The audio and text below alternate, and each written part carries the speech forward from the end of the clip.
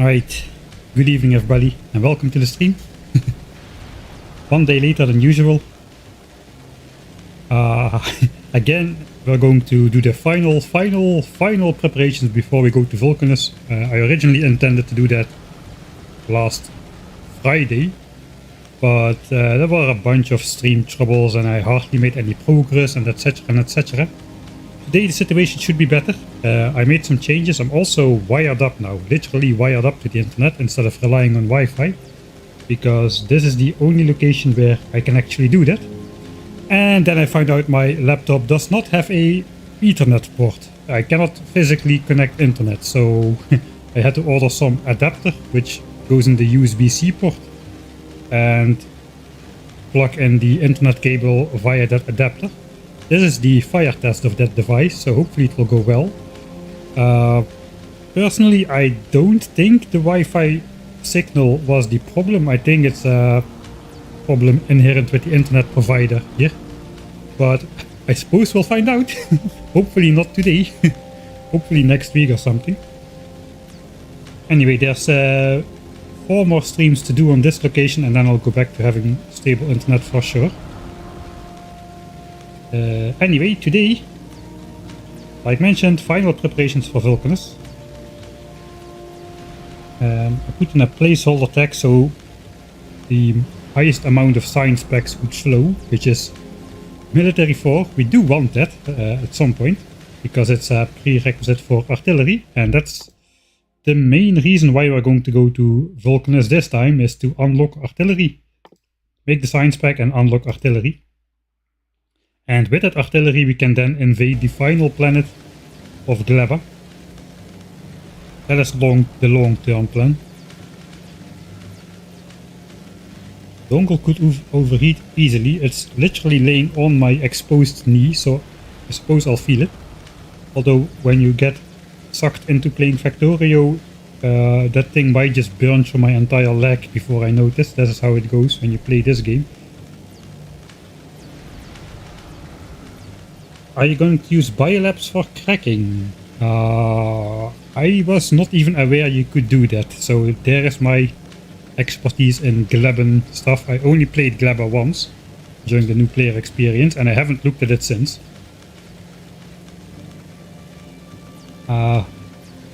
We'll take a look at it. We'll see how big of a problem oil is.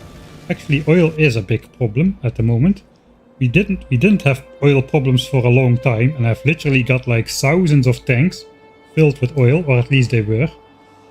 But then we started making yellow signs, as well as doubling blue signs all in one go. So now we are consuming more oil than we are producing. You see the numbers were, there was 20k in here, that's now 19k. And there was 19k in the petroleum gas tanks, and that is now 14k. So the oil is not keeping up, and that is going to be one of the bottlenecks which we'll have to solve today before we can head off to Vulcanus. Thanks Sakuharu14 for the 8 months of subscription. Looking forward to the 14 months. Thanks a lot. Biochambers do have the productivity bonus, right? I'm just curious now. Biochamber. I know how the thing looks like. I played with it once. It's here.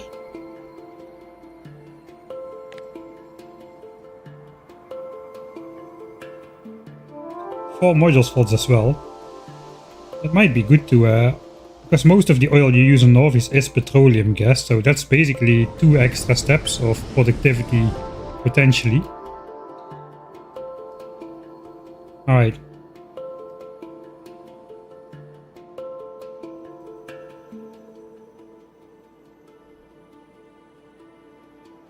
Fish breeding. Okay, we'll need to look into that once we get to Gleba. Let's not try to discover that entirety of the tech tree so far. So, because last stream was such a mess with disconnecting stuff, I'll quickly go over in a couple things. Look at this. Look at the wildly flinging arms everywhere. Such a such a fun sight. I'll just quickly go over all of the stuff we did in the last stream. It was not much because it was riddled with disconnect issues and stuff. I did make some notes though. Right, we are making some stuff for Vulcanus already. We started making a whole bunch of speed modules, because we're going to need all of these for making the Mark III assemblers, which is unlocked with purple signs. Which we will also make on Vulcanus. So hopefully we'll come back with Mark III assemblers. We can upgrade the base here to the Mark III assembler as well, save a whole bunch of space, increase productivity on the expensive science packs, etc, etc. We've also already made a couple other things like poison capsules, and we started loosely collecting some stuff like mining drills to make into more of those big mining drills. And we are also making electric engines for that. Probably we'll want to make some more right now as well. We are mainly interested in directly the rare ones, I suppose. Also making those direct in some amount. Yeah, we need to prepare the rest of the stuff we need for Vulcanus as well.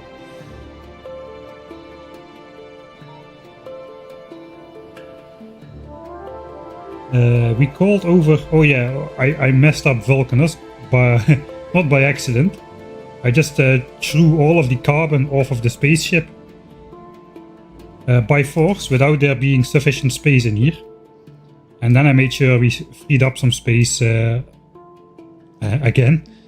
But yeah, we now have to pick up 24,000 pieces of carbon once we arrive on Vulcanus. Forgot about that part. We also called over the mech zip tie, so we can maybe remotely send over some stuff. If I bother to set it up, I probably will. A secondary ship which can bring stuff over on demand, because I'm not really sure what we are going to be needing on Vulcanus. What else? Oh yeah, we started amassing plastics because we want to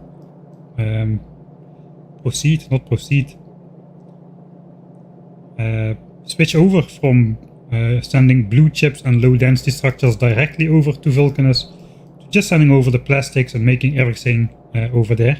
We want to send over the plastics because plastics is coal and petroleum gas, which is also coal on Vulcanus, and the amount of coal we have access to is gonna be quite limited. And then we did oil processing. We kinda re-beaconed this so it would be fast enough, but we sacrificed productivity to make this fast enough. So I did make a design off cam. We're going to just replace this and rebuild it over here. I just quickly flash the blueprint. It's gonna be just like the military science cliffs. It fits nicely in the existing space over here. And this time it will be beaconed and properly productivity moduled, so we can make the most out of the oil. Because it looks like, yeah, we are literally slurping that stuff away right now.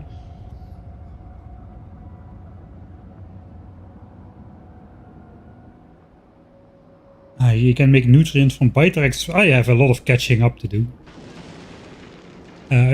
Somebody else subscribed, I missed that. Thanks Genova side for the 5 months of subscriptions. Thanks for all the chill streams. It's been nice to follow the progress over the months. Yeah, this is a long playthrough, isn't it? I think it's gonna be on par with Apianodon's playthrough, just by the raw cost of everything. Alright, so what are the plans for today? Okay, there comes all the calcite. What are the plans for today? The plans for today are preparing for Vulcanus, as per the stream title. One of the things is the military science cliffs, the oil cliffs, I suppose. These are now the oil cliffs. I also noticed when starting up there is a portion of belt that I forgot to upgrade to red. So now the entire belt runs at yellow belt speed. So we quickly gotta go and fix that. We probably need to do this part better, because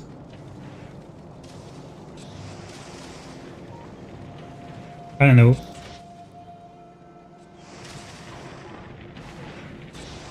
I have a feeling we're not this is not flowing optimally here. Not really sure how to fix it though, but we'll take a look at that. One thing I'm not gonna do, which I probably really should, but I don't want to do, is biter expansions. They start to be a little bit of a problem. They are not so much a problem just yet, but they are getting quite dense, and the denser they get, the more difficult it is going to be to make our way through, especially with all those behemoth worms. And the higher the chance we got that biters are actually going to be settling like on top of resource patches as well. Of course we can now push the biters, but if they settle on the resources, that is going to diminish the potential yield we can actually get out of these patches. Although with big mining drills it might not be as dramatic, because they can mine quite a distance under the biter bases. I'm just gonna let that be. I don't think I want to invest another 2 streams pushing biters before starting doing something interesting again. So, but yeah, if it was an offline playthrough, I would do it. But I'm just gonna roll the dice and hope that we'll be okay on that.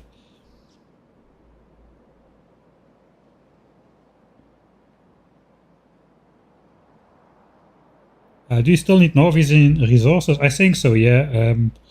People say Vulcanus resources are infinite, but it's not really like that at 1,000 times science cost. It is iron and copper that are basically infinite, but coal, I guess stone is infinite too, but coal is pretty much a pretty big problem, because we literally need millions of science packs. So, and then sending it over to Norvis is also a problem. If you want to send over anything meaningful, you will have to send over 1,000 times more than you would do in a normal playthrough. So that quickly grows out of proportion, I think.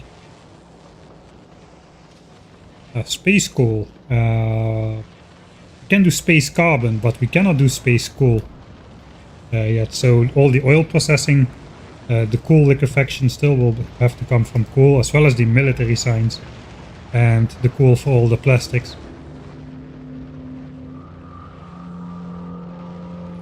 Yeah, the plan is to only kill 1 nest. It is going to be this biter island nest, which is actually a spitter island, because they betrayed us in the early game. Actually, they didn't. I said in the episode that these guys like called those guys over to expand in there, but I'm not really sure that is actually what happened. At this moment, at least. I'm not really sure what happened, so I'm not going to speculate. Let's just get started. I mean, Norvis is infinite resources as well. I mean, there's infinite resource patches available, and if I explore new terrain, that will not be riddled with biter expansions everywhere just yet, because this map literally does not exist yet. So biters cannot be expanding in that area which not exists yet. Only after it's been generated they can do so. And with the foundries and calcite and big mining drills, we basically have infinite resources on Norvis at this point. Like, for instance, this 1 copper mine I got now. Let's see where it is. 2.7 million. This is literally worth like more.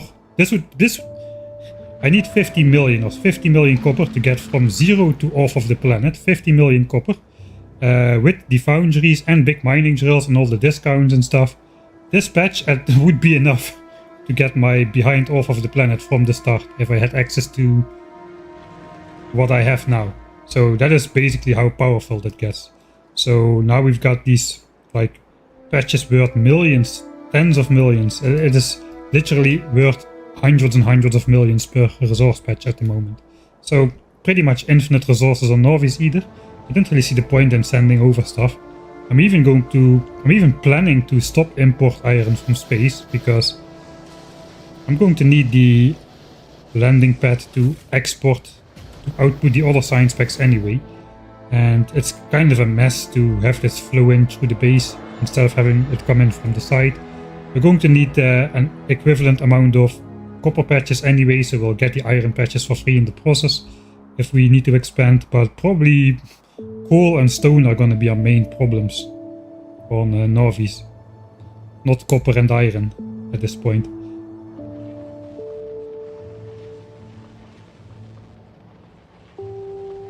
Yeah, we've got damage 4. I'm not sure if it makes it comfortable. I didn't do any testing. I would think it would make it possible, but yeah, we'll see. We'll see about that.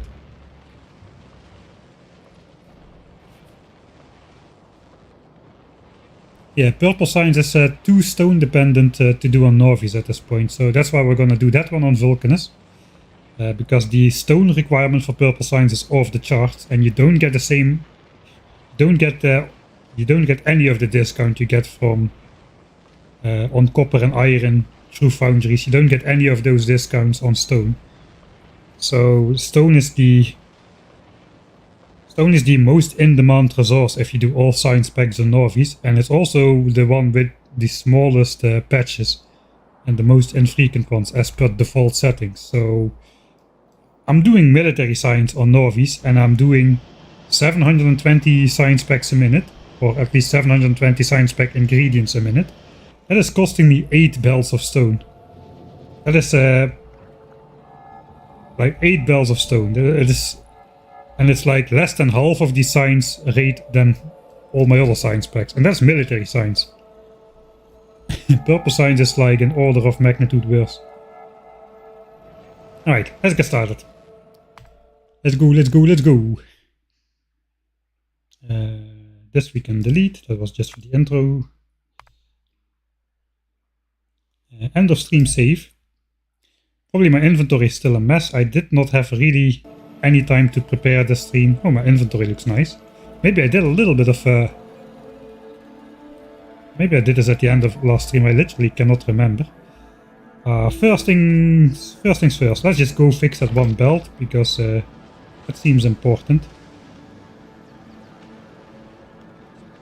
Like, yeah, hey Odium.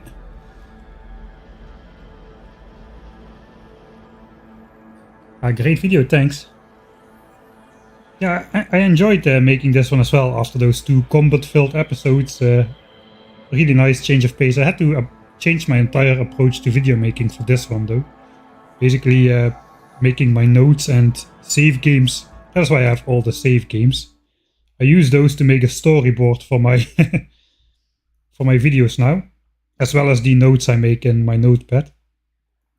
And then I can use the saves to freshly record clips as well for the new video, which works pretty well actually. Right, there we go. Now it flows at fast speed. Instead of half, full belt, that should be full. Looks like it's almost not really flowing at all. Okay, there's one fix.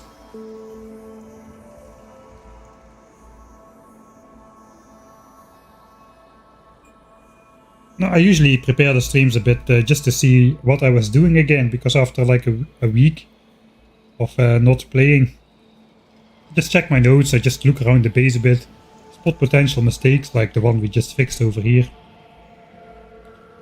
and just kind of make a general plan of what I want to achieve in the stream, so it has a proper beginning and ending. But yeah, I don't know. These belts look weird. They're coming from over here. That's probably just running out. Yeah, there's only 2 drills active still. Those will run out in a moment as well. So one of the things we need to do is actually build an iron mine on an actually good patch. Like, probably it's gonna be that one over here somewhere. This one. That still has 4.3 million remaining, and it probably will fit. Maybe it will even fit 4 red belts, but 2 red belts it will fit for sure. We've got the 4 yellow belts flown to the base, so we don't need to do any work to redo that. Kind of feel it would help a lot if this was one of those or can flow anywhere things. So something like that, and then just resplit it.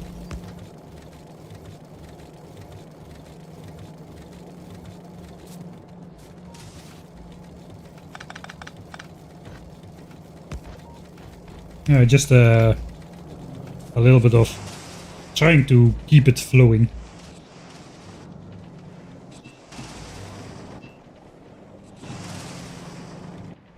Everything is still full, so suppose I should not be too worried. Okay, this thing is pretty empty, so that's alright. Guess the ship's on the way back then. No, it's not. Still needs a couple tens of launches. Alright.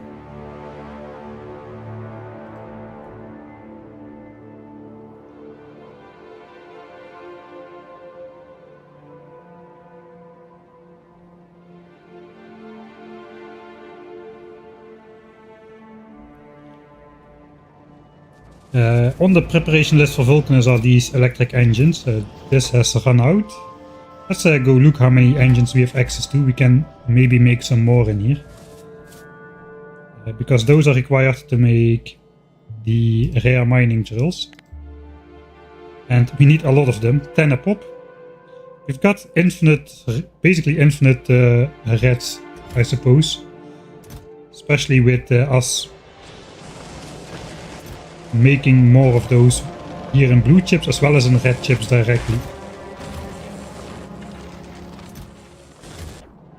So we are basically limited by the amount of engines we can make in terms of how many mining drills we can make. Because we got like 500 rare drills ready to go. We probably got more than that ready as well. So let's switch off personal logistics.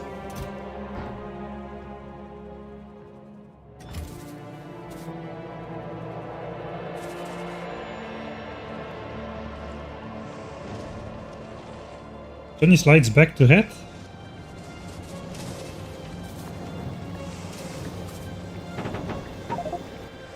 Alright, I'm basically only interested in the rare engines right now.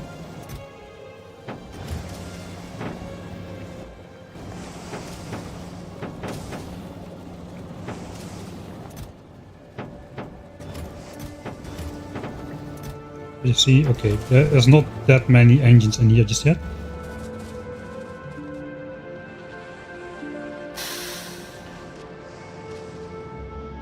Hey, thanks Siola Ice Ferret for the second month of subscriptions. Here, take my money and make more of your awesome content. Thanks, man. Means a lot to me. I really feel like I got a pretty high level of actual financial supporters compared to the actual views that I'm pulling on YouTube, and I'm really grateful for that. It's like a sort of a small community that kinda, it feels like some, I don't know how to put it exactly. It feels like it feels meaningful, I suppose. That's what I really want to say. It gives meaning to me making content despite the YouTube views being what they are. It's fine. 3200. We need some rare chips to go with those, so we can make the engines. I got 16 of those assembler thingies over there, and I did not really set this up so nicely, so I'll have to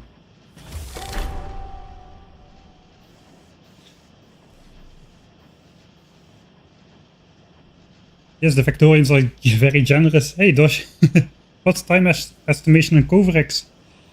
It is 7 hours now. We're running 2k SPM, basically 1800 SPM with rare productivity module Mark II. Thanks Siola Ice Ferret for the 10 euros on the YouTube side as well. Alright, let's not start one of those again. We'll just take it before. Alright, yes. Unfortunately I will have to input the rest of the engines in the chest. Like I said, I did not really set this up properly.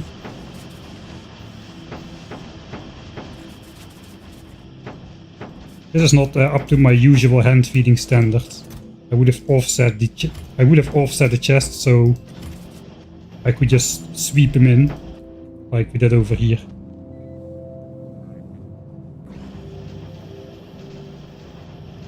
Yeah, 7 hours is not so bad compared to me getting sidetracked. That's going to be over in an instant. I don't really want this technology even. It's just I don't have anything useful to research anymore. So we're kinda forced into researching Coverex. But just from mining, we've already got 4 rare uranium-235. And we haven't even left for Vulcanus yet, so I'm not sure if that's incredibly lucky. It is incredibly lucky, apparently, because we only got 6 uncommon ones. And 34. Okay, looks like we have just rolled an incredibly lucky result here. Thanks Mergelmoes as well for the full year of subscriptions. Forced into researching fast. I'm in denial still. That is the real reason why we're researching Coverex. I'm in denial that we need this hand size increase. I know that we do to offload the landing pad with all the science packs to get 2k SPM. Unless we offload it by bots, that's an option. I don't really want to, but it's an option. And then we would not need this. So this is basically still me being in denial of actually needing that technology. Alright, looks like that I'm overestimating my luck there.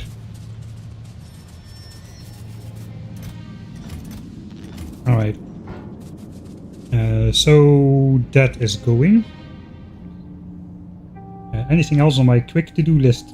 I wanted to make some rare roboports for my rocket silo area, because it takes a while to charge them. Suppose we could do that here as well.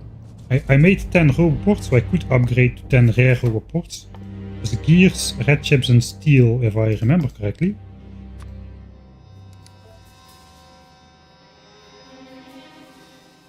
And then we just need 10 of them.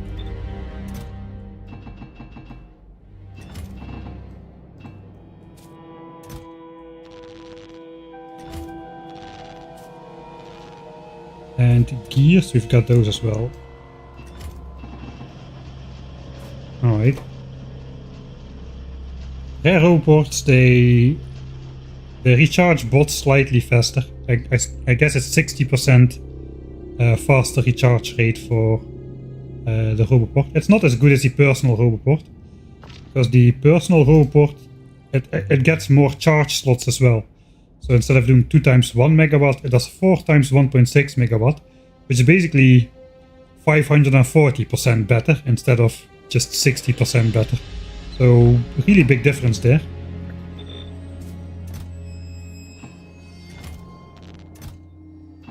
Alright.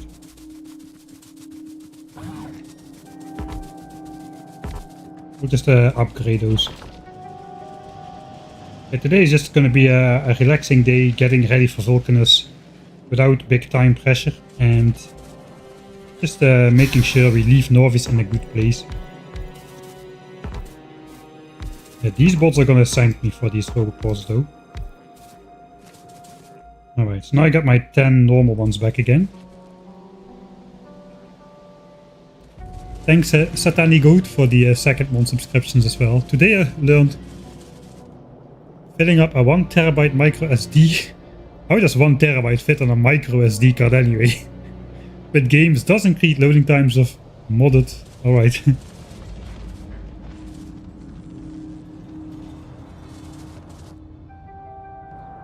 Okay, that was a bunch of tiny tasks. Another thing I wanted to do is I want to clear up this space a bit. Eventually this setup is going to be smaller. We made the setup to be with this, with Mark III assemblers, the entire setup is going to be this big and this big only. So the back half is going to disappear completely, which might mean we will do entirely new belt routing, but I kind of want to get rid of this stuff flowing through my actual base here. It's kind of in the way, kind of messes with the legacy stone furnaces over here. And we intended to make this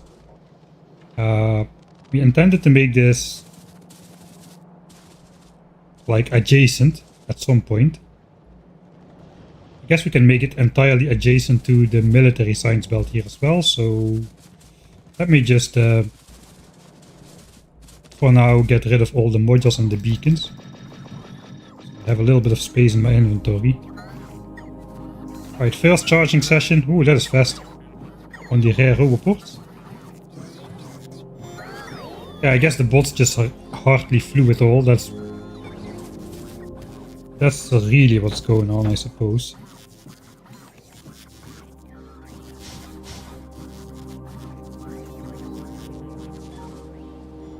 Alright, we might need some more belts to do the rerouting.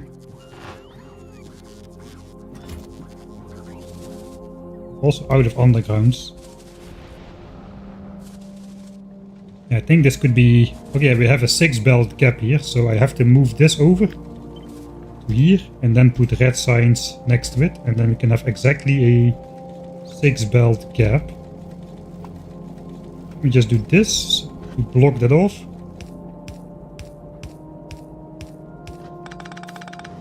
And that way I will have a little bit of a gap in production, but I won't get my inventory filled up with stuff.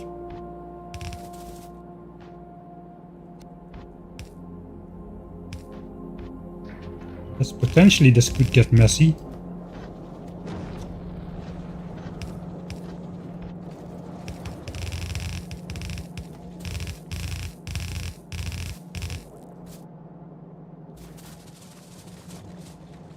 Alright, and then this is the red signs belt, eventually. I just have to time this that it doesn't get entirely messed up over here. There's the belts coming in already.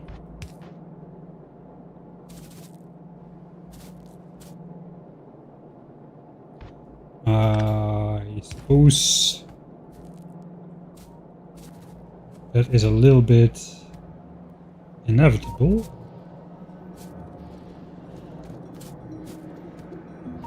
It looks like I'm just gonna have to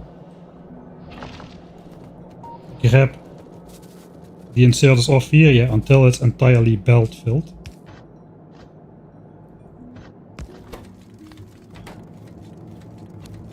Okay, let's get that one empty, because that is gonna need to be red sign stuff now. Might go straight actually.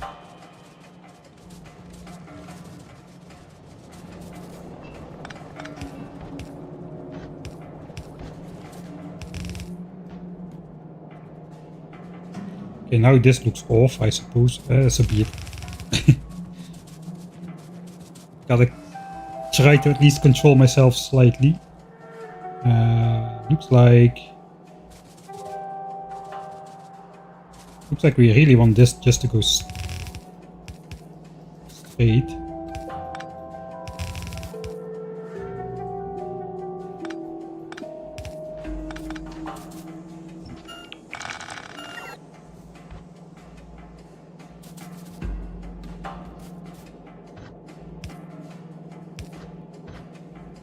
Okay, this is gonna move over again. Just want to clear that so that these two belts can go straight.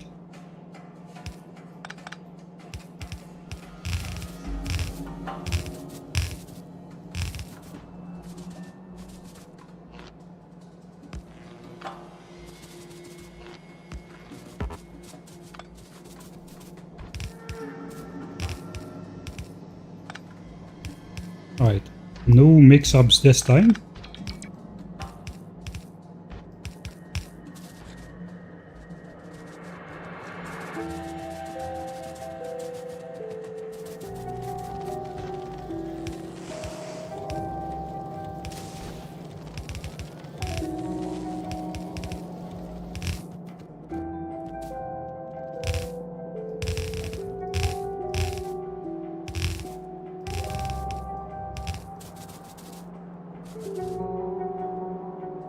Alright, that is gonna go on here. So now we basically just have to, before this runs out, get this stuff over to the new location.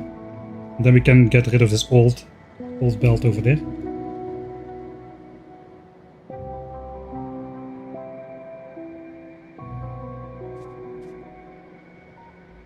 So basically it goes adjacent to here. Let's prepare this. Just so science doesn't get interrupted too much.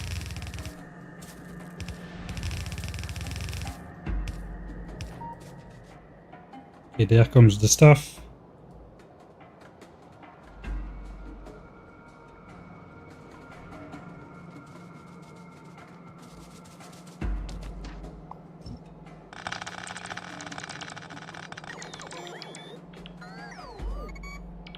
I recently got bot speed 3 and they still feel slow. Well, they feel slow again at least.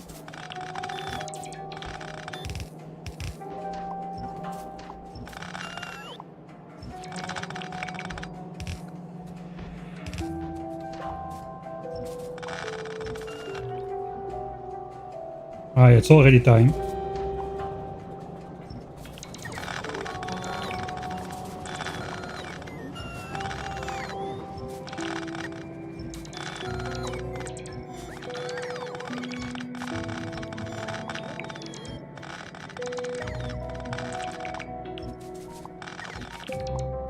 Alright, the gears are just flowing, so let's put it in again. Hopefully, yeah, copper is still there. I think we didn't really mess it up. I thought it would be a little bit messed up, but it looks like we're fine. Even my inventory is looking okay. And now let's see if we can move this out of the way a bit.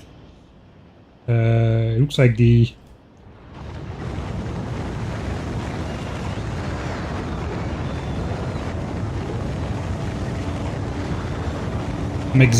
spaceship just returned. Suppose now we can get a better view of charging. Okay, no, next rocket and the bots get recalled to load stuff again. Let's stop play to watch some rockets and I can pour myself the coffee.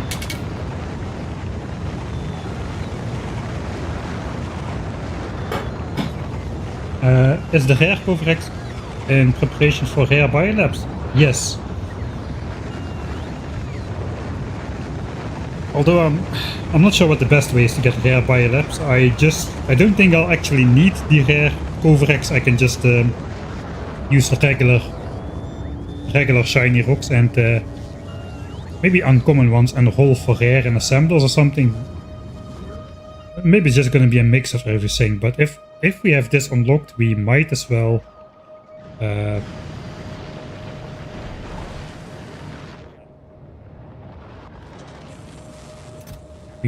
give it a try. Just we'll use a mix, we'll try to upcycle this and we'll just make some direct from whatever we have. But if we get Coverex, we can save up 40 of those and use those to start off the rare variant of Coverex enrichment process, which basically is an infinite supply of uranium-235 in rare quality. I didn't really find anything else to do with rare uranium though, so it's basically a one-time thing. Unless we think really far into the future, which is not my specialty. And we also prepare for captive biter spawners, then it might come in handy. What I really want to know is, do I already have enough yellow signs stored up? 51k to research bot speed 4. That's what I really want.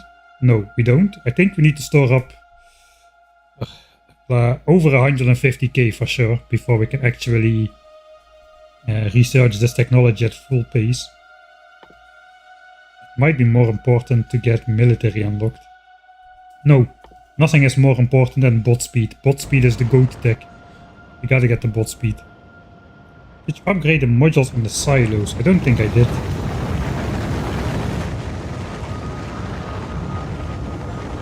Not really sure that it's worth it, to be honest.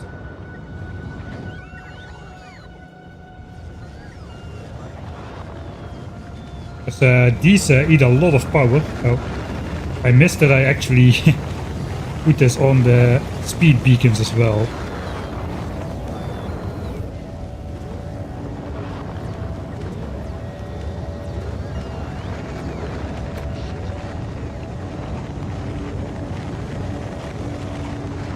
Yeah, so the rocket silos, they actually have the potential to use a ton of power when they do all the launching stuff.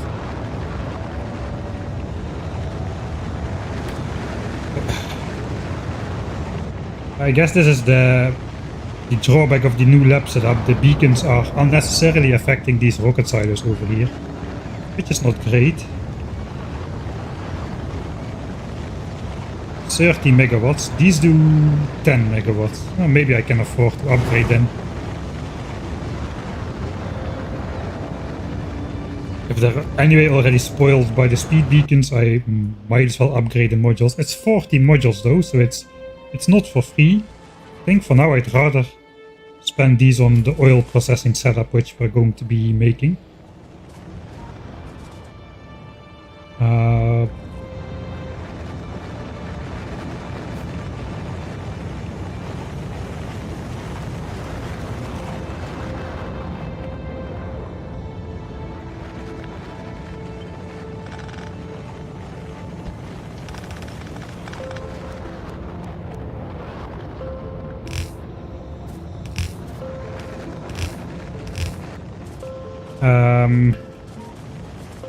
Can I fit it all in here without this? I would like that if these bells just could flow into the base at some point.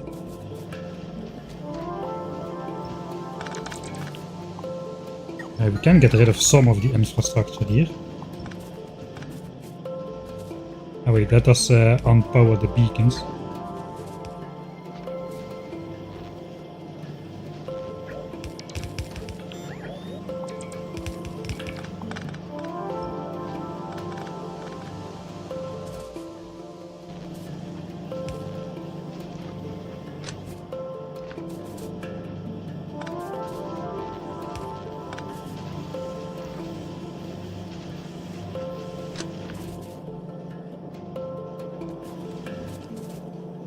That probably should be connected here.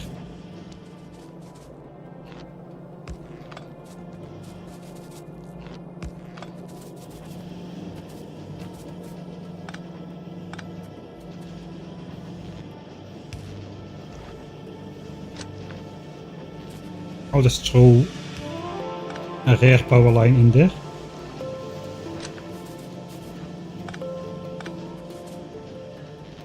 So all of the beacons remain powered.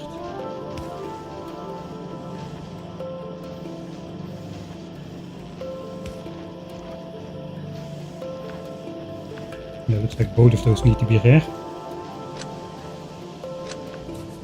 Alright, so what can we do then? This is not necessary. That is signed output.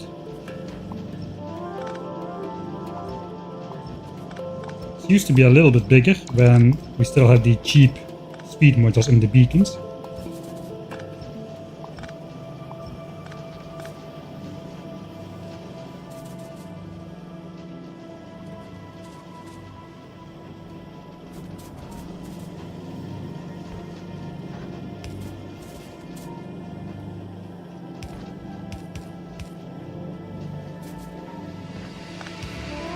This could actually be pretty tight. 2 bells, 3 bells, 4 bells. 5, 6, 7, 8. Okay, it's not quite at the level I wanted, but at least it gets rid of a lot of the stuff.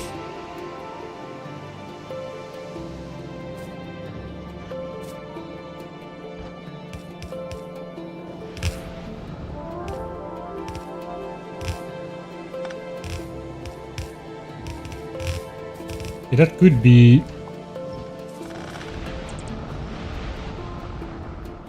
be blue signs. This thing is only this big, so it's not going to be in the way. I can turn this north here actually then.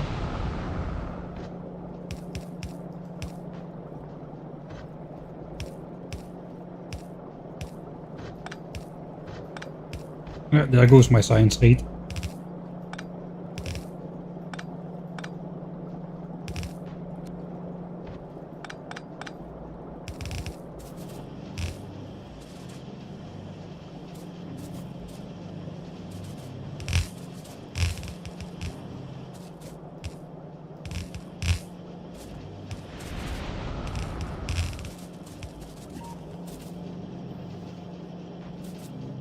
Right, so that is belt 1. Belt 2 then has to go in here. So it will be stuck with a bunch of sulfur.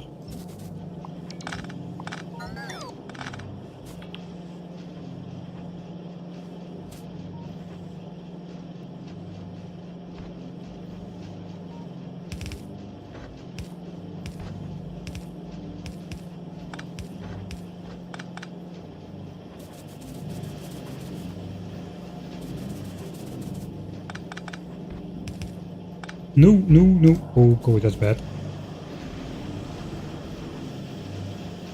I think I caught all of it.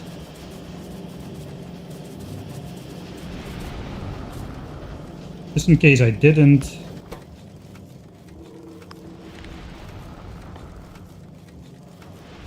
Some of the sulfur went onto this belt. So let's do this. It will get blocked then. If this belt stops moving, then we know we did something wrong.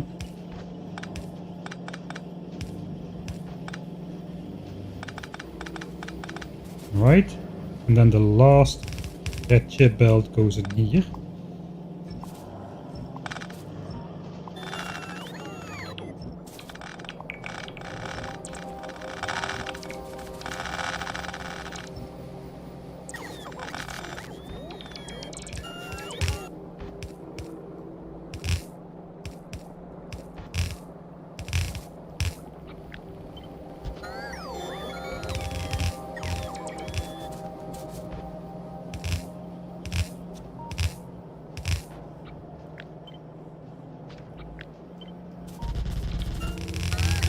Alright, and then that just needs to go in there. That's going to be fairly easy.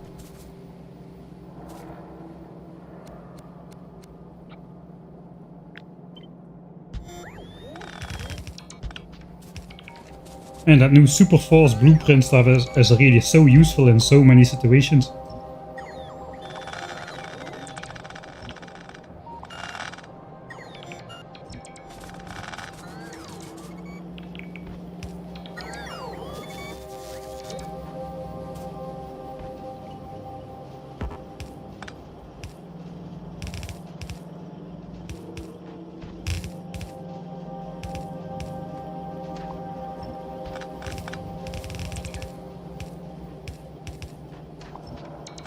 Alright. Not sure how much of a waste of time that was, but at least it looks a little compact now. And we've got some extra space over here, which might become our bot mall at some point. There's still people who believe that I will ever build a bot mall, including me. I genuinely believe at some point I'll do it. That science copper is not working. Alright.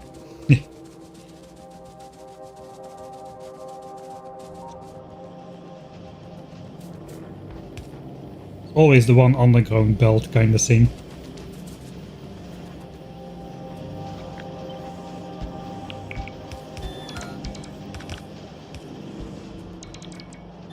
For symmetry.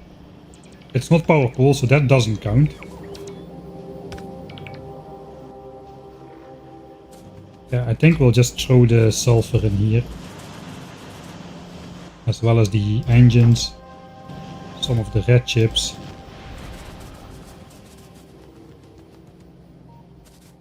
For the rest, there's not really that damaging stuff in my inventory. A little bit wobbly signs, but that's fine. Right.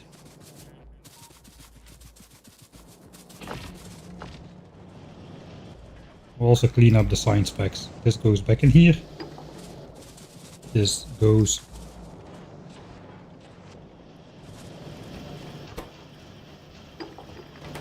I just let that be output on the belt.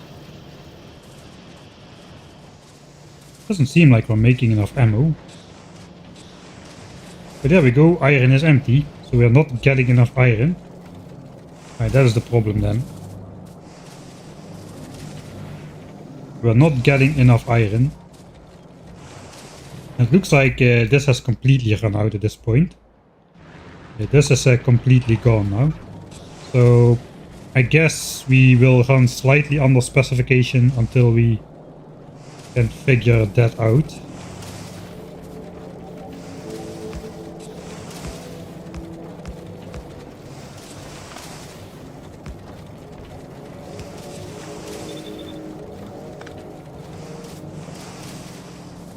That should help get the ore to more foundries, I suppose. Yeah, it's gonna be good once the space iron is gone and we'll have a normal array of belts coming in there. Alright. Useless make temporary base look more nice project is done. Let's rebalance the inventory. No, not those. Stop. I don't want the beacons and everything just yet. Just the regular stuff.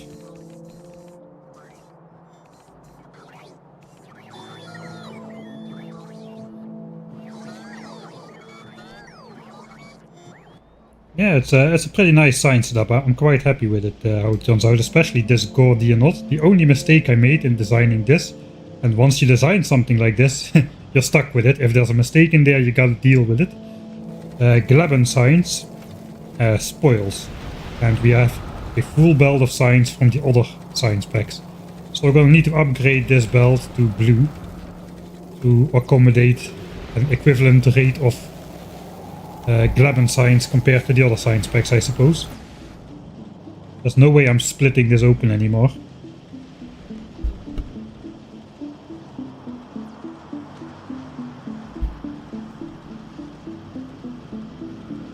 Oh, come on, I caught chat complaining about copper pretty quickly. It's not that I made a mistake and ignored it for 5 minutes or something. Well, everybody in chat told me I caught that pretty quickly. Come on, you gotta give me that. Uncheck that bingo square, I demand of you. Alright. What is next?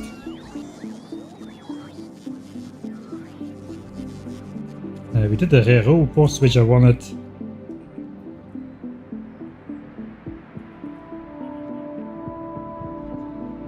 I think in terms of Norwegian stuff we only need to do the oil stuff. Build a new oil island, or island, the oil area, and get some more iron to the base. And empty the quality stuff once more before we go, but that's going to be the very last thing. Even my list is not very consistent here. And the Vulcanus shopping list, and maybe the bot more, maybe we'll make one. It looks like it's already disappearing from my mind. Right. 100 beacons. 156 productivity modules.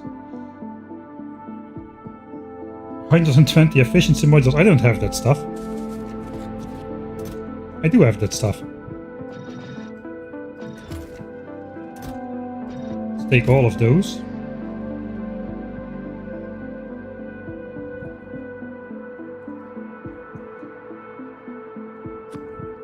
Let's put it on the bar for now. 67 speed modules only, so that is easy. And 100 beacons. And we'll pick up some modules and beacons from the old setup as well. We'll probably need a bunch of extra pipeworks. Let's take all of the undergrounds. Okay, we cannot take anything because my logistics network is on. Forgot about it. Probably want to make some more undergrounds. About this many is probably good. That's already too many. About this many is good.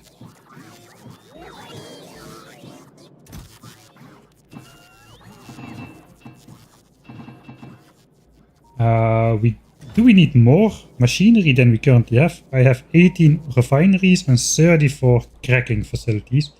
I think we've got that in here. We've got 20 refineries and 28 cracking facilities.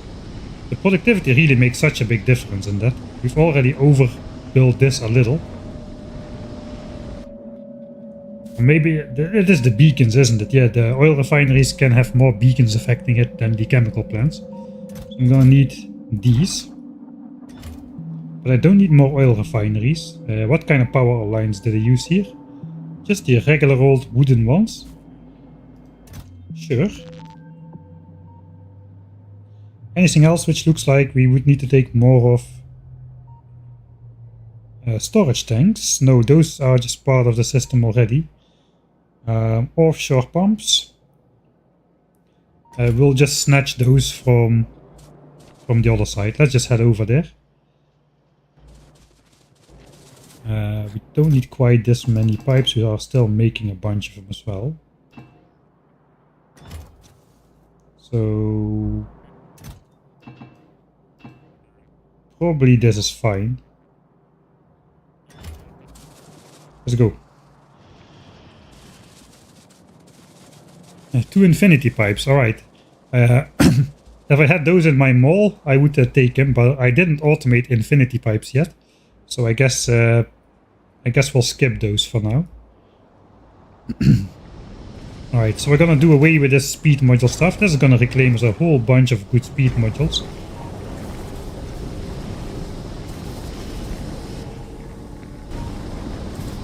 And it's gonna cost us a whole bunch of good productivity modules, so that's kind of the same, I suppose. We gotta get rid of this old 10 million coal patch. Was here once, but no longer. So let's just appreciate whatever the heck this was. I think this was something with quality and prioritization on certain belts and whatnot, and it quickly starts turning into this. Before it then was merged into one belt like this. So yeah, there's that. Okay, let's get rid of that. Oil cliff start. Looks like baby's first balancer. Thank you. I think no. If you're unsure, just pretend it's a compliment and move on. Right.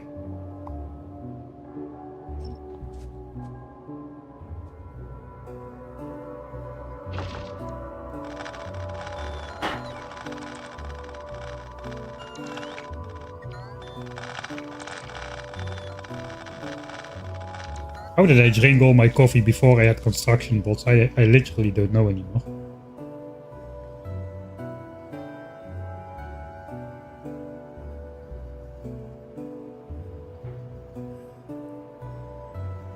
$156 modules for infinite oil, yes.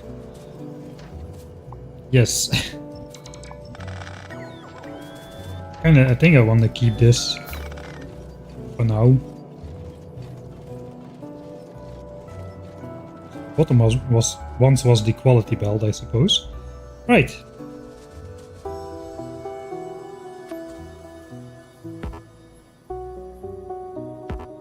There's trees which are in the way. I'm just gonna clear this out entirely here.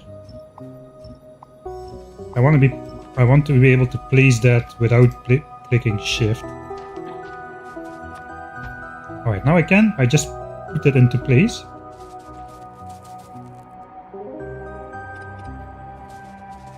Even got a nice lakeside power line going. Question is, okay, I can do this. So I know that. I have way too much stuff on me. I want to pick up this first then, I think. The new setup is gonna run faster than we need anyway. And I suppose we won't run out of 15 million petroleum gas right this instance. So we'll rip this apart.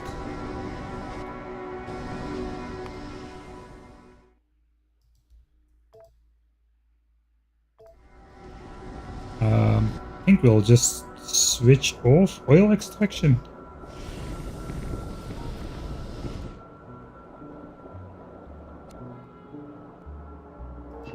And this should disappear pretty swiftly. Right. Oil stuff down. There goes all the oil stuff. Okay, so time is of the essence, but you know me, so it's probably really not. I think I want to do this in one swift go. We are gonna run out of petroleum gas because we're gonna lose the connection here. Okay, I gotta keep that connection alive for now.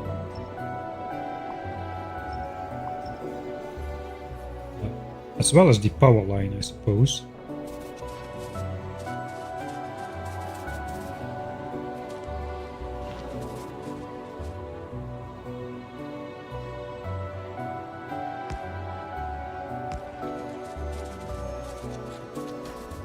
Just want to have a scenic swoop of bots picking all of this apart.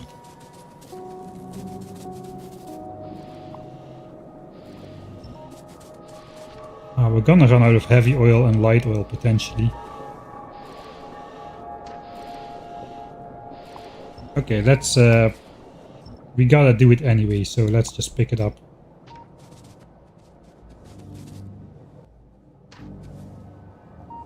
I'm just gonna spill this. Do I keep this lubricant? I might keep this lubricant. Including the plants. Suppose the radar can go as well. So we do want to keep not these pumps, but those pumps over there. The power is now connected.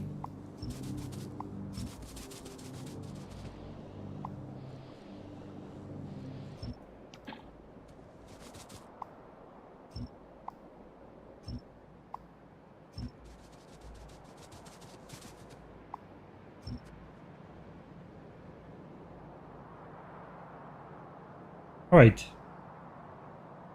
I'm not even sure I integrated any of the tanks in that design anymore. I made it like the day after the stream or an evening after the stream didn't work or something like that.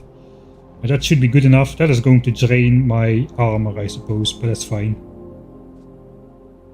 Petroleum gas pipe broken. I broke it anyway.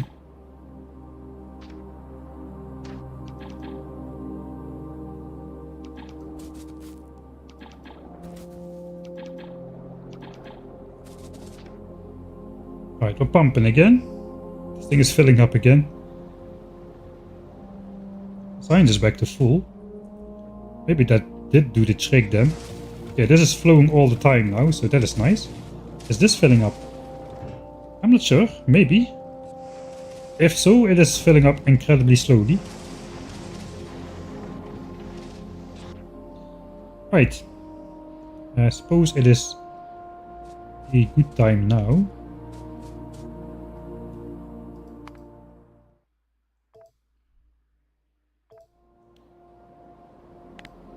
Bye-bye, personal battery.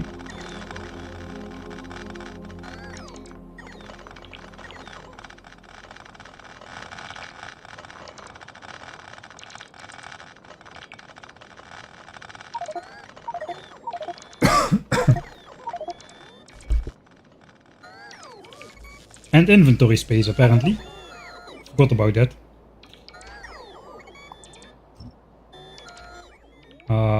Sure.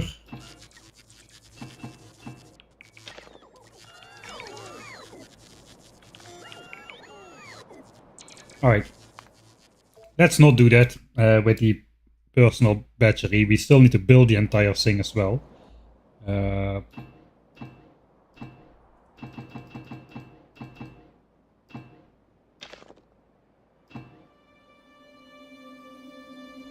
know why I have all these belts in my inventory, really.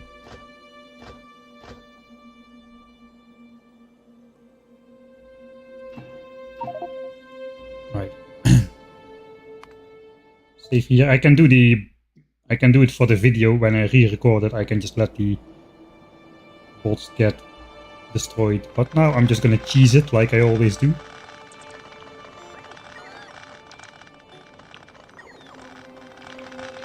Just switch off the row port after not too long. Which is a shorter amount of time than this.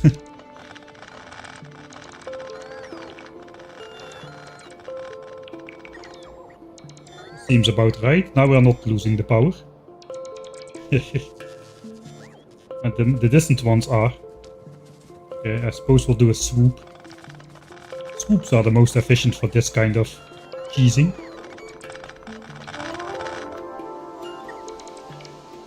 There we go, no single bot charge there.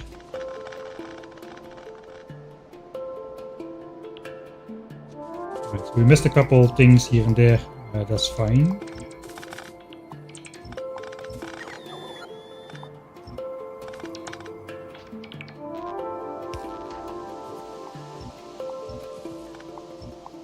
I suppose this entire power line is gonna be obsolete.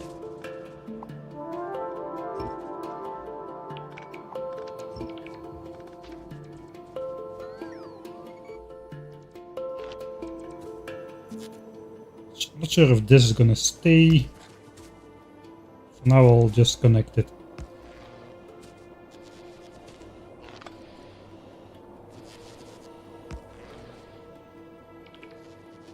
Might make more electric engines in there, who knows. It is a scenic point. With the I cannot simply deconstruct it because that will spawn biters and spitters again. So I'm gonna have to leave that up or spend a lot of time. But we're still suspiciously at 14k. 14 million. Okay, it is falling quite rapidly. Right. New oil cliff time.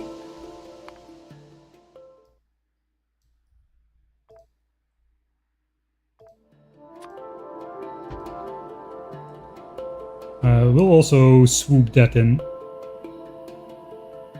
It's kind of weird that starting from far away gets you the best results for this cheese tactic, as the bots logically have to fly further than this. But since now I can control what they build first, because the rest is out of range, and then I can just call them back after they place their initial stuff.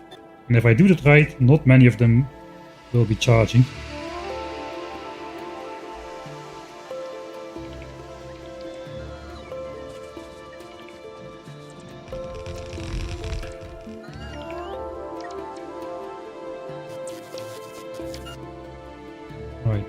Right, let's try building it in one go. Probably not gonna work out. That was too late. Yeah, there's a bunch of chargers.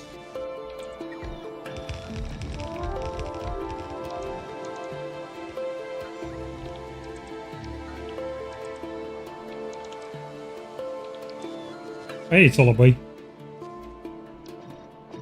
barrels. Manually driven fluid wagons for the oil. People have a lot of funny ideas. I play Factorio like a normal person, however, so I'm not up for any of those weird shenanigans. I just let the armor get ripped, it's fine. The armor can get ripped. Hopefully that'll clear up a bit of space in my inventory again. I am missing 3 fluid tanks, so let's make those. And a rare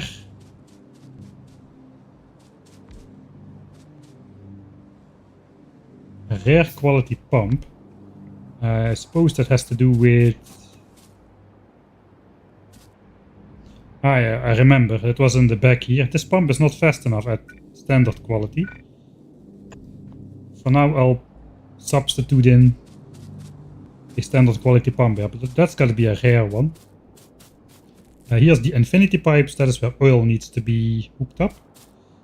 2 pumps worth of oil, but of course you only need to pump it if you want to pump it through a pump.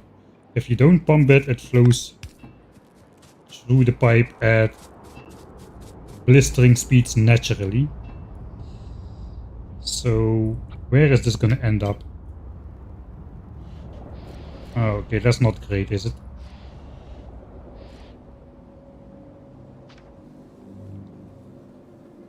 Heavy oil. I think we'll just have to connect oil, maybe temporarily. Where does it end up though? Okay, it does align with exactly over here. So I think we will try to follow this line. I'm not really gonna care too much about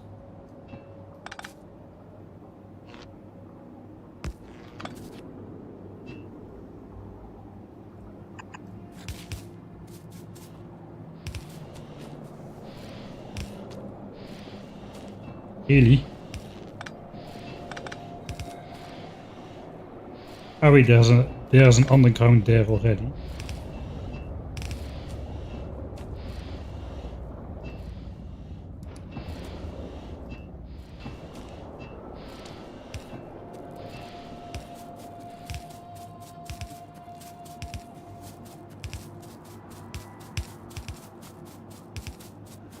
Okay, we gotta be a bit careful here. It's very easy to automatically see that red hitbox. If I place this pipe, I will spawn a behemoth biter right in my face. It will get automatically picked up, so let's not do that. If I can, probably can't. It's probably too far away. If I can, I will not place a pump.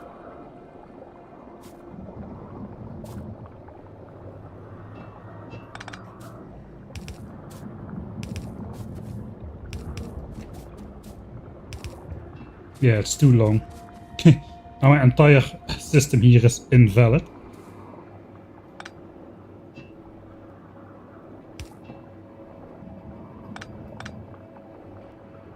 Okay. I don't want to do the whole laser thing. So I'm just gonna gamble with a save. I should be fine, even if I spawn a biter. I have the flamethrower. But I might not be. Okay. No problemo, that was easy. We do need a second pump though. Maybe this one. Alright.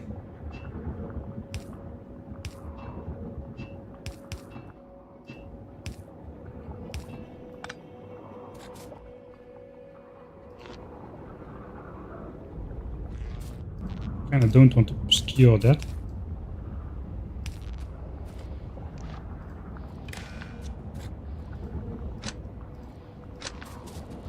Alright, so we're pumping oil. Oh, did I start it up? I did. Top cinematography right here.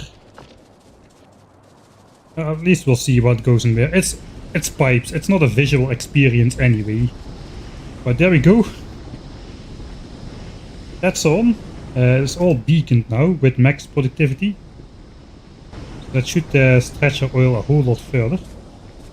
We even got a tank for water now, so I can keep tabs on things. The main issue is this pump is not fast enough here. You can see it's running at 1200 units a second, which is the maximum speed. And this is just gonna fill up. You can see the pipe is just filling up. It is not fast enough. So we will need to upgrade that pump. Alright, this is again being pumped into here.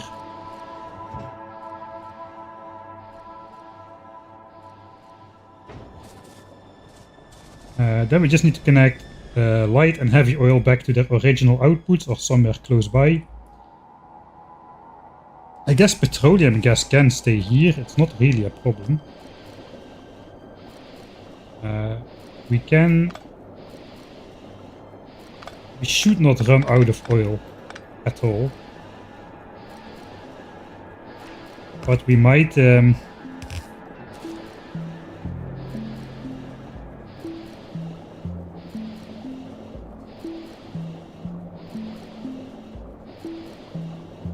we might need more petroleum gas in the future, so let's just leave that in place. It's not hurting anything. Alright, where is the other stuff? Yes, but yeah, so petroleum gas can stay like this, that's fine.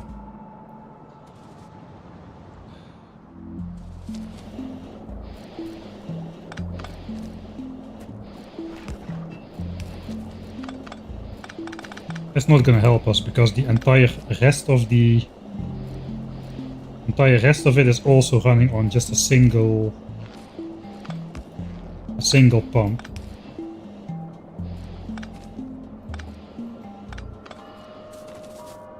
So we might as well do this then.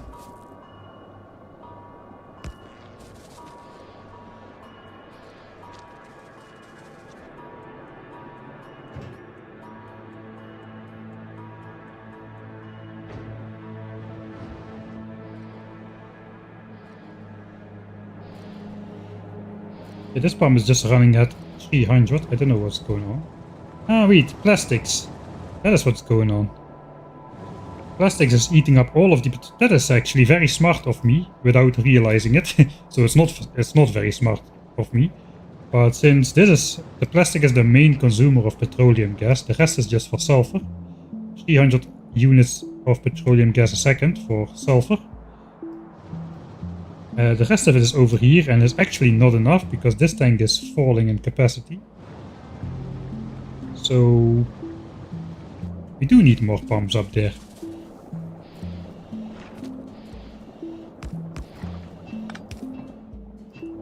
And we will need even more pumps up there.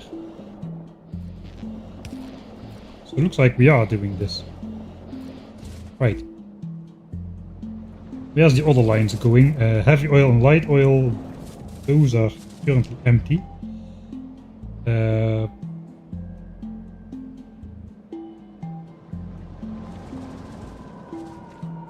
I'm making a turn here and then going up. Can we just take those guys straight?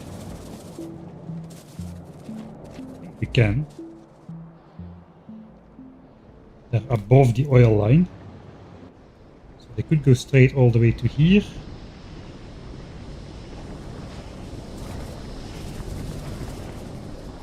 But I'm pumping it out to the left, so I suppose we're going left then.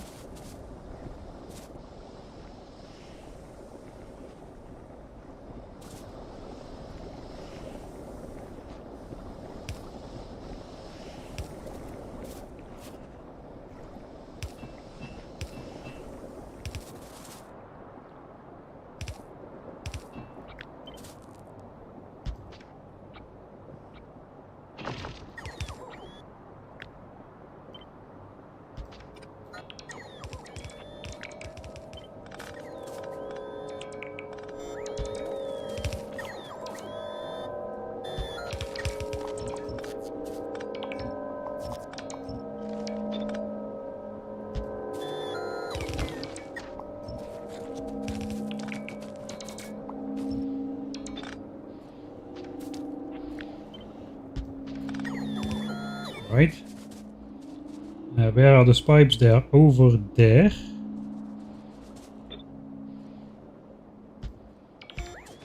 I think we can try to meet them over here next to this petroleum gas as well.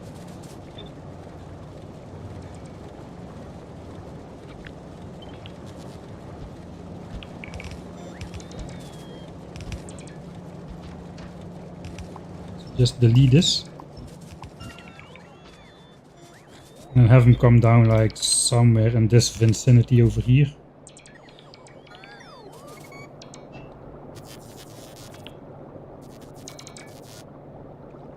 There is space, technically.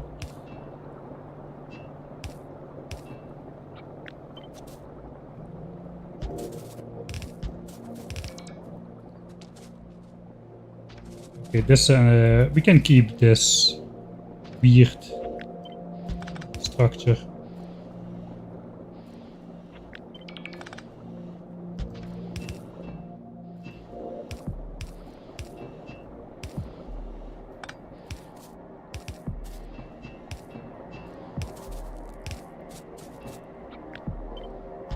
We'll copy that as well.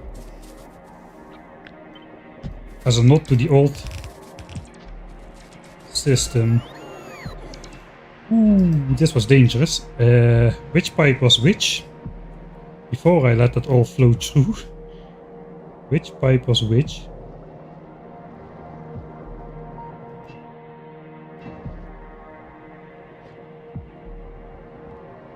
Oh god.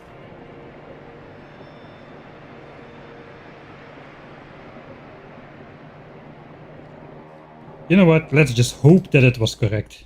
We'll just hope it was 50-50, right? It's either correct or it's not, and in this case it's actually true.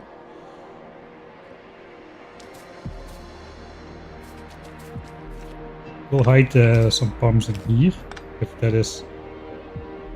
Yeah, that is long enough.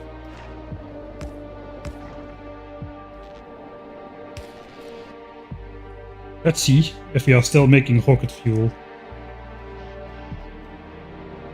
No, it was wrong. Oh god, that's bad.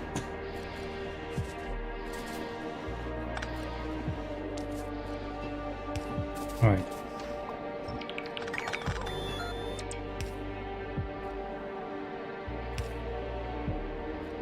And it would have been so simple to hook it up correctly. I cannot place it myself, but the bots don't have a problem of mixing it. It's not going to be mixed anymore. So there's two problems now. But since I have pumps, it should be fairly easy to clean the system. You just delete it. And then the new one will flow in until all of it is gone. Then we'll have light oil again. Same for this pipe over here. For the lubricant, I suppose, somewhere over here. There's now light oil in there. As well as for the bot frames and the electric engines, so those no longer get made. But just a couple resets and we should be okay. Where is it actually coming in together? We can just hover over somewhere over here. Alright, this is again light oil. So this is the last delete. And yeah, we are back to light oil reaching the end. And then it's just the pipe. Let's just go to where is lubricant. Over here we'll delete this. And normality restored. That was probably still easier than figuring out which pipe went where, because it's a pretty large distance.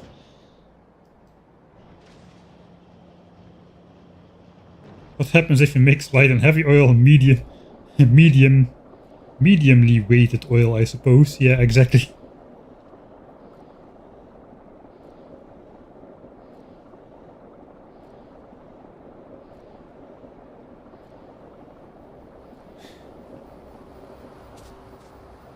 I mean, it took quite a while for my armor to charge back up after I let the bots do their thing unrestricted. So yeah. Alright. This is the new oil making capacity. Let's check the difference in the stats. Petroleum gas production is going up. Suppose we were filling the pipes with oil. So we can do about 120, over 120k petroleum gas a minute now. Actually we can do more because this is probably not working all the time.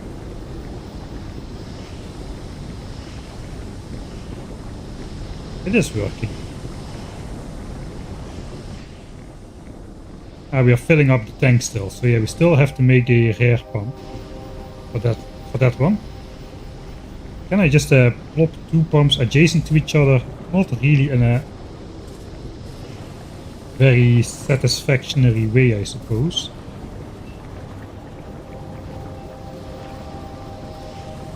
Such a stupid system. We can just add another bypass here.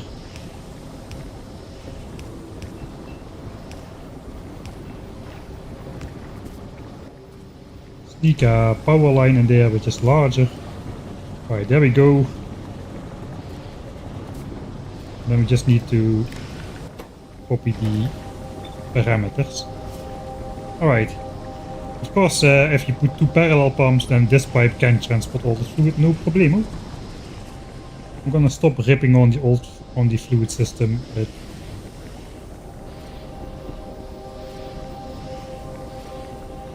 Alright, so how much can we theoretically make? This does 1200 a second.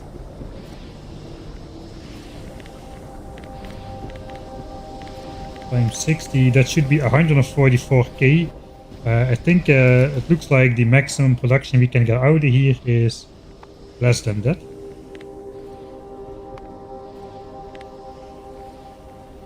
If everything is running. Oil consumption. No, not production. Yeah, production as well, but we need to look at consumption. So production is currently 401k. Consumption is 902. So we will at some point switch on our backup oil source right here.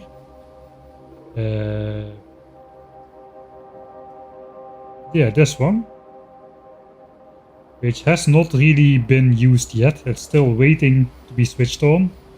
As soon as we have less than 6k oil per tank remaining, currently we've got 18k, that's gonna switch on and hopefully top off the production until we make enough oil again. I'm not really sure if it will manage.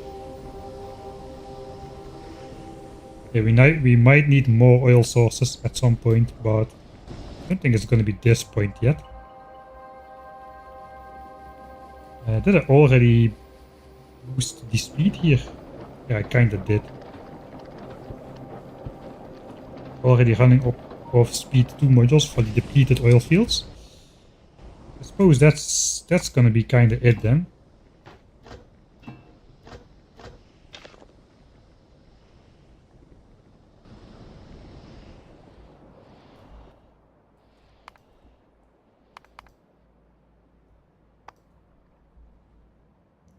Alright, so our old setup made about like 50-ish K petroleum gas a minute. And we were using already 86k petroleum gas a minute. So we were severely underproducing. Currently we are overproducing again. Eating up 77k and producing 120. So and hopefully that means we can finally start reducing the size of this tank a bit. 18,600. Let's update the values. 18,600 and here. And we should see this number going up again. 14,538. Let's make it 14,540.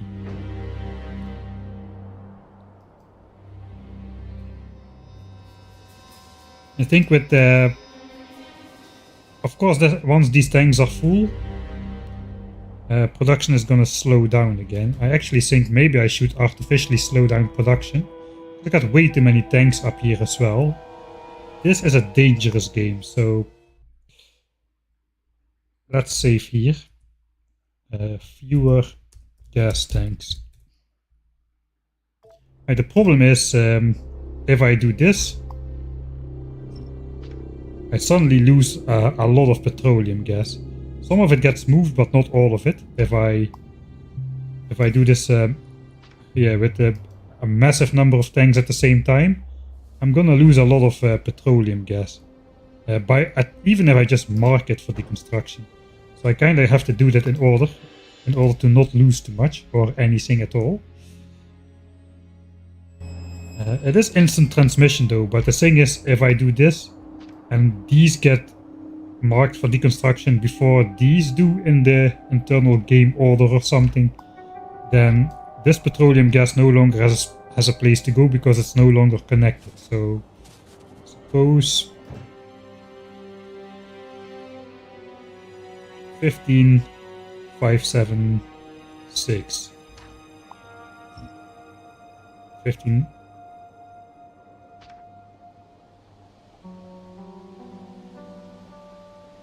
Okay, that of course that's going up. I can only look at the full count. I think I'm just gonna take the safe approach. It's probably gonna be the fastest.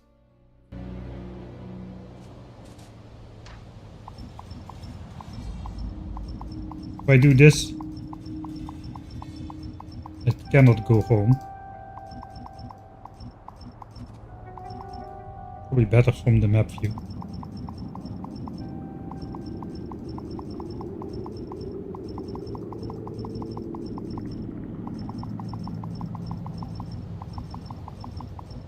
Gotta take care with the last row, because the last row is only connected through this pipe. So let's just open one here. 14.57, 14,580, 14,584. Okay, so that works. All of the fluids are being displaced if we do it in order. I don't have squeak through installed, but sometimes you can run between the tanks anyway, if you have the right subpixel or something. All I gotta make sure of is that these tanks do not exceed 25k.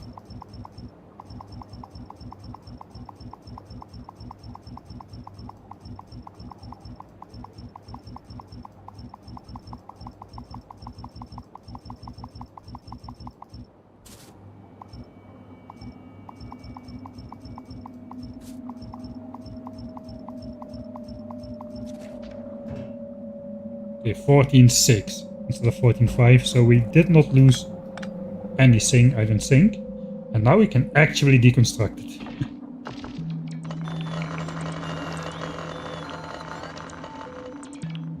Alright. That frees up some more expansion chunks again. That's what I wanted to showcase, but I didn't. So yeah, now these chunks are freed up again. And if I can get rid of this top oil part, we can do that as well for oil. We might be able to do that. Got 18, let's say we got 19k per tank.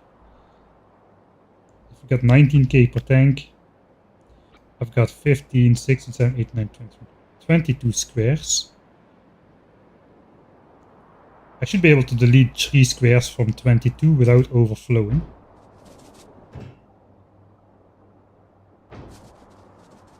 Okay, I'm gonna try to do it faster this time.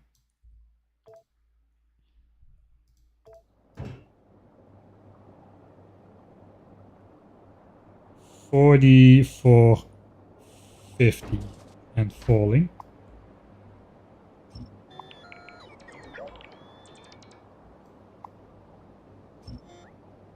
Alright.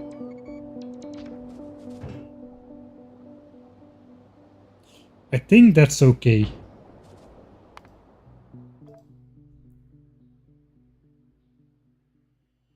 I don't really want to experiment with it. I think we can get away with that.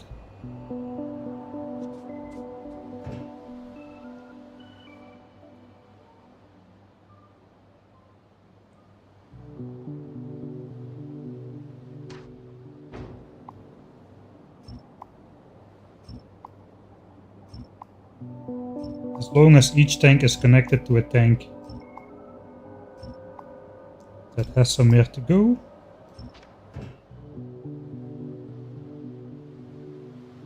It does feel like we lost a little bit, but I think it's not significant enough to worry about. As long as we do these in order, we should be okay.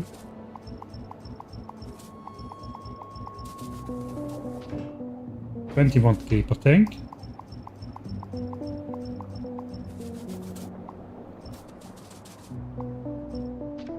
Alright, so now we should get back all of these chunks. That is 7 chunks or so that's significant. I think we'll watch the chunks.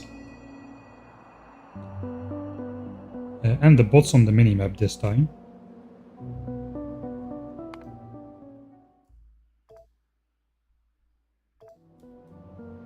Here we go. All of these will turn green again, is the theory. Oh yeah, nice. Yeah, okay, shiny and green again. Expansion chunks reinstated.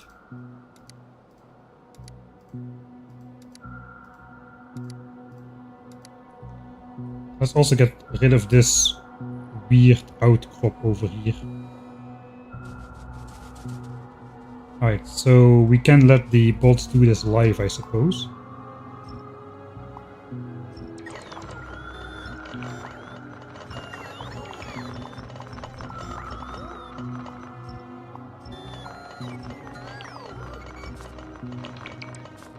$22k.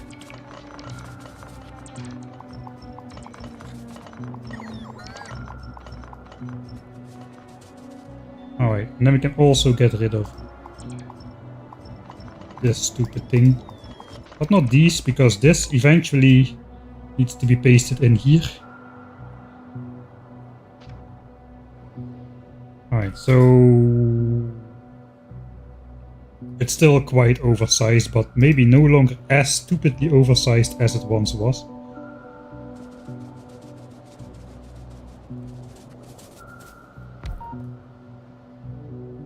Alright, and that lights up the area again. That is oil done then. I think we're done with oil. The values are off now because I altered the number of tanks. 18,530. And this should go down. 22,576. It should go down from this number.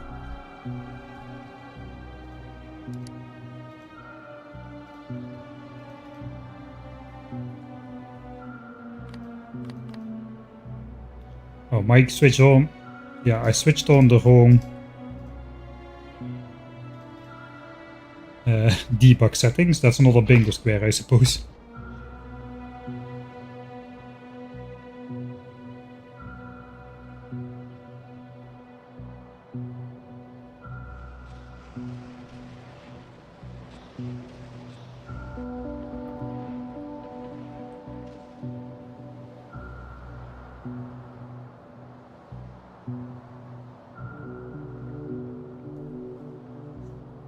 I have the mouse. Okay, the mouse click was hearable. I guess sometimes that is just gonna be the way it is. Alright. Do we have enough yellow signs yet? I want bot speed 4, man. Give me bot speed 4. 84k. Not nearly enough yet. Costs 250k, man, to get bot speed 4.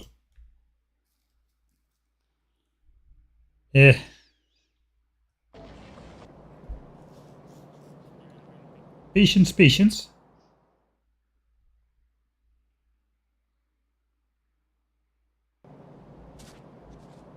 Right.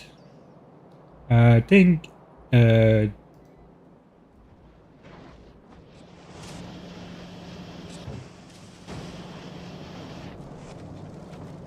we don't have an iron problem yet. I do want to bring 2 more bells of iron over to the base though, because this run out.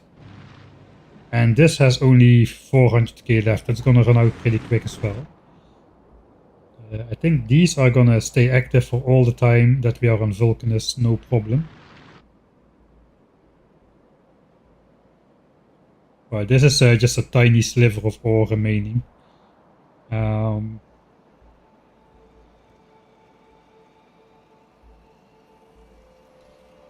We'll go over here, see what we can do. We need the rare mining drills. I got 6 of them, that's enough for 2 red belts. We can pick up the other 6, that's enough for another 2 red belts. I got a slight...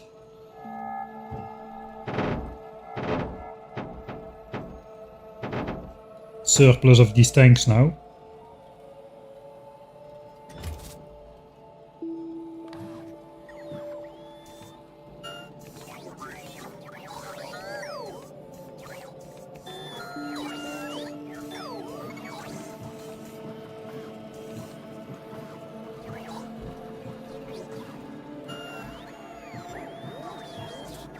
If I have to upgrade those belts to red, that is gonna be not a problem, but it's gonna be a bunch of work again.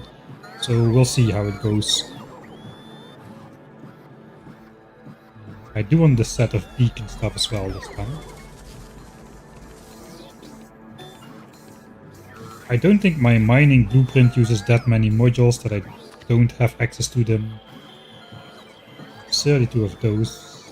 I have 100 of those, right? There we got 100 of those, so I could build that setup 3 times over. We just need to pick up the rare mining drills there.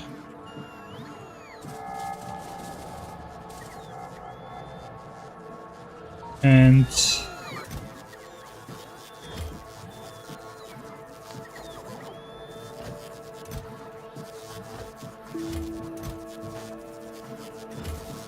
let's grab a couple of bells. In case we need to upgrade it, we can make a start.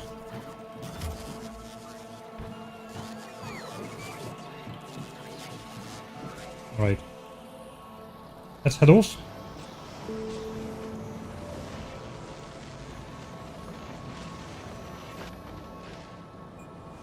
What are you doing? Hey, we got a bingo square. That's a genuine one. I can tell. Why deconstruct these tanks? Because they're... yeah, I don't know why I deconstructed those. They were kinda...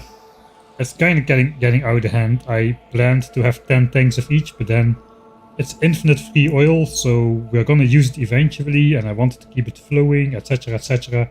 So it just kept growing and growing.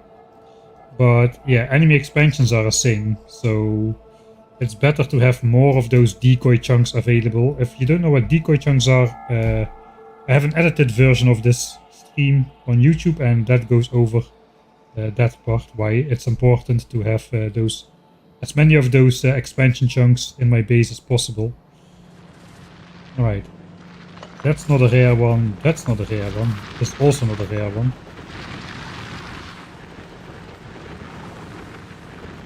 I kind of feel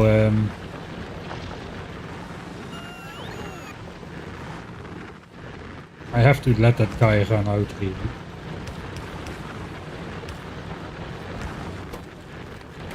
Let's just put input priority on there.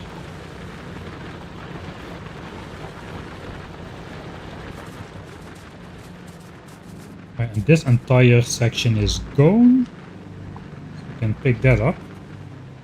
If I save that, I suppose I do.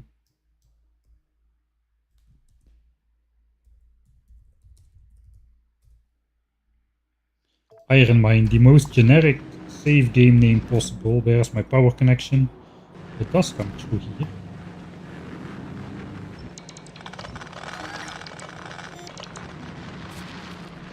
Alright, so these two bells formerly were iron bells as well. This was just some backup stuff that is meanwhile no longer relevant.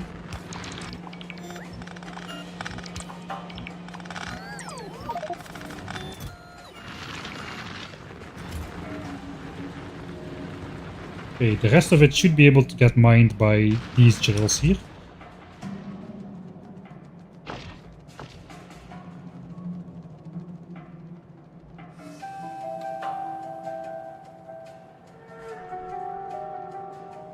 What happened to the theory that zoos could trigger expansions by asking a neighbor nest? They don't really have neighbor nests.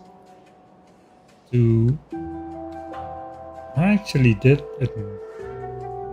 I think my entire theory on that is off. The one which I presented in the video is probably not how it works. I think what is more likely what happened is, like I know that you can see that here. So, biter expansion, the chunks on the lake here, they get selected every now and then, like now. But this is within that 8 chunk range of an existing biter base with 3 biters, and then expansion groups do form, but then they want to travel to the chunk, but they cannot because there's no path, and at that moment the group disbands again, and then they join a nearby nest like this one or this one, and that might have happened. It might have happened in some way that biters migrated from this nest to this nest or this nest somehow, and that from there they could expand into the chunk or something. I have no idea. No, that is also not... I don't know what happened. Maybe it was just a freak anomaly, which sometimes happens. I do recall they came from this nest. I'm not sure I'm misremembering that or not though. But we had a weird situation here as well. This nest still doesn't have any biters because of it. They just went around and started attacking something which was not even polluting anything. So sometimes something weird still happens. I have no idea what was going on. I remember one of the viewers, they did post that to the bug forums, but I don't think it's getting picked up as a bug. I'm not sure the exact problem was understood from the text in the bug report. It does seem like a bug to me as well. So we need to go over here, so I need to follow the southern part. There are no biters on my way which can attack me, theoretically.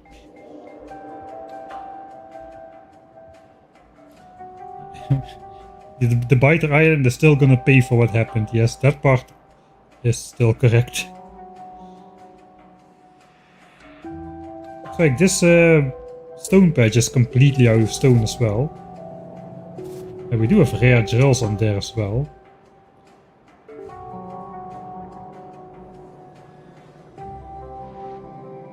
We do still have 4 belts of bricks, so it's probably being... This guy is switched on, so we might want to replace this one. I don't want to replace this one, man. 2 million. It's worth 3 million. 3 million stone in absolute terms. What is 3 million stone over the course of a lifetime? I think that's just gonna stay as it is. can pick up these guys though.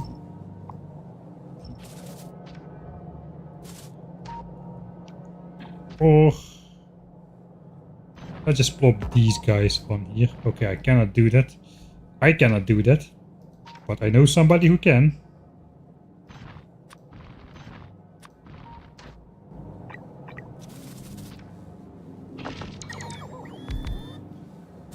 Bots can replace depleted mining drills for other depleted mining drills. I cannot do.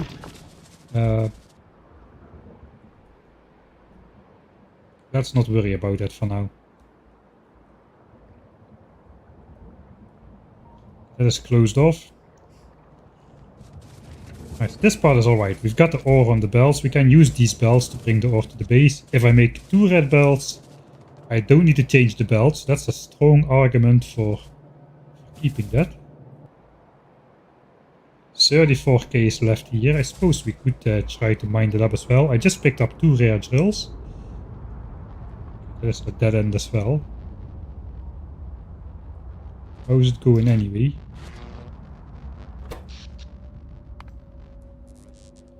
Reaching 40, under 40 gigajoules on the accumulators now. Hey, thank you Sheep for the 17 months of subscription. Mike never disappoints. Thanks. I don't know, I have a feeling the last weekend streams were pretty too many problems.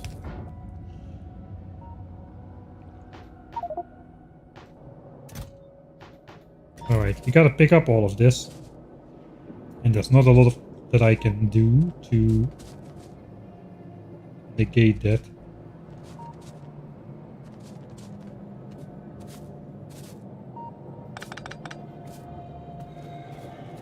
I can just try to picking up a bit of the ore. That doesn't work. I can stop that. 1, 2, 3, 4. 1, 2, 3, 4 A, B, C, D we're gonna get now. Stop that. Stop that. Stop.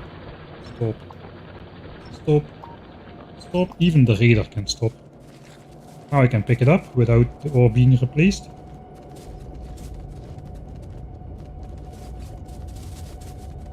It's gonna be faster than letting the bots do it, pretty sure.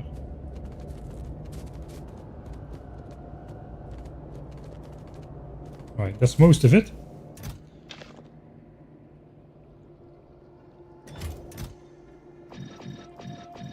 I'm gonna pick up a lot of stuff here.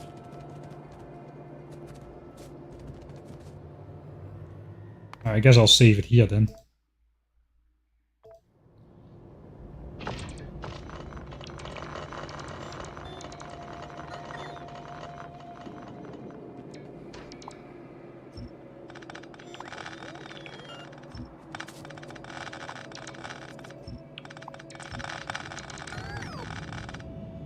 Wait for 30 minutes. I think we only prepared to go mining. We did delete a couple oil tanks. I don't know if that's 30 minutes ago yet. Let's try deleting all the landfill as well. Restore the place to its natural beauty. We can pick up landfill now, so we might as well try to use it. Hey, thanks King Black Banana for redirecting Jeff Bezos' money. Always a good thing to do if you have the Prime subscription. Thanks a bunch. Why is this locked to an absolute grid though? What the heck?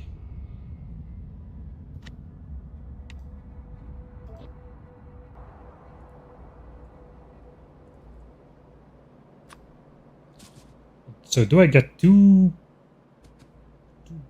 4 bells out of this? I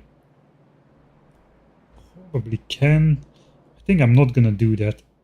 We're just gonna do the central thing. I forgot to take the backup miners.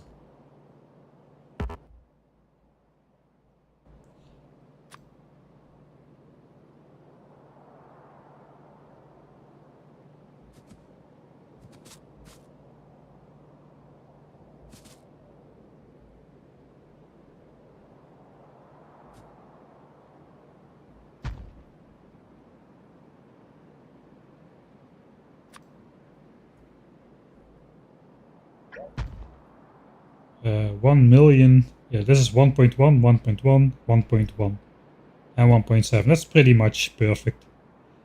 I don't really think I need the backup miners to do anything noteworthy over here. So yeah, let's not bother.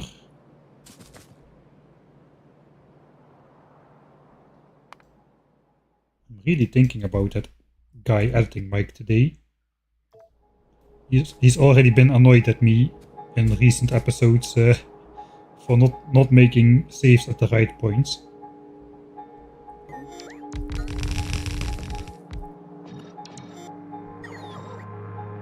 Right, I chucked all the modules in the chest.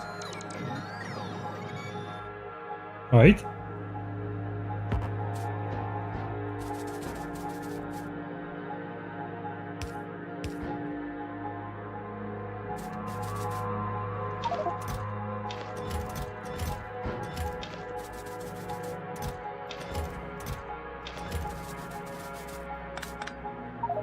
I was afraid that that would happen.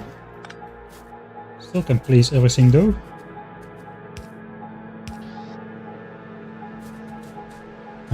Power line.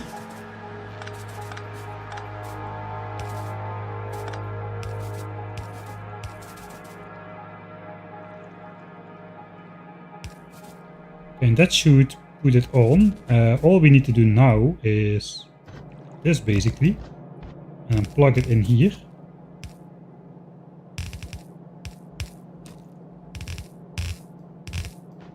And that should be all. Right, I guess editing Mike can do that himself.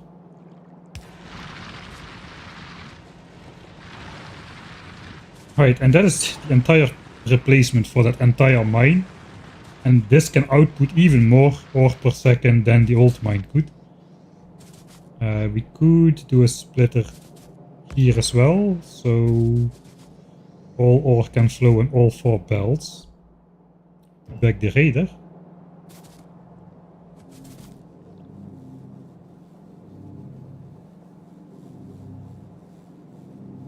We can put it out here.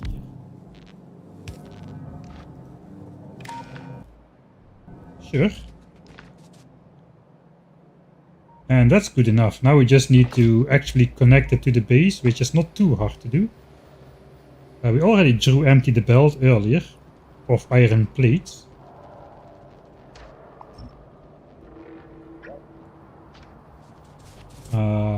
Let's also try to mine up the rest of this while we're at it. That is 34k. Is that worth it? It might be.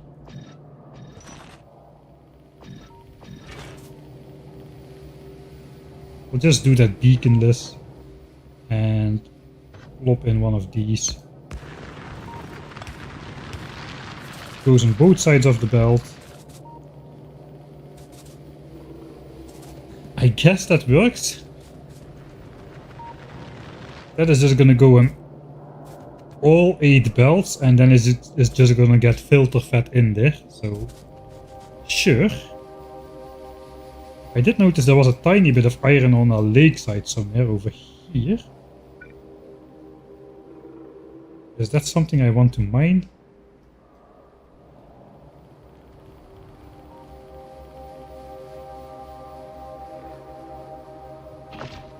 I thought I would have so much time to do useless projects when I started this playthrough, but no, I don't. I literally don't.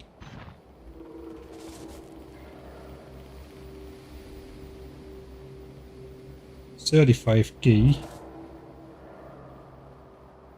If I place it on the water like this. And then we can use...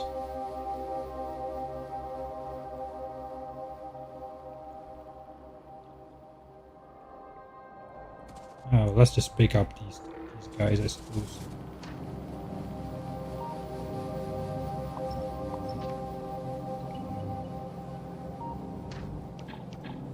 Let's just keep them. I don't know yet. Let's just keep them there. Not really sure. Maybe I'm gonna keep those patches around as well for sentimental value. That covers most of it. I can use regular drills for these small bits.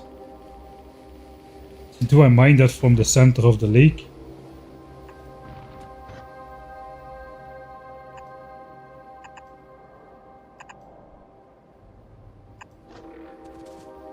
We also gotta get power over there.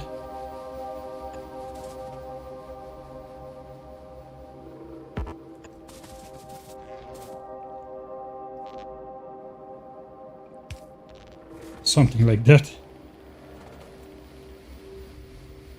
Alright. It's gotta go in one of these belts. I think we'll just throw it in one of them. And just input priority that.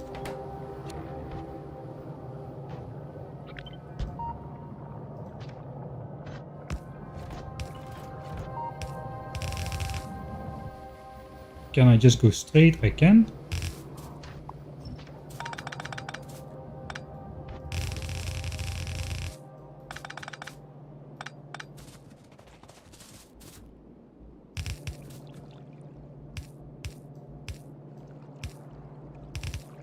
Alright, here we'll...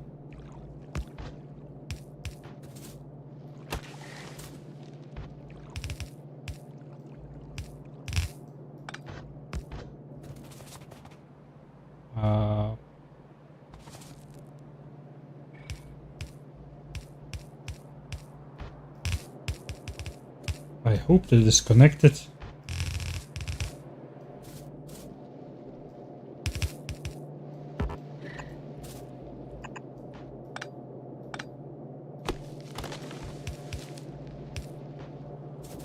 I'm not entirely sure. Didn't do the scanning thing, but we can do this. Looks like it's connected, right?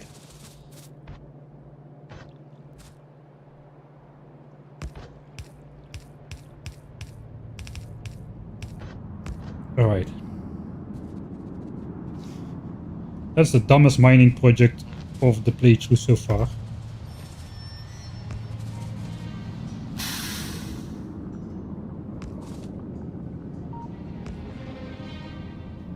And it's gonna switch on automatically as soon as we build all of this. I do have the landfill. I gotta give my bots access.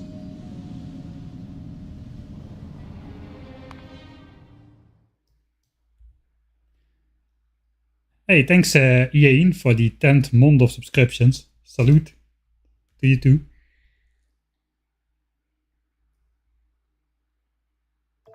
Yeah, it's a late Friday stream. We started approximately 24 hours later.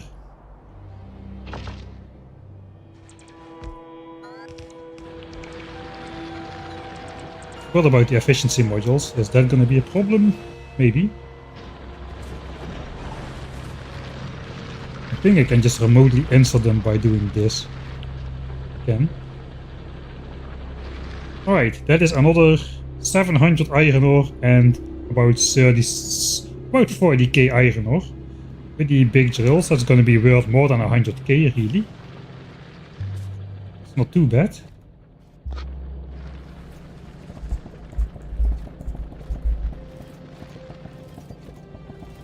Okay, there's less than one stack in my inventory. Probably gonna get more in there again, but oh well. Alright, so up till here is all iron ore, iron ore, iron ore. And then we got to the area where we used to smelt it into iron plates. Which basically means we can we still send it through there? Yeah, we can. Just need to fake the belt.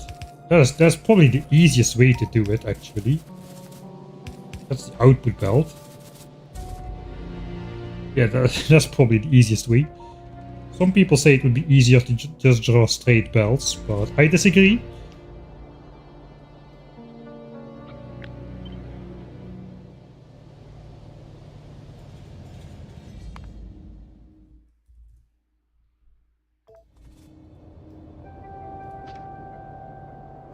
That should do the trick.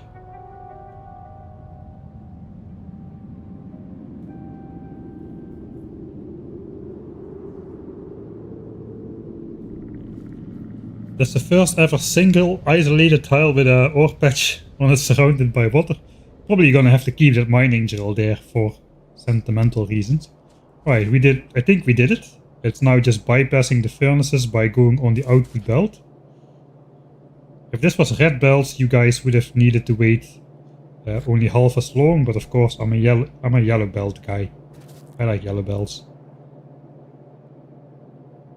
So this is gonna be agonizingly slow. But I think it's gonna work. Just travel down this belt. I can do a little bit more of the coffee thing, which I forgot about, so my coffee is cold again.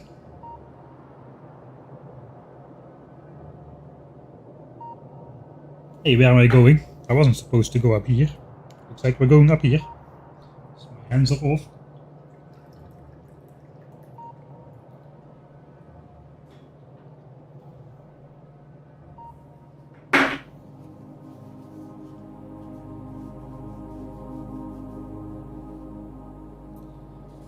That is a great moment for getting up and stretching. Let's do that. And not allow the people the free bingo square. Me ignoring that. Oh, I got stuck somewhere.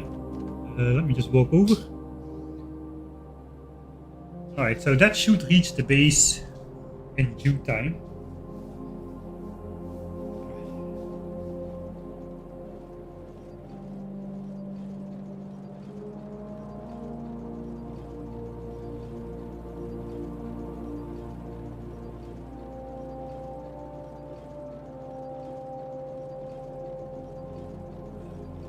That's great.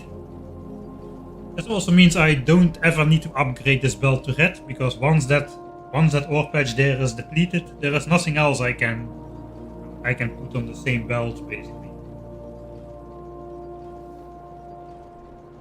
Plenty free squares already. How's it going with the bingo chart? For those of you who are playing bingo, how many squares you already colored in this hour and a half or so I've been streaming? 2 hours already, alright. Time flies when you're something.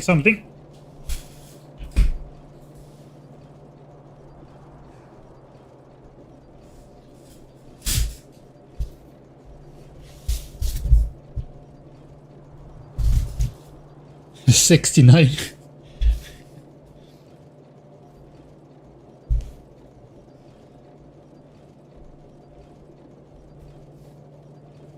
There's always a moment for asking, why not just use trains? Oh yeah. Right. This should not break. We just need to watch where it's going and then connect it. So let's just follow the belts. We've got this old steel belt coming down the middle. So now it's the pair of outer two belts of these idle belts over here.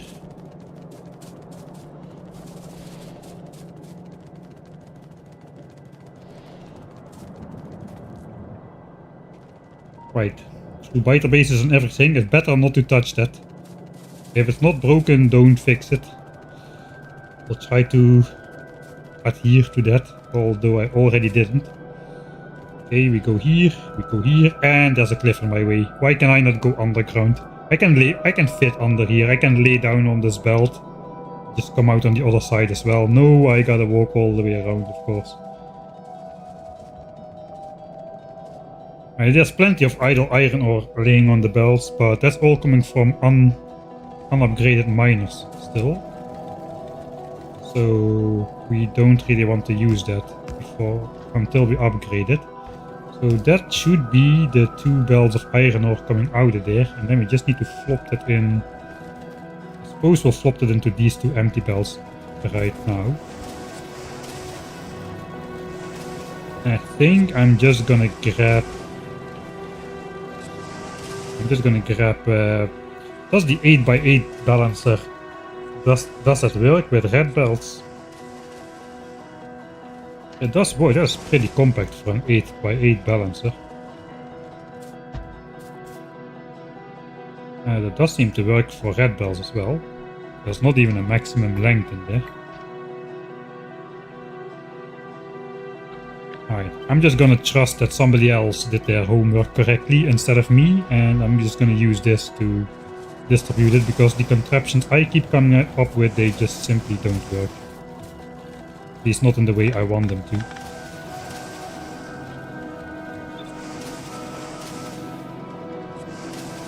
So hereby I give in, and I will use somebody else's work to do this instead.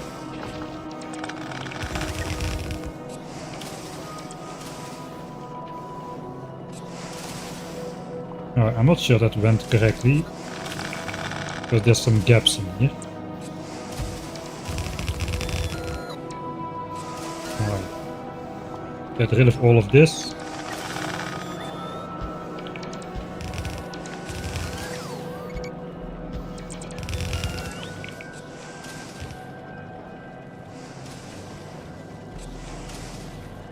Alright.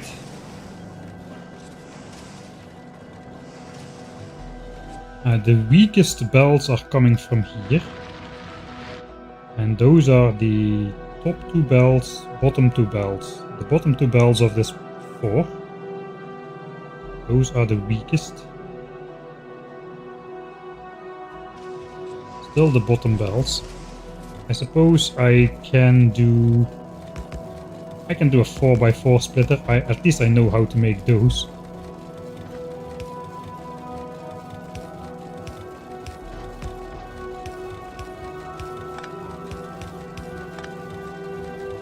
And we can input prioritize the top belts then by doing this and this.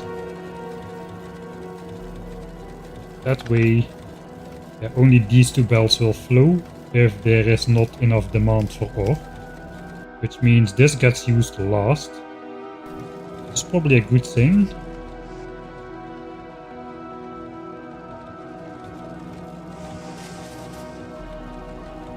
And this will flow out on the right as much as possible, because we do still prioritize iron from space.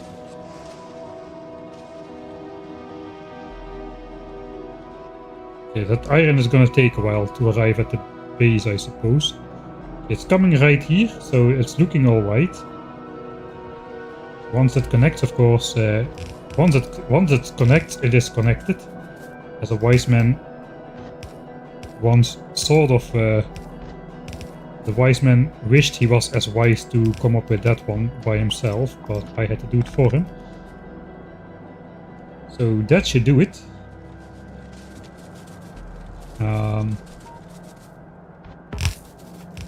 Just go with these two belts, just to see how it's working.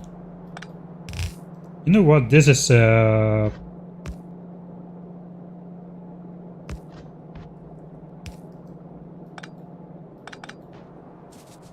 we could do this, then we will be using the rich patch first, because there's like 4 million ore in there still. Got 1.7 million in here. It was maybe a mistake to try to rely on the remainder of the home patches instead of just using rich patches.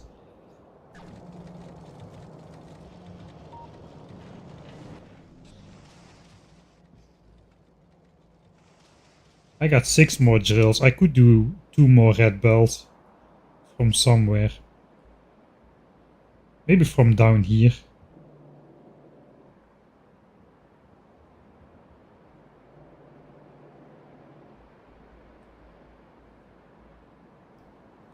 What other patches nearby and idle?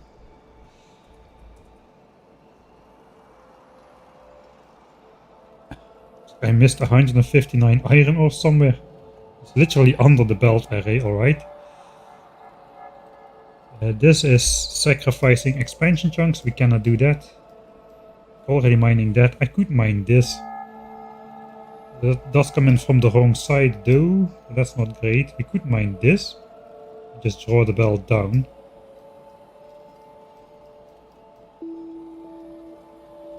Anything behind here? No, not quite. Suppose we could... I don't really want to redesign this with rare drills, to be honest. Let's just leave that as is.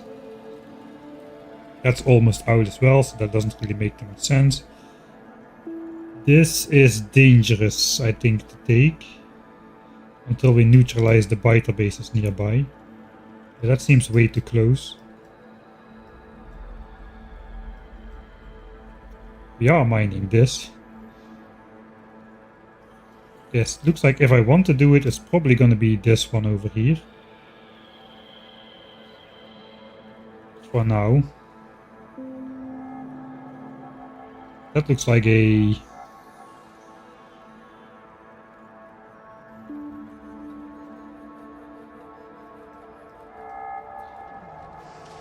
Maybe it's gonna be fine. That ore is taking forever. It's coming.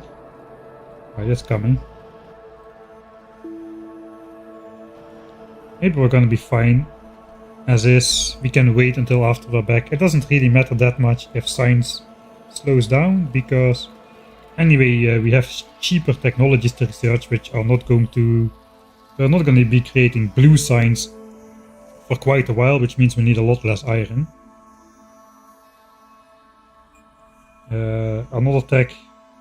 Another line we're probably going to go into is physical damage upgrade, the military ones. If I can find them.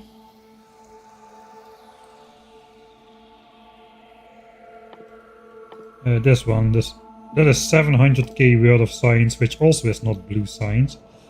So yeah, maybe we're gonna be fine as is.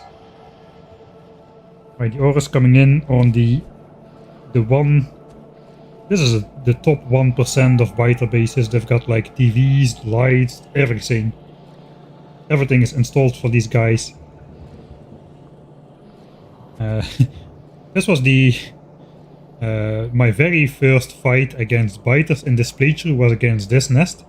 I was cocky and I died.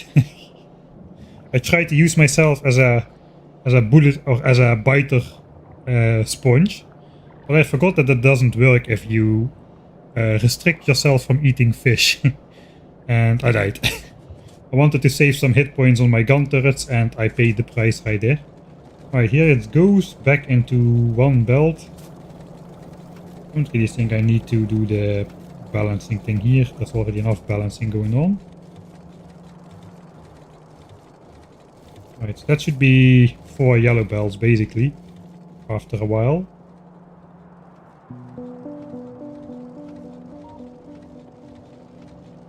This is already not moving all the time. Well, this is moving all the time, so that's a good sign. That means we're probably gonna be fine during our absence.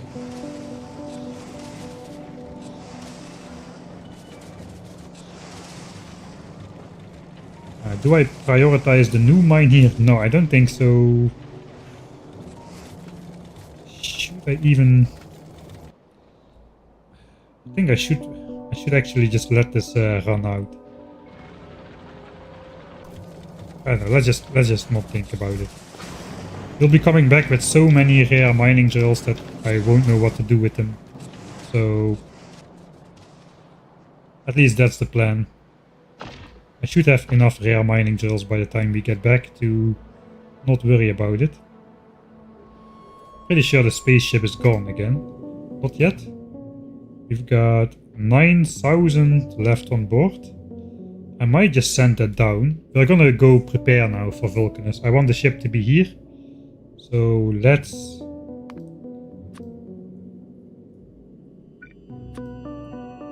send it all down.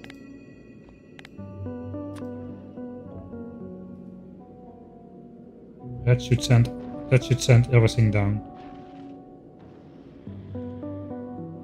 And then the ship will go as soon as we reach 0 for 1 new trip, and then we can actually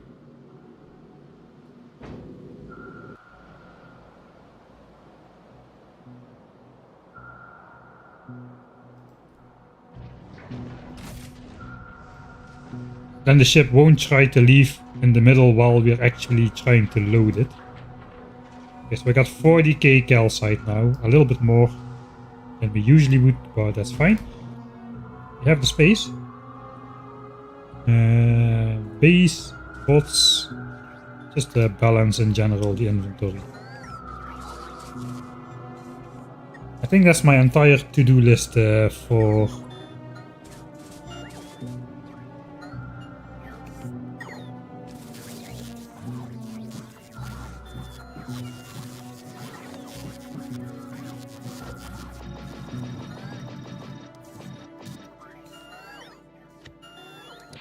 That's the entire to-do list for Vulcanus.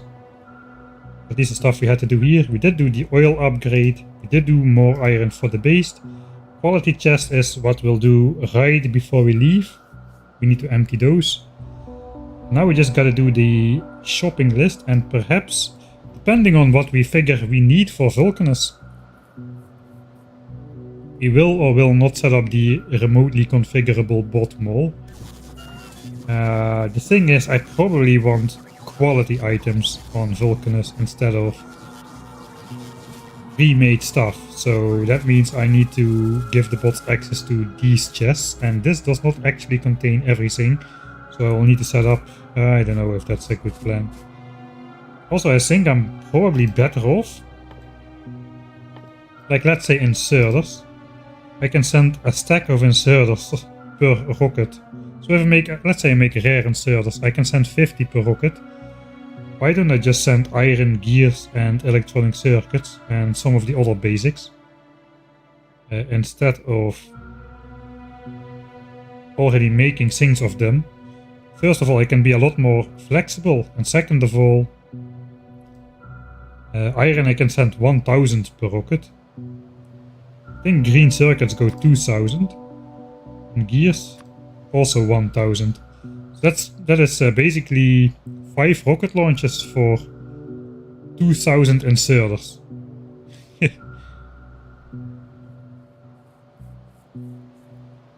That's 5 rocket launches instead of 40 rocket launches for the same materials. I suppose that only works for cheap stuff. Not sure if that still holds true for assemblers. I do know I want a lot of assemblers. What is better to launch? An assembler? 50. That is a lot of... that is pretty compact though. 2 steel.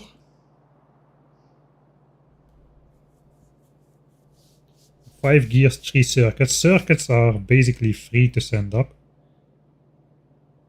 Steel is only 400.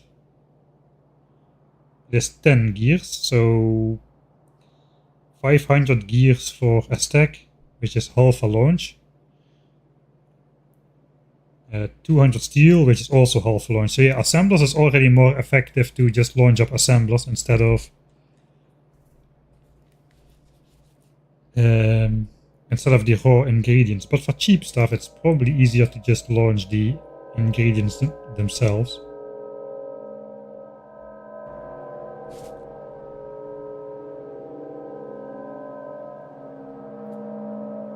Oh, sorry, I didn't catch that. A couple of questions from Mike based on the videos.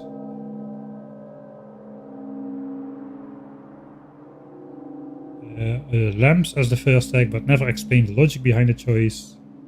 Lamps, it's a YouTube/Twitch playthrough, so you gotta see something. That is why lamps were on the priority list.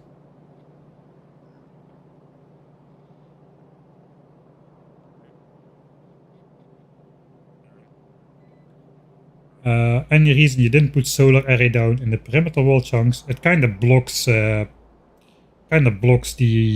You cannot walk through a solar field unless you specifically design it to do so, and you will sacrifice a lot of space. And since I walk in and out regularly, I didn't really want to block my my way of passage, so kind of tried to look for a big area where I could place it out of the way.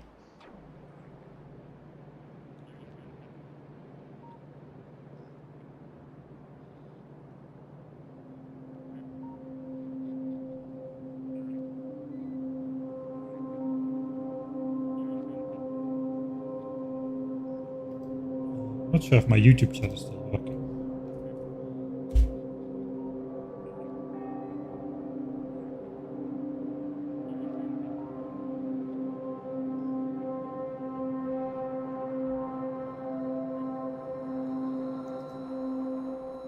Right, Vulcanus shopping this time.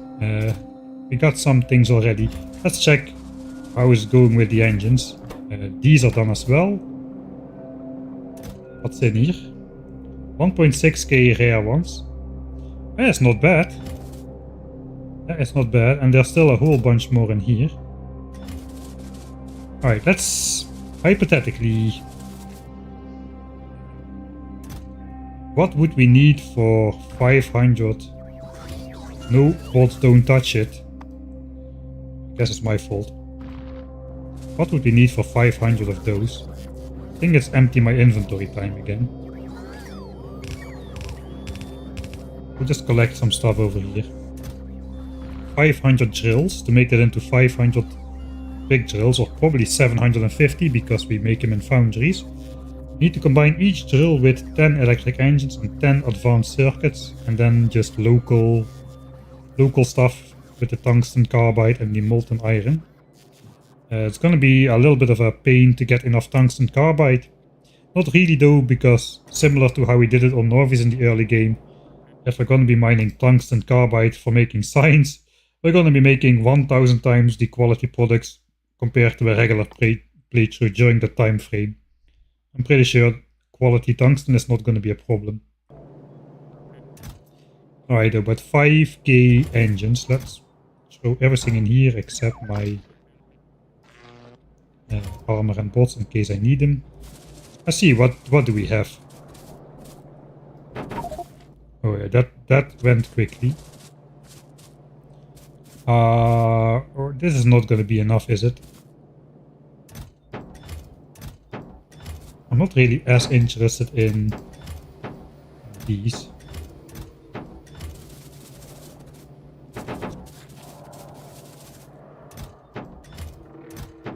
I'm no longer making quality copper cables, so I can safely stash that in there. Man, I made a lot of engines.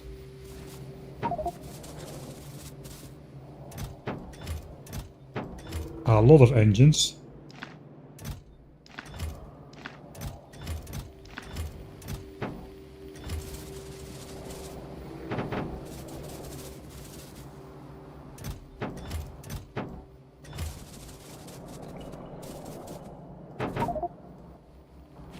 I guess I wanted to keep those in my inventory. I wanted to know how many I had, but I guess it's I already knew that. It's 1.6k. It said so in the mouse over. Alright.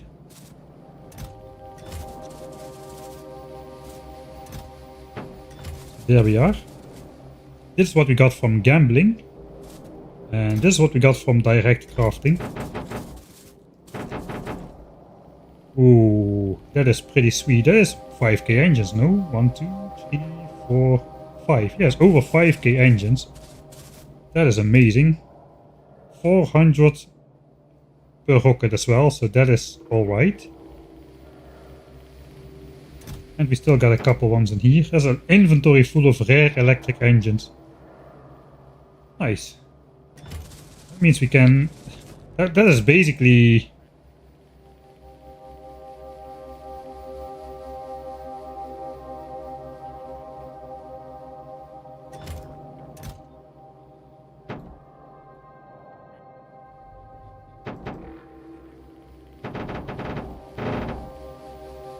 That's 750 rare electric drills, rare big drills. If we look the total amount we produced so far, everywhere, we produced 85, and now we've gathered enough rare electric engines to make 750. That's probably enough for the entire playthrough, I suppose, especially since with that beacon setup we can produce not that one. I suppose we might want to upgrade that one as well. Setup. But since we can produce full red belts with just 3 drills with the beacons, 750 drills is 250 red belts of compressed stuff. I guess it's not exactly how it works because like the stuff like the tungsten has a mining time of... oh hello Jimmy. Jimmy, this guy is called Jimmy, I need to remember. Yeah, 500% mining time, so that means we need 15 drills. if we do the same beacon setup, which we cannot because... yeah, right. Anyway, we'll see how that goes. Suppose we can try making a new beacon setup for here.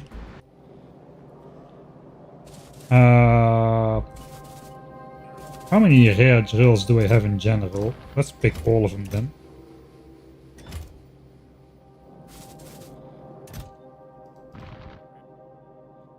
That's 10 short of 1,000.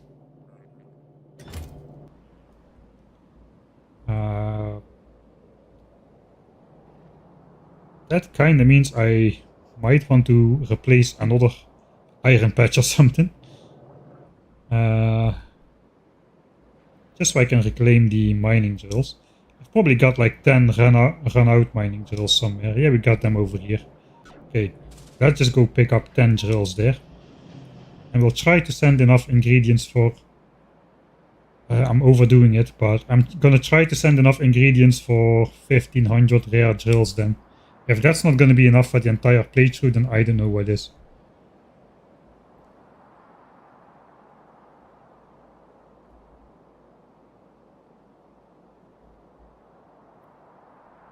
This question, for those of you who have been watching a long time today, how is the stream stability now? I have an idea, it's a lot better. I'm not sure if it's randomly a lot better or if it's because I'm wired up. Very good, much better. 100% stable. I feel so stupid now. If this literally was the solution, I have been struggling for so long.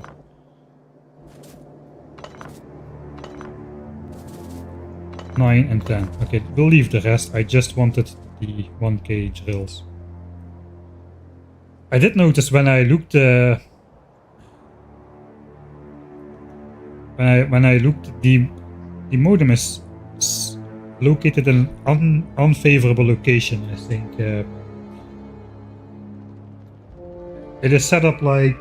I've got like a parallel wall, and I think the modem is has to travel a lot through that wall. Like if let's say this is the wall, this triple belt here, I'm sitting over here, and the modem is located over here, which means it has to go through this wall for quite a distance actually. So that might be not great. I might have missed that. Yeah, that was... I feel kind of dumb now. Let's see if we already have more than 4 rare shiny green rocks. 5. Not bad. 5, 18 and 94. Keep on mining. How is this one? This is pretty decent. We're gonna get more of this than we need. That's gonna be the same 99.3% to 0.7% ratio in the end. But it's looking promising. I think we'll get the 40 rare ones for overx stuff. Alright. So if we do this, 250 at a time is 2,500 engines. We'll try to make 4 rows of chests for that.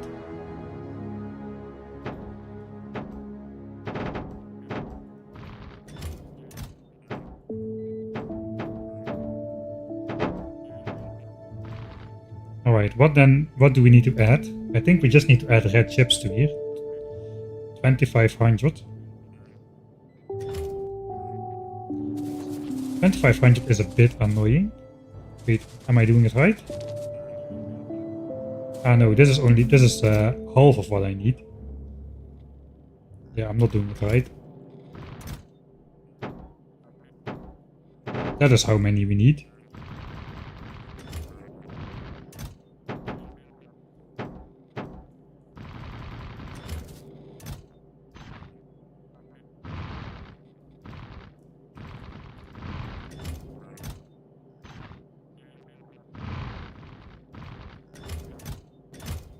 Alright. Ideally.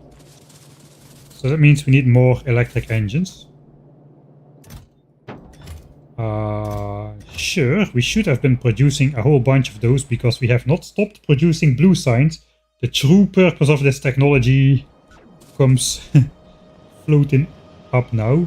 The true purpose of that technology is so that we keep on producing those engine units.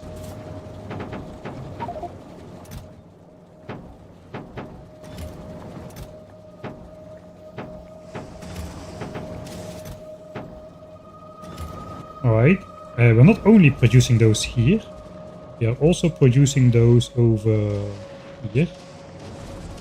In fact, we're also producing electric engines directly over here. There's not that many over here, apparently. Can take those up, though. How is the bot frames doing? Let's have a check here. That's not too bad either.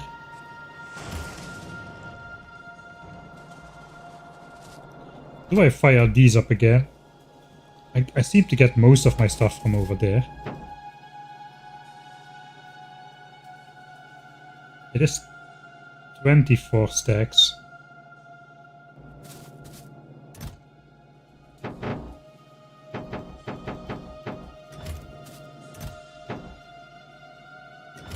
Right.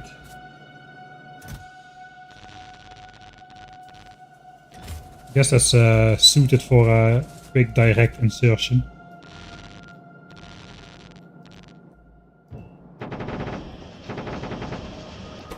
The modules here help out tremendously as well. Those. I'm not really sure I should be doing this. I got so many of these. I guess I could recycle those again.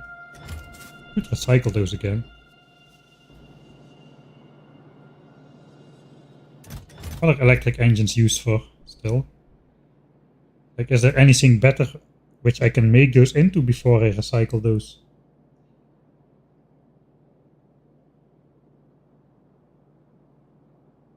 I guess we could try to upgrade blue chips and steel by making exoskeletons. That's a pretty efficient recipe to mass recycle electric engines.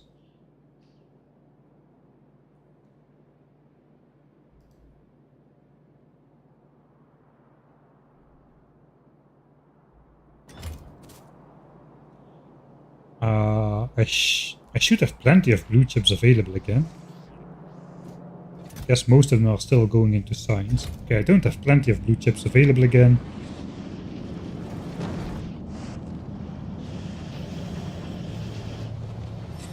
Okay, we're finally overproducing blue chips though, so that's good. I hope I'm overproducing them by enough. Okay, looks like we are not gonna do the upcycling blue chips thing. We're just straight up gonna recycle some of these engines, I think.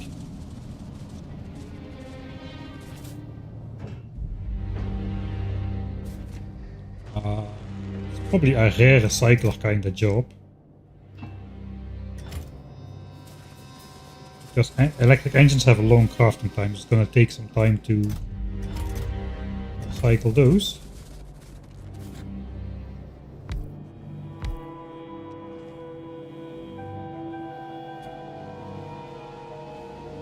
We're gonna get back green chips and engines. I think the 1:4 ratio should allow for this.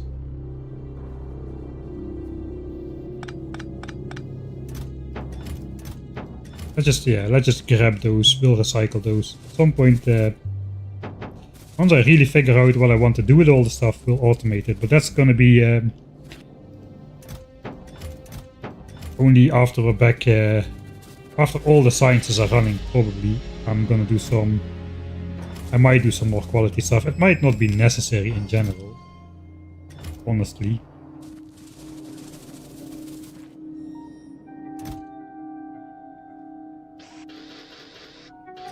Alright. Random garbage. Be sorted out later by somebody else. Guess it's still gonna be me.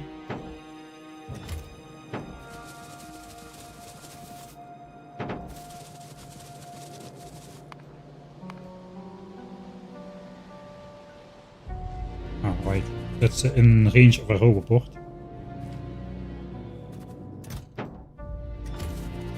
Full inventory.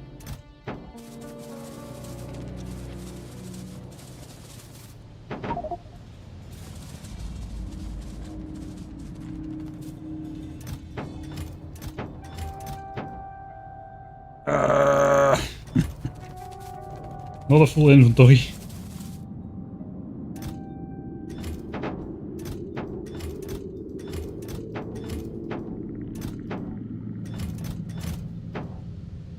I don't exactly remember how many. Let's do that, and I'll just throw these in here. Right. Power.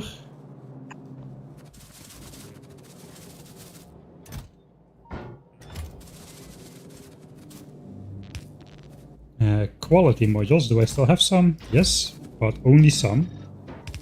I think these are going to be rare chests to accommodate for the mix-match. I don't know. Mismatch? I don't know exactly know. Alright. That's gonna run for a while.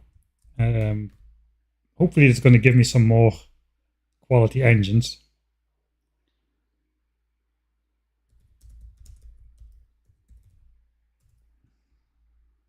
And then we can move on to see what else we need to take to Vulcanus. That's not too bad. That's pretty fast actually. I guess a lot of it has to do with the crafting speed here for the rare one. 0.8 instead of 0.5.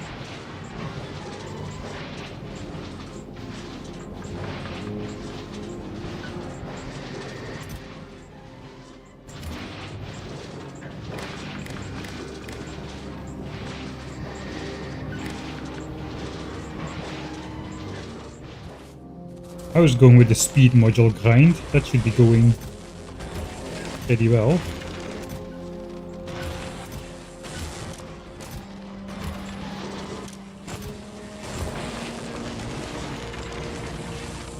We also wire up this.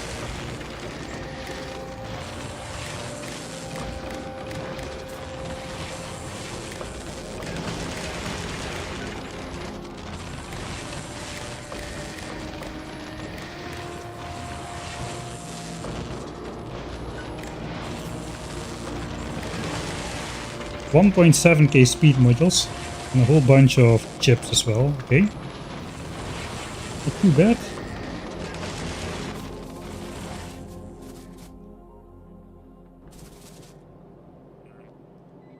Mix mash.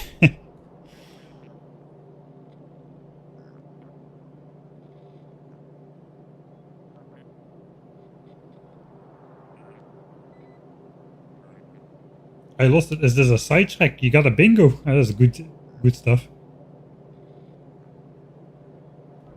Oh, thanks, Rita. I didn't spot that, but looks like for now it's working when I'm cabled up, and in 2 weeks' time I'll change location, and then I can. I don't know. Then I'll be running off Wi-Fi again for a bit, but a stable Wi-Fi usually. And after that I'll be running off mobile connection again, so the adventure continues.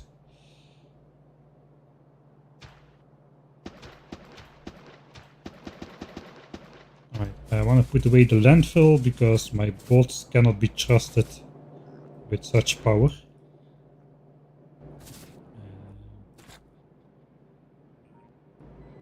Sure.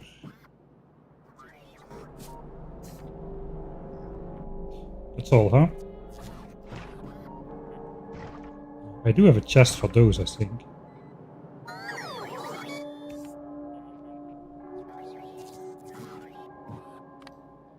Alright. So the big mining drills are in process. Now we just need to take... what was it again? 2,500 red chips per chest, so it's 10k red chips in total. That's only a chest full, that is not a lot. Well, it would have been quite a lot actually before the influx of new quality materials, but I think... Let's just check how many of those things are we producing per hour now. We are producing 2.6k rare advanced circuits per hour. And 161k in total. That's pretty sweet. Alright.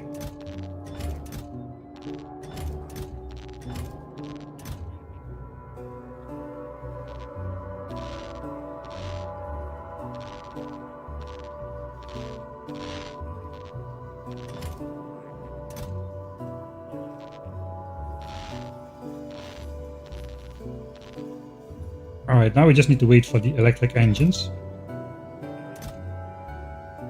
And that should be 1500 rare mining drills. That is one thing for Vulcanus. Completed. Of course, the other things, we already prepared those as well. I don't think we're gonna even take those. I mean, kind of seems like a waste. I got so many ones which I could make directly that it doesn't really seem worth it to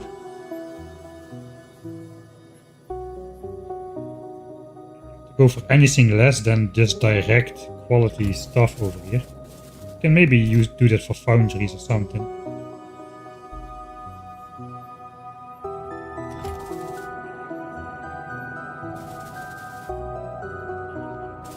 I mean, technically we do have the engines to do it, and the chips as well. We could upcycle all of these.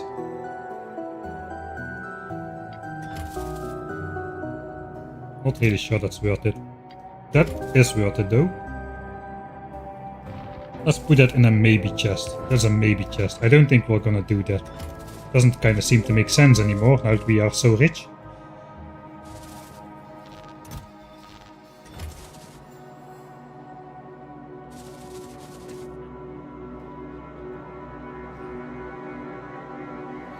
Yeah, we're gonna get 1000 times the quality tungsten just to make the science pack compared to a normal plagiary. So I don't think the quality tungsten is gonna be a problem. It's gonna kind of have the same result as making quality iron and copper on Norvese here. We get a whole bunch of the uncommon ones and still like a lot of chests of rare stuff as well. That's the prediction at least. I hope that's gonna be correct. Alright, so then the other important thing obviously is going to be foundries. What do we need to take for that? I already have a bunch of refined concrete over there. How much exactly? I forgot. Oh, the carbon unmarked itself for deconstruction. So, okay, fine. 2k. 2k and 2k. I guess we'll just try to match this with other stuff we need for the foundries. So 2k is 100 foundries worth of material. Again, this will make on the planet. Lubricant is quality free. We'll need 3000 circuits of both qualities and 5000 steel. I think I'm just gonna take that as well. It's gonna... Yeah, we're gonna need a lot of steel on Vulcanus as well, but it's all my steel actually. How much is in here?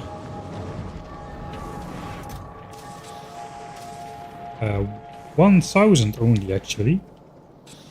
You might want to do some steel upcycling then. It's pretty easy to do steel upcycling, and I have massive amounts of steel to do it with. I got literally over 600k steel. So perhaps it's not such a bad idea to just try upcycling some steel.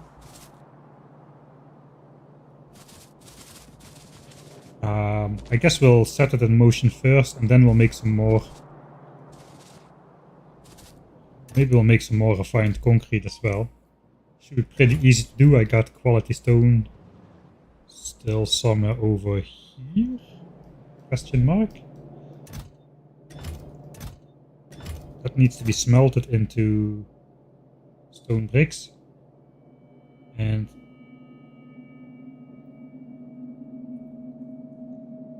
how many foundries do I need anyway? Let's take a look. Let's take a look in the planetary... Well, what do we need? We're gonna take a look in the editor world. Shopping for Vulcanus.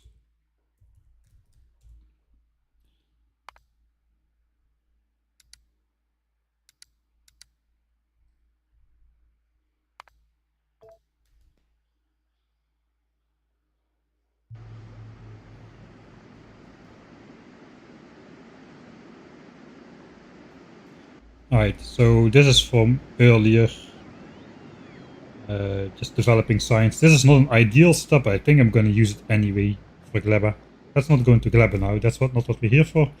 Gleba has exactly 0 foundries. Vulcanus, the entirety of 2 KSPM. This is 2 KSPM here, believe it or not.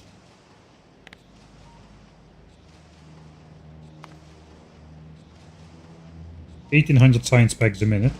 That's gonna transform into the same 2124. We just need to mine enough ore. Yeah, you can kind of see how much ore we need to mine. I think it's I don't exactly remember how much. It's not 7 full belts, but it's like a handful for sure. But that is, I mean, the point is that is not a lot of foundries. That's literally 8 rare foundries, and that's Vulcan science per minute. This was the old setup with normal foundries and less beacons, but the new setup with more speed. There is no pollution on Vulcanus, so it doesn't really matter as long as we can get the power. These things use 26 megawatts a pop though, so it is a lot of power. But we did unlock nuclear power now, the steam turbines. Ah, we did not unlock nuclear power. I thought we kinda did that. Ah no, we did. We did. This is the test world. I don't even have uranium processing here.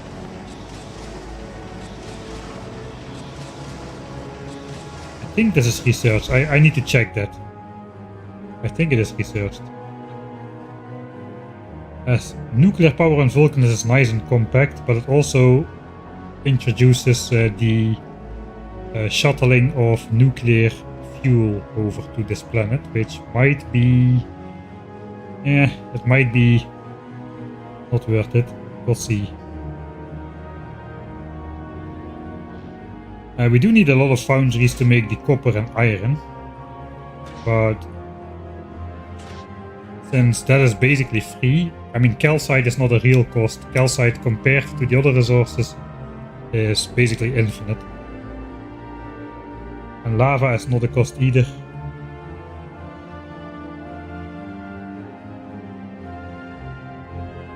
So we can just efficiency module regular foundries for that, it's not even a problem.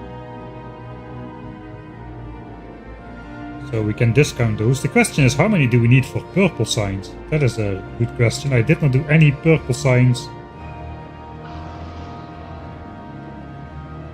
I did not do any purple signs development at all yet. I'll just quickly have a look of what the steps are.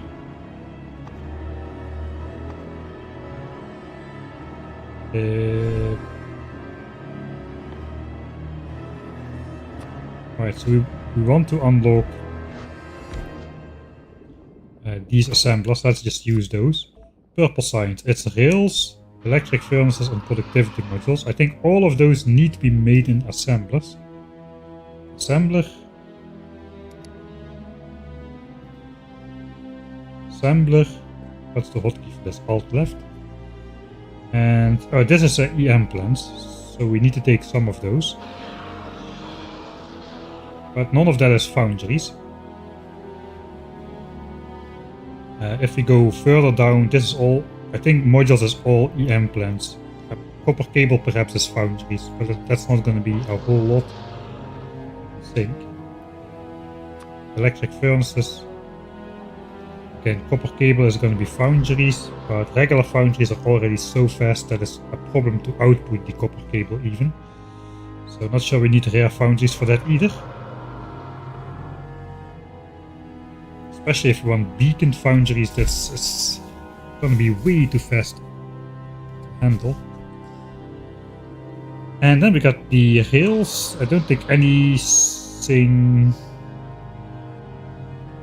Oh, the iron sticks are steel and iron sticks are foundries, I suppose. That could be quite a bit of foundries for rails, as well as the steel for electric furnaces. Yeah, there's a lot of steel involved in purple signs. This is 10 steel and rails is like 15 steel, 25 steel per crafting cycle.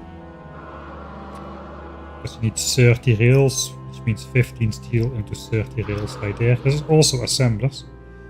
So a lot of assembling going on in assemblers, not too much in foundries, only some of the base ingredients will come from foundries. The stone, I should have enough stone as a byproduct from making the local metallurgic science pack combined with all the steel and stuff I'm gonna have to be making for purple science itself. Is gonna have a lot of stone byproduct from lava as well. It should be enough stone. My estimations say so. Let's hope that it is. If not, I guess it's easy to just... It's not really a problem, right, to make stone. You can basically just treat a copper... You can use this to make molten copper and toss the stone. But you can just as easily use this to create stone and just toss the copper back in the lava. I guess you need to make copper plates of it or do some circuit shenanigans to reset recipe, which I cannot do because I don't have circuit network researched. So it's gonna be copper plates tossed in the lava if we need more stone, but we shouldn't need more stone, that's the whole point I'm trying to make. And Vulgora doesn't have any foundries either. Does it? It has one foundry. One rare foundry for making holmium plates.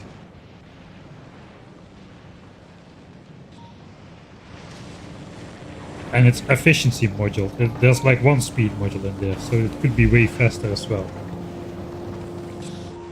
So Glebber has 0 foundries, Vulgora has 1, Vulcanus is gonna have a bunch. I think Norvis is gonna end up with the most foundries, to be honest. I deleted Norvis here for the purpose of speeding it all up. But maybe I don't need to go overboard on how many foundries then. Maybe that 100 foundries is gonna be more than plenty of rare quality.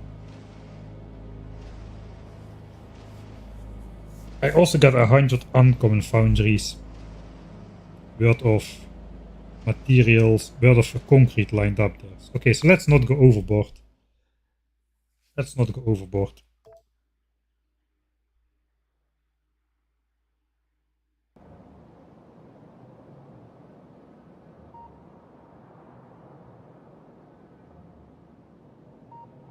Yeah, Jimmy is gonna stay. We're also gonna let him keep guarding that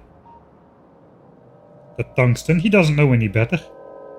I mean, it kind of looks the same as it was before. Right, it doesn't look like we touched it.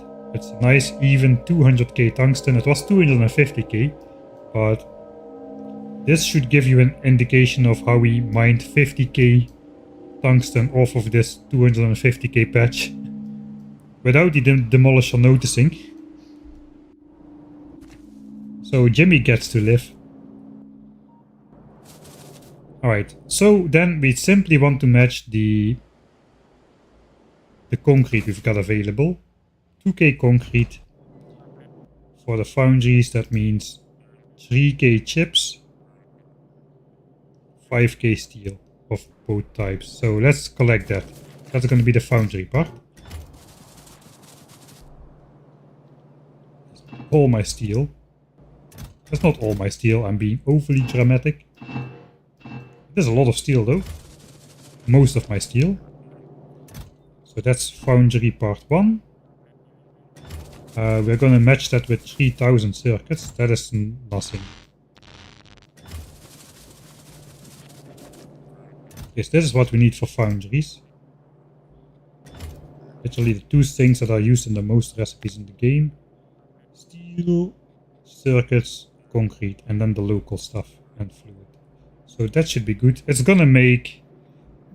We're gonna get the productivity bonus on the foundries as well, so it's gonna make 150 rare foundries even. That should be more than enough.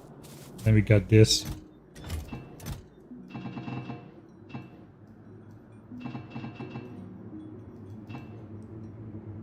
It's already too much.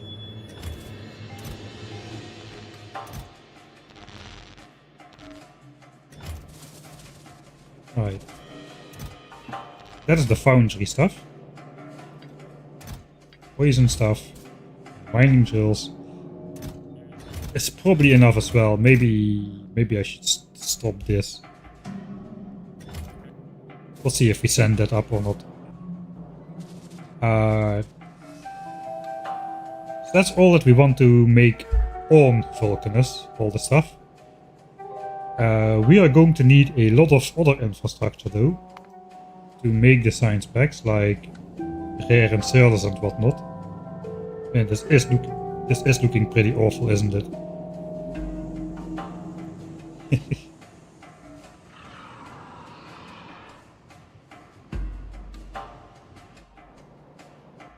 Right.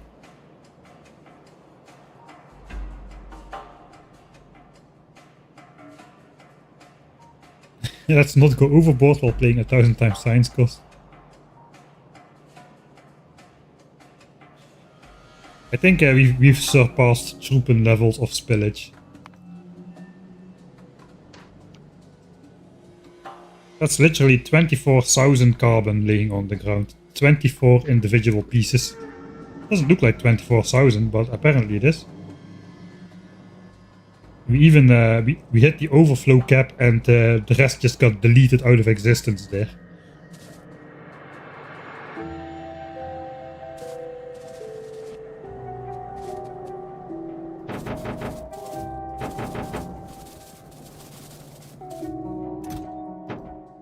Alright. We'll see. We might, but I think that's enough, man. 750 drills. That's gonna be. I'm not gonna use 750 drills ever, unless we go super ultra mega base. But at that point, we'll probably have epic quality and legendary quality as well. We're not gonna research that before we go to the edge of the solar system for sure, because I mean 5 million of every science pack. 5 million yellow and 11 science packs. Epic quality isn't even that good. I think epic quality is the worst quality in the game, unfortunately, because basically of how the system works, right? You get a 30% increase per level, but then legendary has a 60% increase on top of that. But since those are additive, going from rare to epic is actually going from 1.6 to 1.9, which is the least relative impressive upgrade, to be honest. So there's not really a point in going for epic quality unless you go for legendary too, in my opinion. But that is the timer might hit 4 digits before we ever get 4 digits on the hours before we ever get that far, if ever. Alright, then we need to decide. I guess we'll save again. We need to decide what we kind of need to take. So let's just try to get a feel for what kind of stuff we are using on the planets. I guess we could have done that by simply looking in the blueprint book and just taking a look at the inserters and whatnot. Alright, modules. We're gonna want a lot of modules. I have no idea how many though.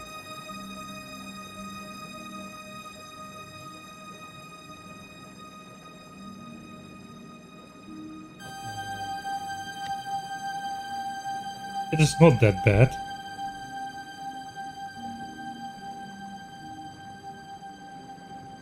The low hundreds. Beacons. power lines, assembly machines, purple science. Though I did not do any work on purple science yet. I think purple science is a high volume kind of thing with the rails, 30 rails per science pack. There's going to be a lot of assemblers. Maybe I should do like a crude, rough estimate of how purple science is going to look. Yeah, let's do it. We're not going to design it entirely or make it look nicer, so let's just take a quick look.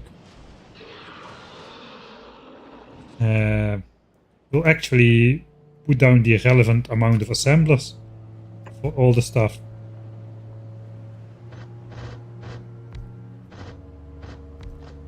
And see what we need to do that. Okay, problem number one. If we just take this blueprint over here.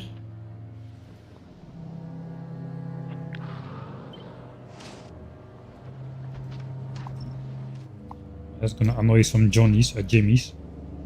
And make purple signs from this. That's not gonna work. Because unlike yellow signs, which has 1, 2 and 3 ingredients, purple signs has 1, 2 or 1, 1 and 30 ingredients. So this thing would require half a productivity module and furnace per second, but over 16 pieces of rail per second, so that's not gonna work. Oh, am I gonna design this? I don't even know how to do that. Even like this, it's 12 pieces of rail a second, which is... Even this amount of inserters cannot keep up with that. This does look quite funny though. Right. I'm just gonna open my Excel in the background. We want 1800 purple science packs. That means we need 13,000 and something rails, given that we have productivity in the science pack assemblers, which is like 15 yellow bells of rails.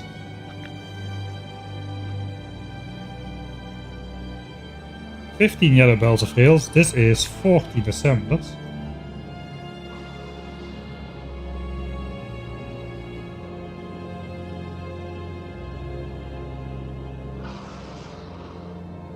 That's not enough assemblers.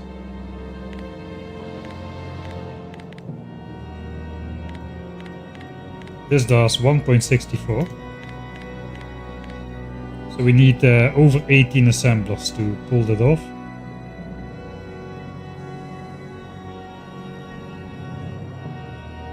If I tune this, so how fast can 6 inserters insert anyway? 11.5 items a second.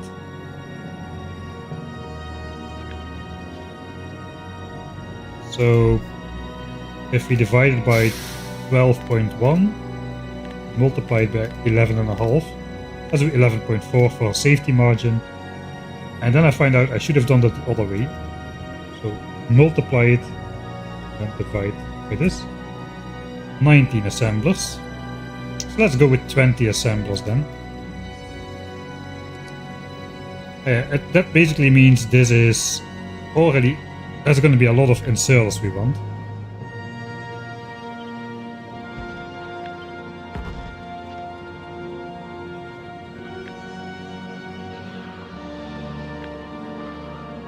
Guess I will copy the sign setup a bit. How am I even gonna power this? I think I did research substations.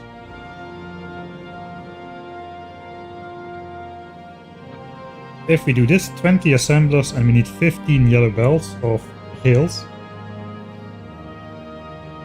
I might just make 20... Can I do direct insertion here?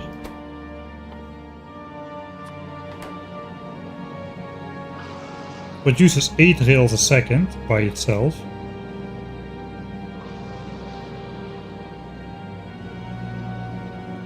So we just need to speed it up slightly. There is no productivity in Rails, so we can afford to put speed module in there, for instance. It's 11.1.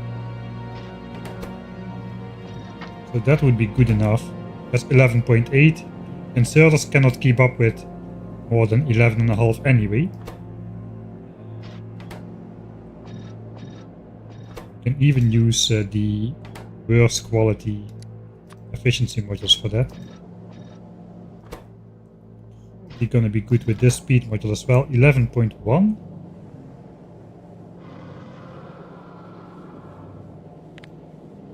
We have 20 assemblers making 1.64. That's 32.8. This is dangerous. That's a lot of rounding. Is that fast enough? Yes-ish, maybe. Okay, we're not gonna risk that. There's too much rounding. We might just be right under there, so let's do that for the planning. It would be great if this would just work like such. We definitely can input 0.4. Yeah, we can input both the furnaces and productivity modules with one inserter. How many do we need? 441 a second. So that could even be inputted on the yellow belt. We should input it on the yellow belt and output the signs on the red belt.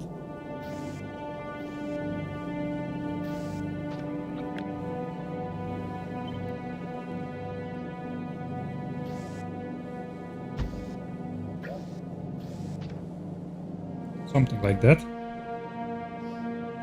We do need to have the belt side switcheroo in the middle.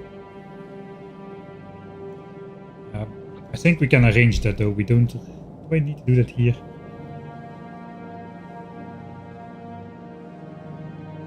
Maybe I do, but we'll see. We weren't gonna design the full thing. Okay, next problem. Okay, that is not gonna work. We need to input 6 stone, 6 steel, and 6 iron sticks a second. That means that is 3 inserters per type.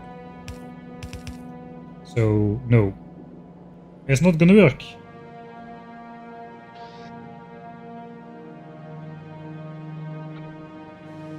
Unless we overbuild this even more.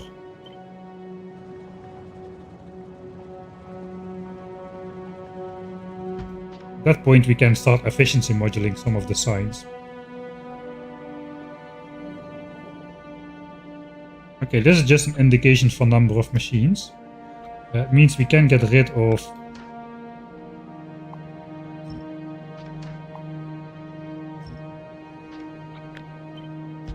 that, because 3 ingredients become 2 stuff. So 3 inserters here is 2 inserters here. That should be fine. So that's roughly this many inserters just to do the sign stuff and the rails. And then we still need to make, I don't know exactly how many, but that is going to be fairly minor, I think. Some of those, and then implants for the modules and chips. The red chips might be pretty big, but I think this is the biggest amount of stuff. So that's 300 inserters. It's still overseeable. 300 inserters. This might actually work with Mark II assemblers then, which is good, because that's what we have right now. And I'm just probably dropping efficiency modules everywhere now.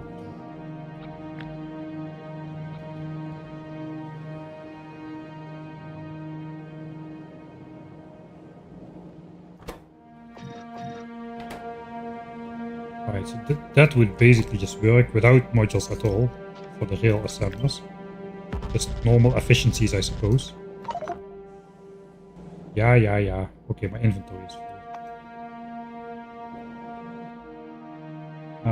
Fine.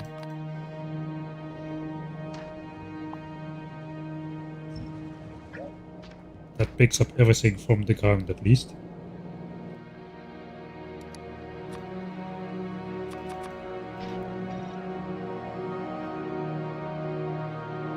Alright, so that would require less stuff.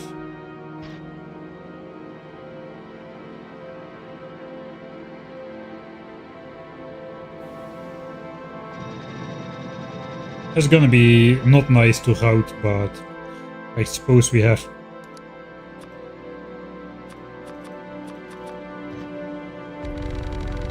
Mark II assemblers here as well then. Which means we do need to speed it up, great.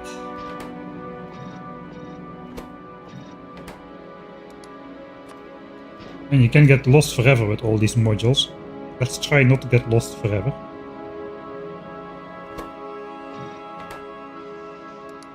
We could do rare Mark, we could just do Mark 1s here.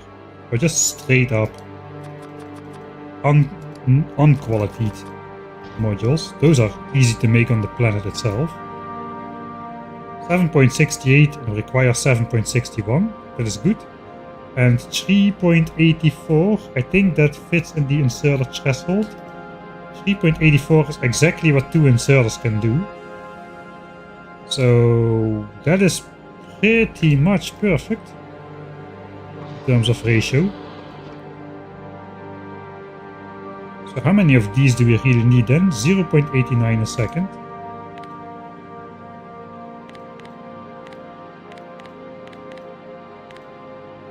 Then we need 34 assemblers.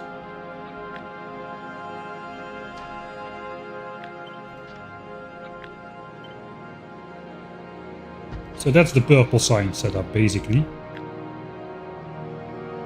400 inserters large.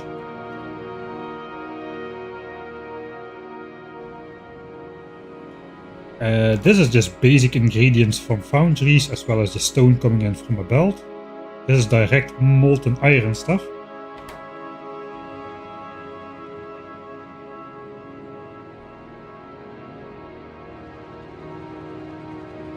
We do need to look at steels. Iron sticks is not going to be significant to calculate foundries for. Then we also have steel, EM plants, and bricks. We need some quality furnaces to smelt the bricks, I suppose. Yeah, we're gonna want some quality furnaces because this thing is pretty slow compared to foundries. Rare furnaces at 3.2. That's also gonna require a lot of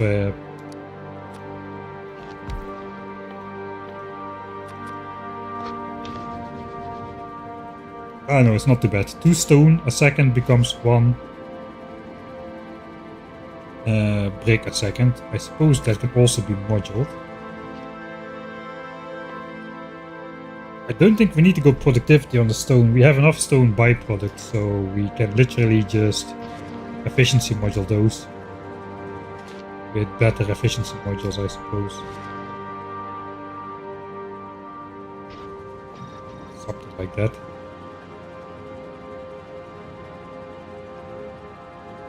I don't think it's worth it to beacon those up, just to use less furnaces. I think the beacons are more expensive.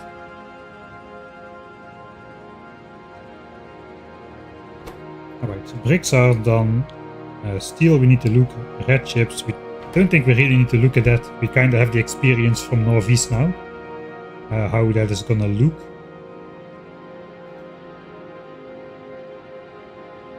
I'm not really sure, still not sure I'm gonna go for the inserter hand size bonuses, so it's all a boy.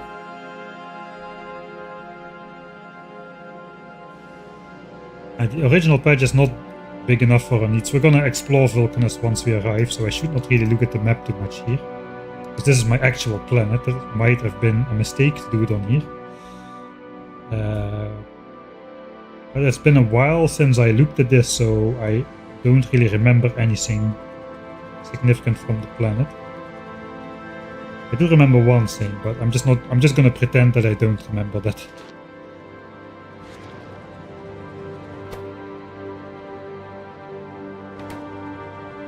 Alright, EM plants. We still have rare EM plants on the ship, I think. So all of the module stuff can be done in here. Red chip stuff can be done in here. It's not going to be too much. Makes 0.32 module a second.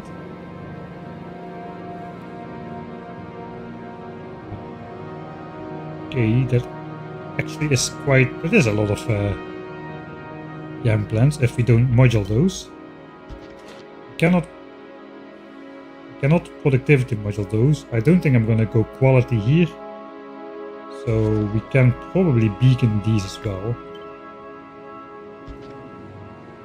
5 chips a second. I think it's a decent idea to just use one row of beacons so we have plenty of space for insertions and outsertions on the other side. Let's keep it simple. Excel says we need less than 450. Less than 450 per minute. That's 440 something. 7.5 a second. This does 1.5. Just 5 or 6 of those things. You can make it even faster.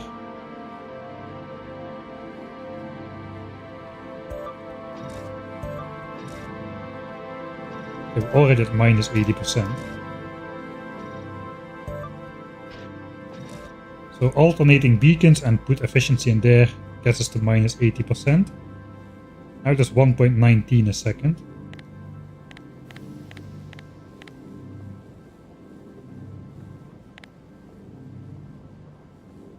So we need 7 of those.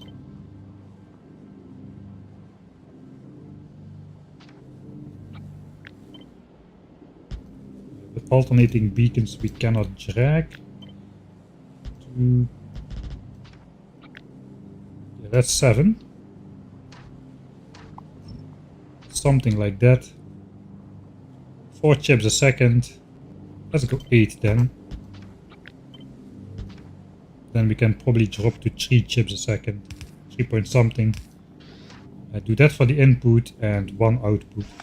So basically 1 line. In terms of quantity of inserters, 1 line of inputs. And then the output is this. A rare inserter does 1.34 and it produces 1.2. So that is going to be good enough.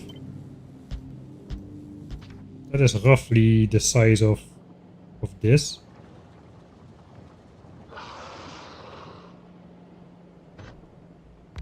Let's also do the furnaces then.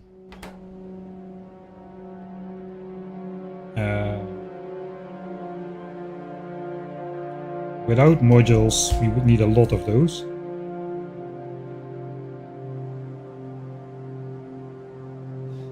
"32 furnace assemblers, really? That's a lot. If we just put some... It's better to just take 1 beacon and put speed in there. That is a way higher speed than just putting the modules in there directly. Look at this, crafting speed 2.35 and this guy has 3.38. So that's double the bonus basically, almost.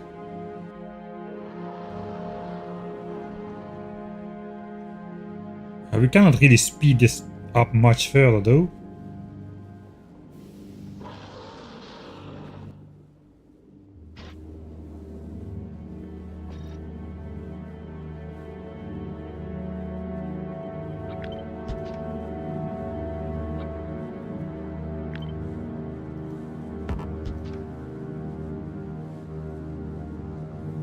And that's a nice speed.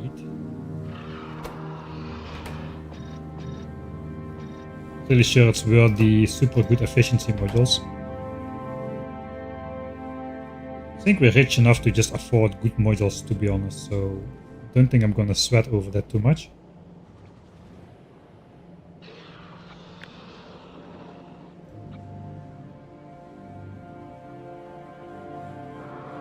Alright, that makes 0.74 a second.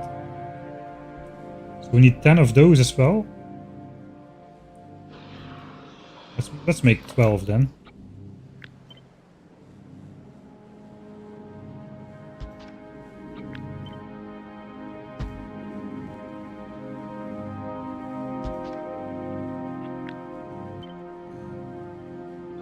If we use the same beacon configuration as this, I'll probably just put it against the back here.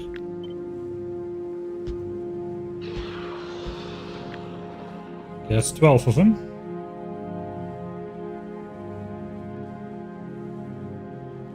Yeah, it's the same beacon configuration, so yes.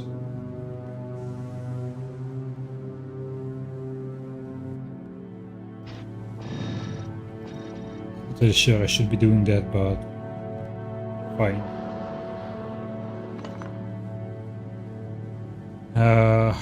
This is way too much stuff to input though. Alright, I think let's not go too far on that. We can just maybe the best solution for these furnaces is just use the quality assemblers. Are not that expensive. I mean, quality EM plants and quality foundries are pretty expensive. And if you need the productivity on the science spec, you want fewer assemblers as well. But if you just want to make furnaces which don't take productivity, I think the best solution is just to do this. Divided by 0.24. Okay, we need 32 of those things. Fine, 32 assemblers. That's not a lot of assemblers.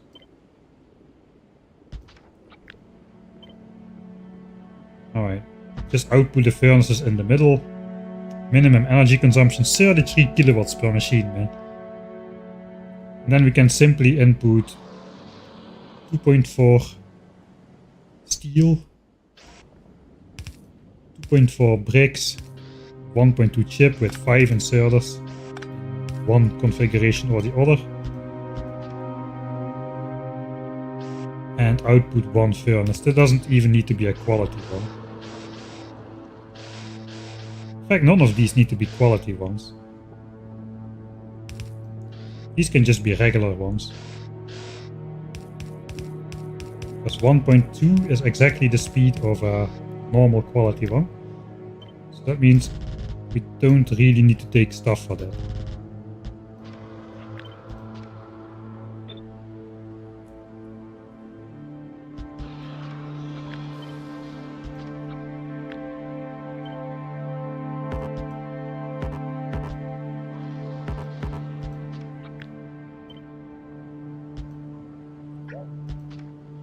Alright. I mean, it's a big setup, but it's very power efficient. It's less than a megawatt of power, I think.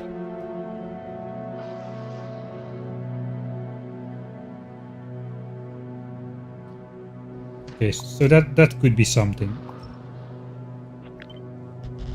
A bunch of furnaces, same story. Furnaces are not that expensive, so we'll just whatever we need for that. How much do we need for that? Approximately 32 times 2.4.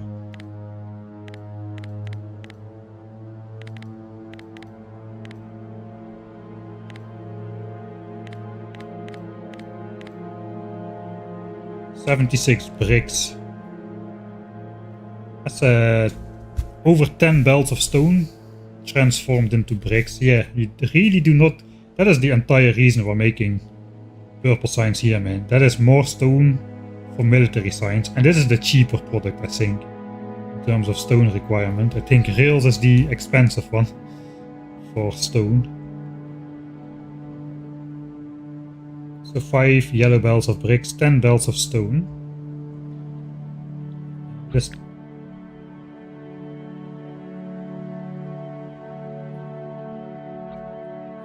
how it was again.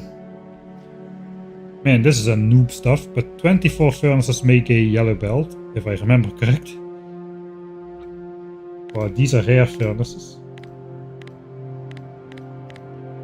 So we'll need 15 per yellow belt. Okay, that's easy. That means we need 30 for a red belt.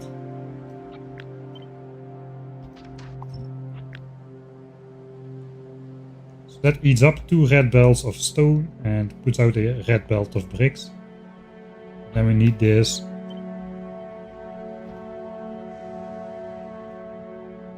I'm putting that in demolisher territory. I gotta be a bit careful.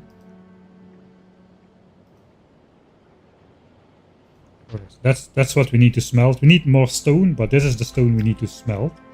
So that's less than 100 furnaces. Okay, we're getting the shopping list then. We need like 100 furnaces would be a good amount to take. We only need furnaces to smelt stone, the rest is just molten stuff.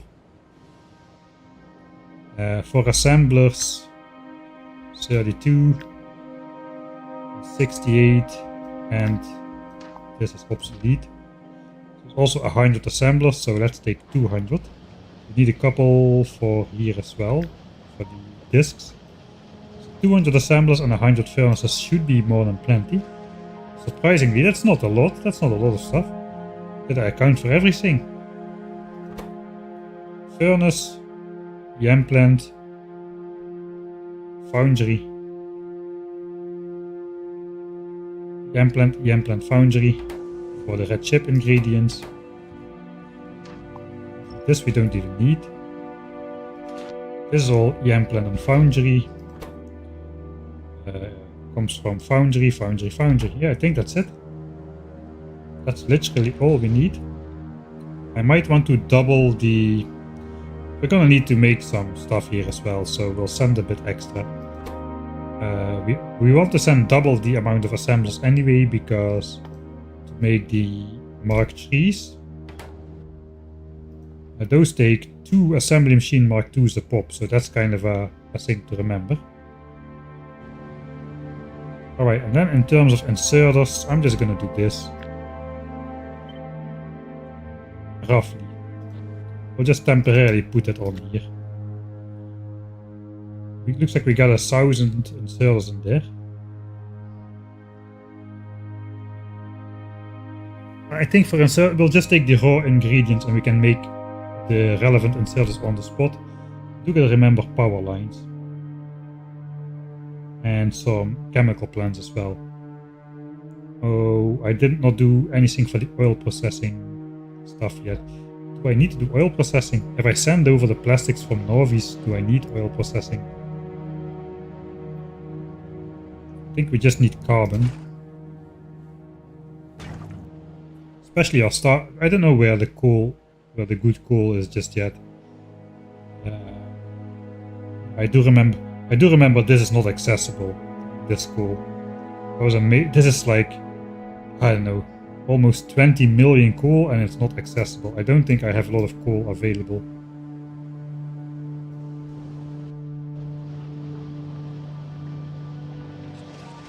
Alright. Kind of have a rough idea then. Do I save this? I think I'll save this. DA. Why not? Alright, back to the real thing then. I'm gonna read through chat a bit because I've been ignoring you for a bit. I'm not sure if I have the research for nuclear power. I think I do. Yeah, I did research nuclear power already. That was just a test, an editor world, which I made quite a while ago. So it has mostly the text state of me at the time there. But nuclear power is in range. How many of those fit on a rocket? 10. But that is not a lot.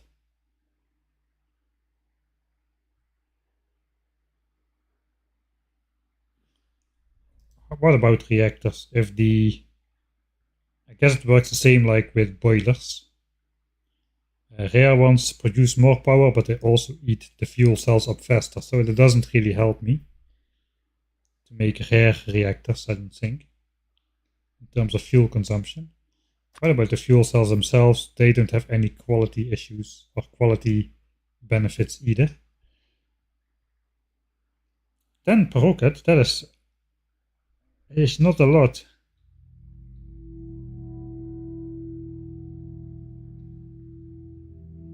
Turbines, just use the sulfuric acid. It kind of seems the way to go, doesn't it? Kind of seems intentional that this is so expensive to send up that it's demotivated. Yeah, I do remember now, you do get the... where's the steam thing? You do get 500 degrees steam out of this, don't you? Yeah, you do get 500 degrees steam out of that. Yeah, we're just getting to that, indeed.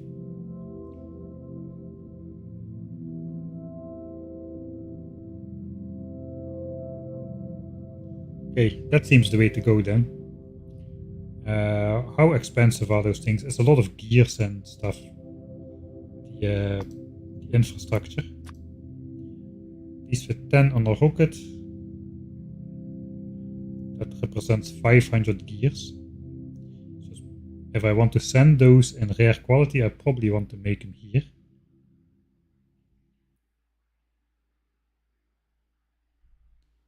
In rare quality, the output 9 megawatts each. It might be worth it to reduce the footprint of the power.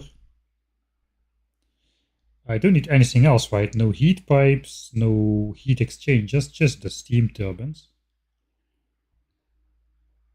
I have no idea what to expect though in terms of power consumption. Here we go again. I mean, purple science is not running here. But this is 300 megawatts. That's a lot of power already. 300 megawatts.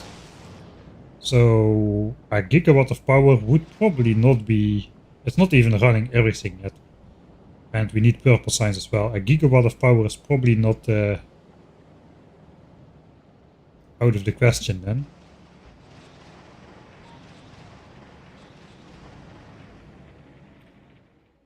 Do we know what size of demolishers can be handled? No. I suspect we can handle smalls for sure, mediums probably already at our tech level as well. But I do know that we cannot handle these guys yet. This is a behemoth demolisher.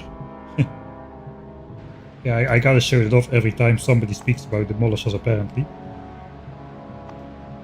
For comparison, this is a big demolisher. This is a behemoth demolisher. Pretty chunky boys, and this is a small one. Those are the ones we are scared of right now. I'm not sure we're gonna actually encounter those though. Those guys seem so far out compared to big ones. We can fight them for fun, I suppose. Yeah, 1,000,000 hit points on these guys. And of course they're a bit faster and a bit more range with their explosion stuff. I don't know, we'll see how it goes. Alright, what did I come back for in that save anyway for power? A gigawatt of power. I think we want to make the rare steam turbines then. I mean, we have the resources. Let's select it here. So that's basically 10 megawatts or something. There's 100 of those. 100 of those is 5,000 gears, 5,000 copper. Can do 120 to get over the gigawatt threshold. 6,000 copper, 6,000 gears. And 2,400 pipes. I think we're making pipes in here. Let's make the steam turbines first then. Making pipes somewhere. That's steel. Here's pipes. So again, I probably just want to cherry pick the good ones out of there for now.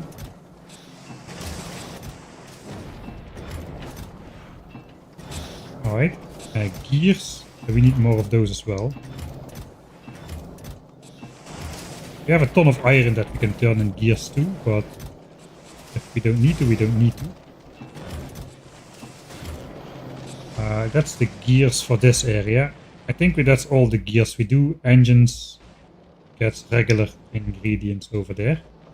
So that's basically all we have right now. We'll get us a decent chunk of the way there. Doesn't though. Oh, it does. Alright, it does. That's 5k gears. Did I say 6k gears? That's amazing. 6k gears, 2,400 pipes. How far are we with the pipes? Okay, we need a couple more pipes, but that is entirely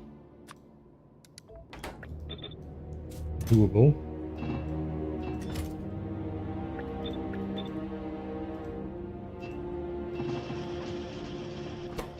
And then 6k copper, that's gonna be easy.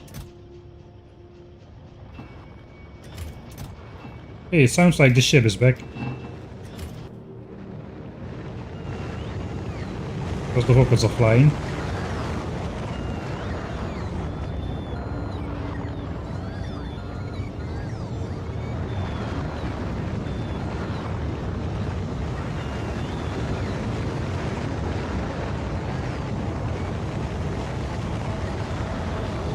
Chemical plants, that's probably pretty loud with the silos. Chemical plants, 200 megawatts per chemical plant. That's pretty good. Another square. I already did this before. So I assumed, I guess, yeah, not everybody's watching the entire stream, of course.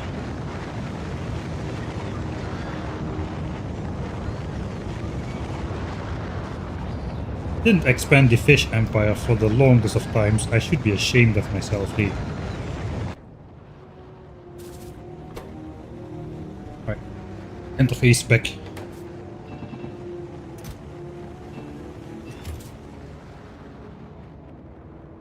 Alright, so that is what we need. Pipes. Copper. We're gonna be hand feeding again, of course. Sure, a stack of pipes, and that means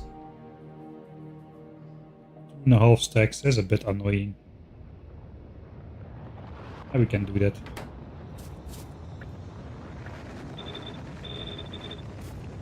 $24 is a good number. And 6k gears. Right.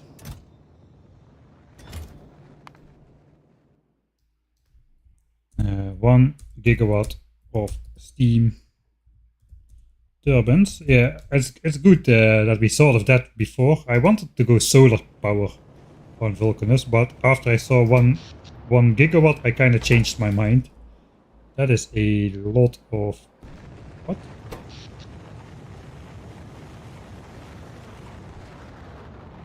We're adding steam power, I suppose. Yeah, that's a lot of solar panels. I don't have a lot of space on Vulcanus, especially with the cliffs. Probably easier to do this, probably better to do this. Right, hand feeding time. Everybody's favorite segment of the stream.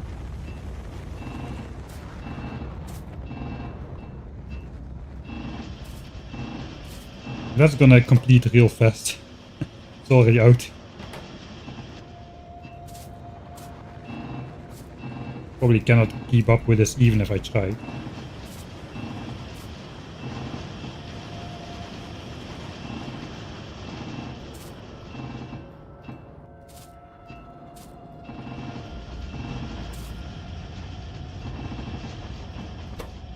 Alright. That's a gigawatt of power. Whoa, that's a new sound.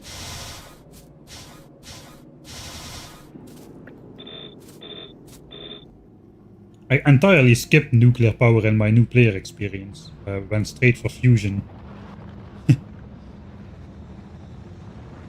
So that's new for me. Alright, 120 times 5.82 times 1.6, I presume.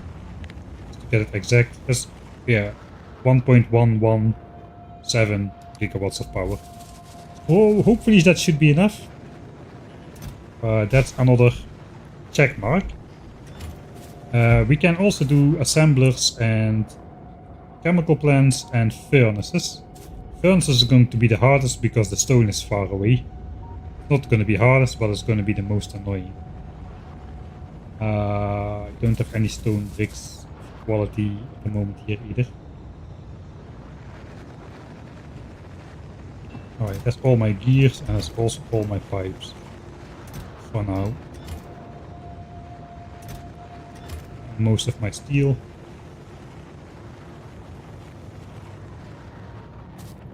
There is no really like good way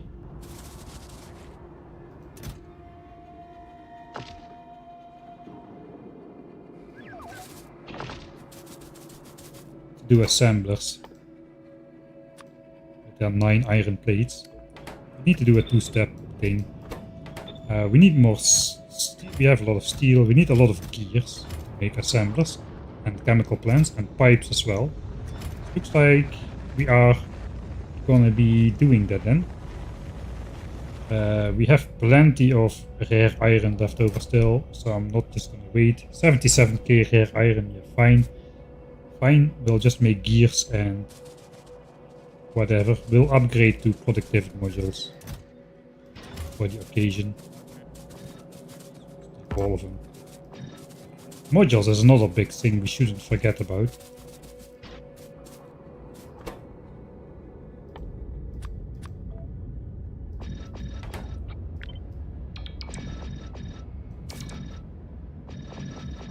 Pipes cannot be productivity modules. So those can just be made into regular assemblers. We need pipes, not that many, but we do need some pipes for the chemical plants. So let's just throw...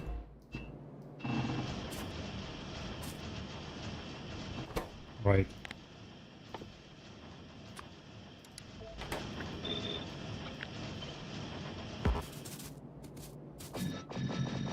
Do have enough modules to just upgrade all of them.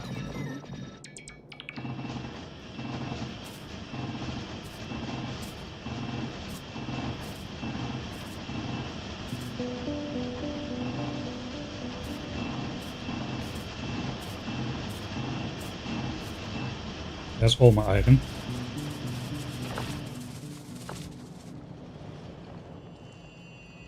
Super faster than Johnny's now. Oh, didn't shoot anything. Grab some from here.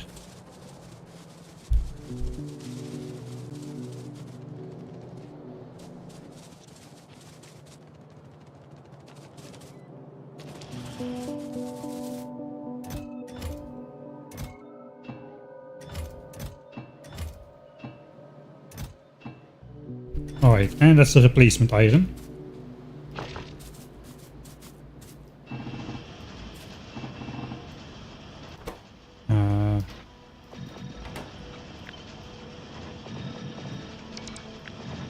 Okay, that's also reset the recipe. I think I can just walk up and all the stuff pops in my inventory. There we go. And we got back the modules.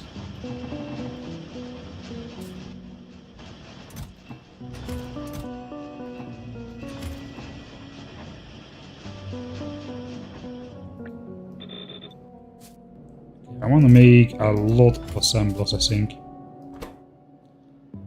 9, 5 and 3. I need to keep at least half of the gears for the Mark II assemblers.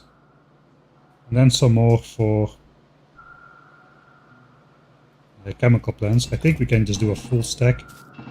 Just keep adding stuff until all goes. Keep adding iron until all of that is done.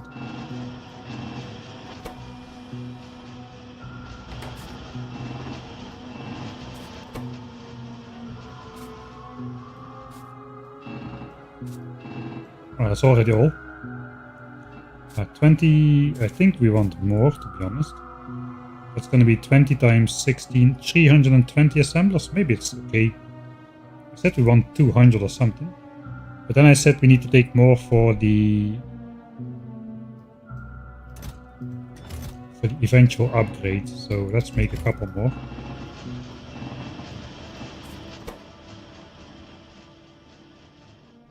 That's probably plenty.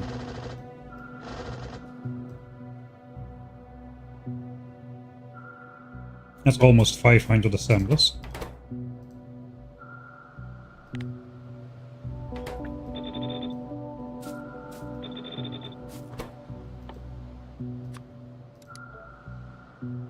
Do we do 500 assemblers? Just 500 in general?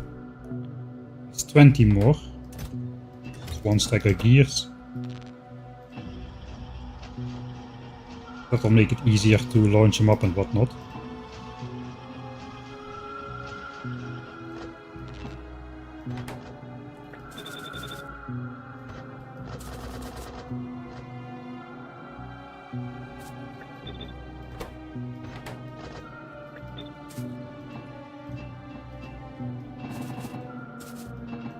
We might need more gears for this. Still have the rest of the stuff. We don't need iron.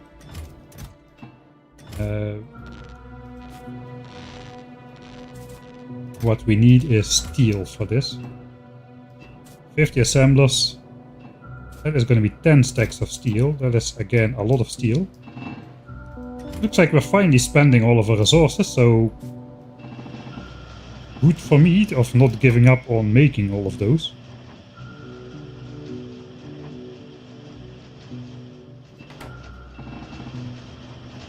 Oh, we're close to having enough gears, I think. Just don't have enough to make the chemical plants.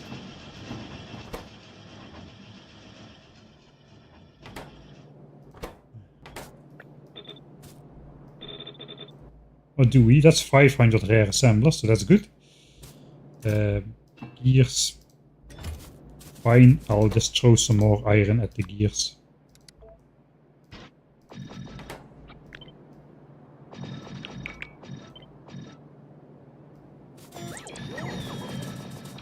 Let's just throw one chest of iron at the gears again. Want those anyway.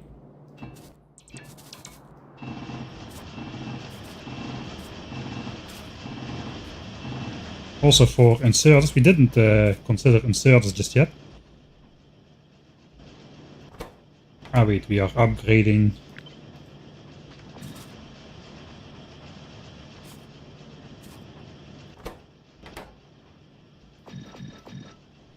Stuff again, so let's throw it in the trash slots so we don't accidentally upgrade stuff which should not be upgraded.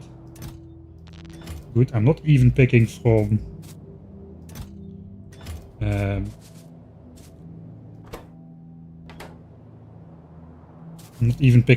a random chest this time.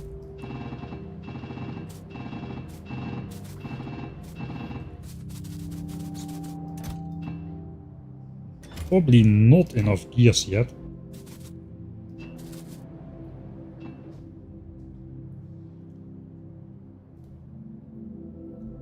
One sec.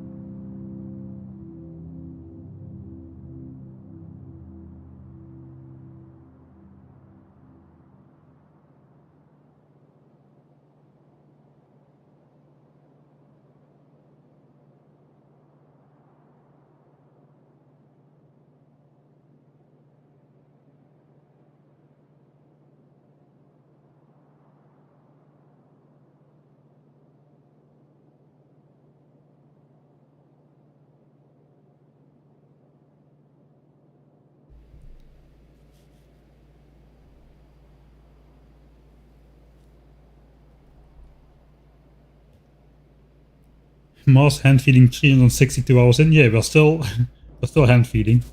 It's quality stuff though, so I feel it's justified. And if it was not quality stuff, I would make up a different excuse to say it was justified.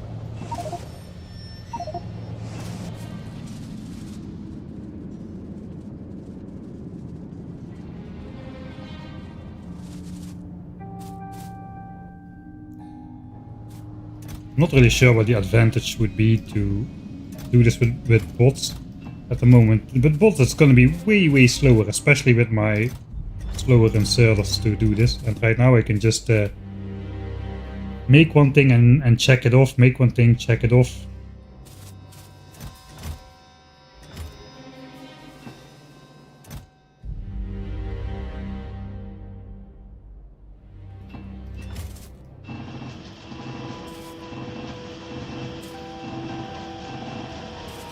Alright, chemical plants. Don't exactly know how many we need. I don't think it's going to be that many. We have a couple ones. We can make 20 per assembly machine. It's 5, 5, 5, and 5. 100. 10 on a rocket. I guess 100 is gonna be already overkill. Chemical plants are not used that much.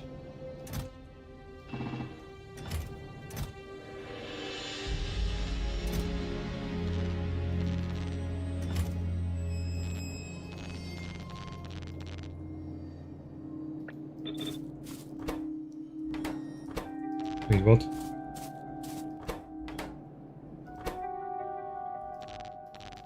Right. Small hand-feeding mistake.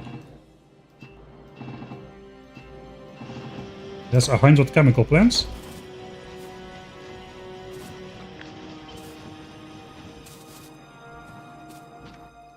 That's all my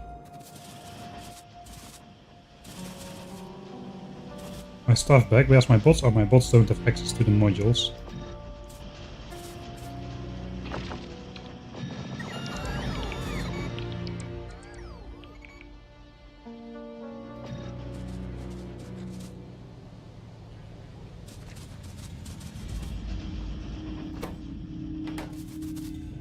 Fine.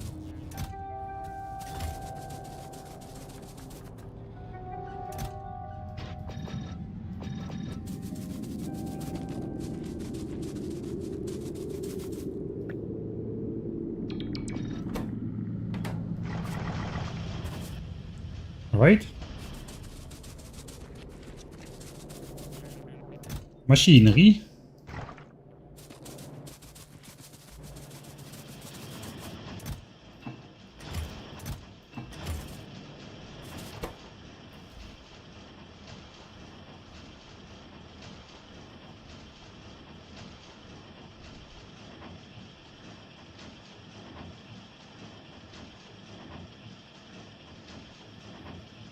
%46% coverage. Yeah, that not really go up that much. Yeah, did it? I did not even research something else in between. Maybe we have enough yellow signs to go for bot speed. 128k. I think we're still not there yet. Let's check how much yellow signs we're actually making. Yeah, about 4. Yeah, about 4 something. I designed it for 450 SPM. And then just slightly overbuilt the number of assemblers. So we're doing 470, that's quite good. And this is basically our stash of bot frames, which we started producing slightly earlier. So we were doing 600 SPM, but now we are down to the true number of signs per minute we are doing. I wonder if blue chips are actually going up or down now. 5.2k, it was 6 point something k before. I'm not sure we are overproducing enough blue chips. We might have to stop producing yellow signs for a bit. So we can actually produce enough chips for the rockets as well. From the temporary setup over there. Still loading up for Vulcanus at a point.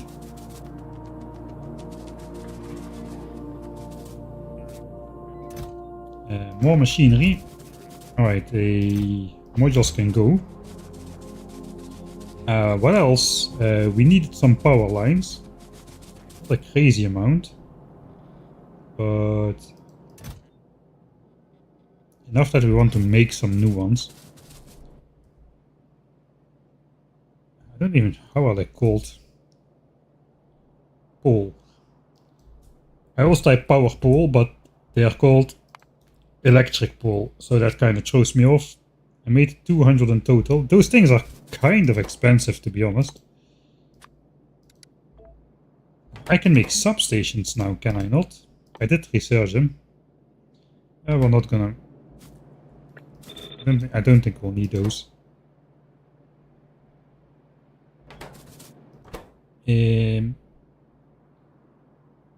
Just 2 steel a pop. A stack of steel will make 50. Sure, we're spending. There's 200. Oh, there's all my steel though, for now. So maybe we'll go a bit more careful. We need to match it with 4 sticks and 2 copper cable.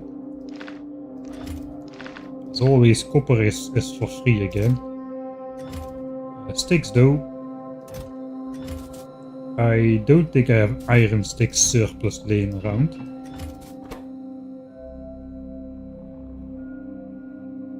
$400, 1600 iron sticks, right? I'm usually off by a factor of 2 whenever I do this. So I'm probably gonna be like that again. That seems like way too much, dude.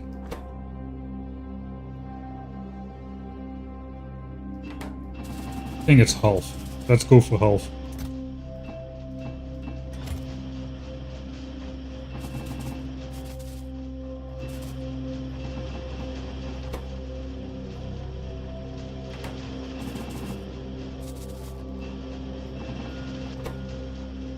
Still not sure if I have the right amount.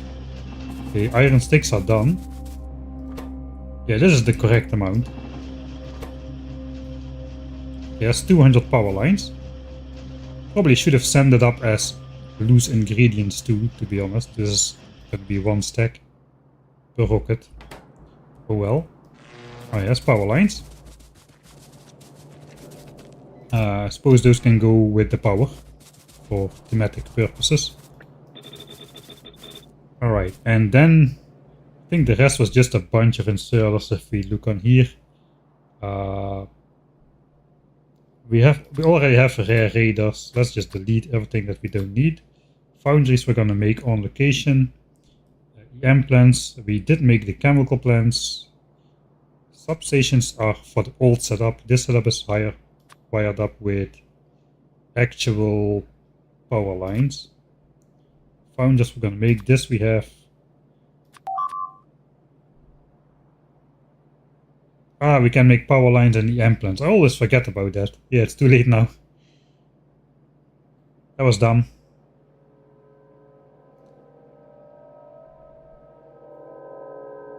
I'm just gonna manually delete these machines and beacons here, because that is the old setup. We don't really need that.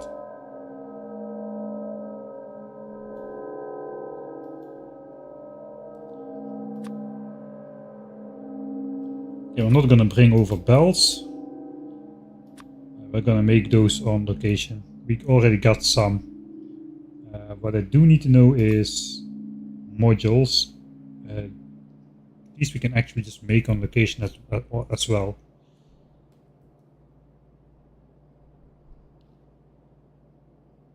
We do have some splitters there as well. Wooden power lines, I don't even remember.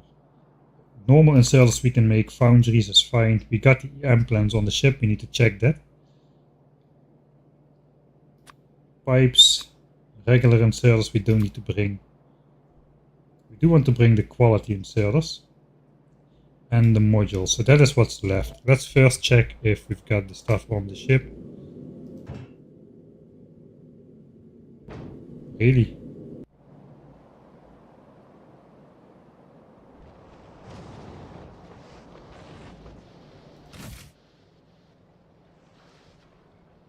Ah, right. We are still forcing this down. I need to delete this. The ship went one more time. I suppose that's good, then it's definitely not gonna escape this time. We got 20 rare ones up here and a bunch of uncommons, so we'll be fine with those. It was a mistake to send up all the common ones. But it's alright. That might also explain why my blue chips are going down so fast, because we are hauling in way more calcite than we need. Right.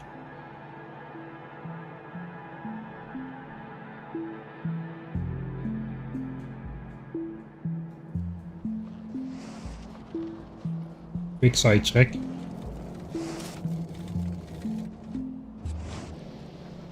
Right, we are still consuming all iron from space. Not stashing it. Iron is full, so I think we're in the clear with the iron production there. Alright, so I'm gonna want that blueprint on the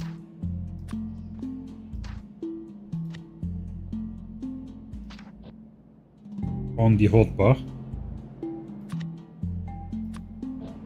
This is a temporary.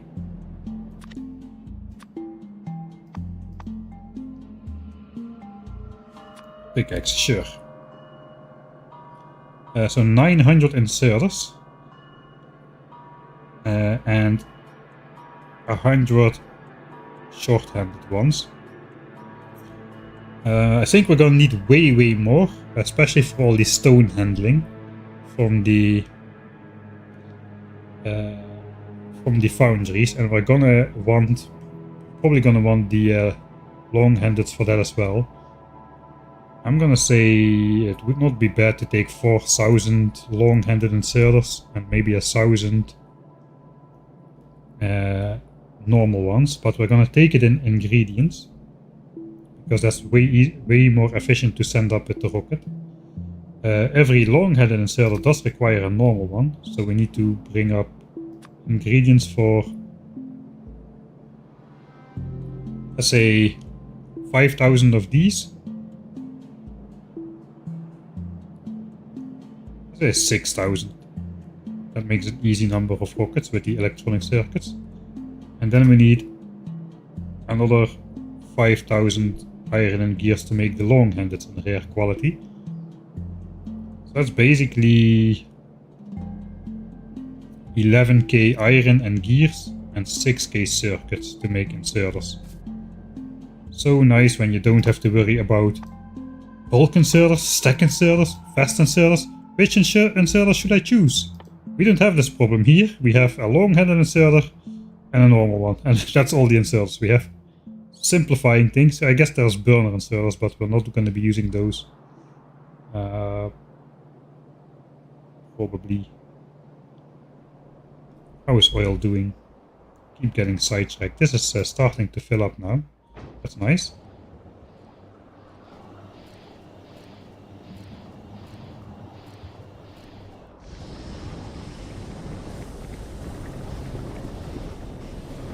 I already think we're not at max production. Looks like the pumps cannot really process this amount of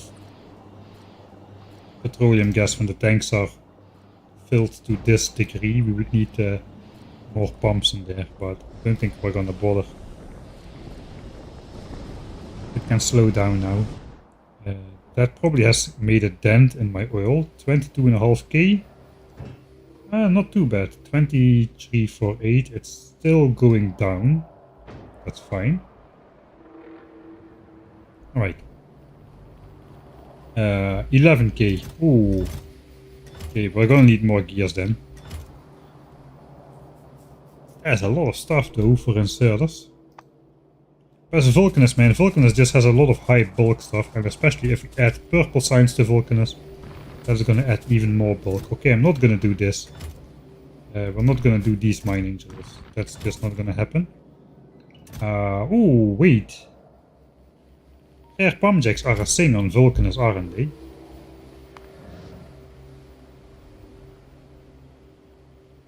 I will probably want to bring some of those.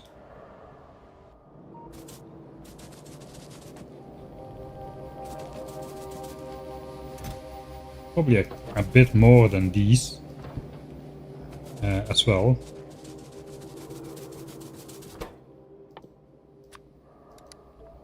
These are not super expensive, but also not super cheap. 100 pump jacks, I have 20 now. 4 stacks of steel, that's all the steel. I think we're gonna do that. Is that too many? How much do we realistically need? All we need to do in Vulcanus is sulfuric acid, right? So we got 1, 2, 3, 4, 5, 6, 7, 8, 9 spots. Does this run out?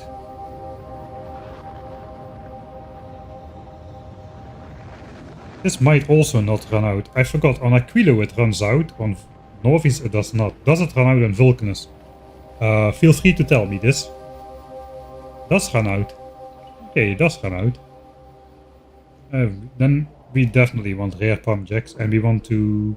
That means we'll get back the pump jacks. We would have gotten them back anyway, because once it's minimized... How many spots is this approximately? 1, 2, 3, 4, 5, 10, 20, 40. It runs out at 2%. Okay, it does. That means it does. We can replace them with minimum production pump jack. So it runs out to 20% of starting value. Okay. I do remember the yields get quite insane further out. It is like 70,000%.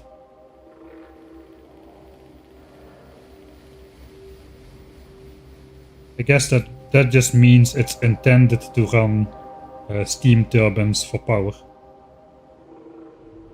I'm not sure what the... Alright. Is that a crazy high amount or what? These things eat up 100 fluid a second times 120. That's 12,000 fluid a second, which is 1200 sulfuric acid a second. So that's not too crazy, I would say. I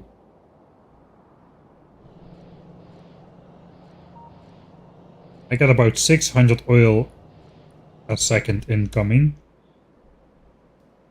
and that is not from very rich oil patches. Definitely not 77,000% combined. No way. I think one of those rich patches is going to be plenty. Once something like this runs to minimum.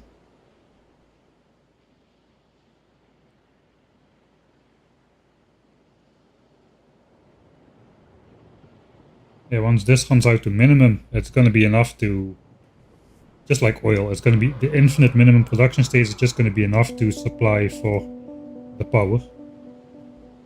And if we hook up 2 of those patches, then we also have enough for everything else. So looks like maybe 40 rare pump jacks is more than enough. Let's not go overboard. We can make regular pump jacks once it runs out, because then the advantage of using rare pump jacks is gone. They don't mine faster, it only advantages the resource drain. We might not even, if the infinite minimum production state is enough anyway, do we even need rare pump jacks? I guess it's just for, it's just as a statement, right? Alright, we'll bring 40 then. What is 10? Gears? And pipes.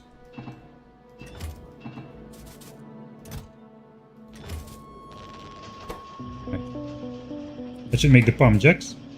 I think we got some work to do making even more gears, because we're gonna need 11,000 gears for all the inserters. It's slightly more expensive than I expected, I'm not gonna lie.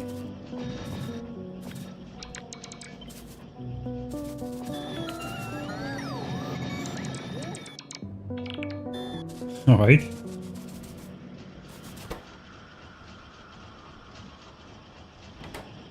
Guess we'll go full.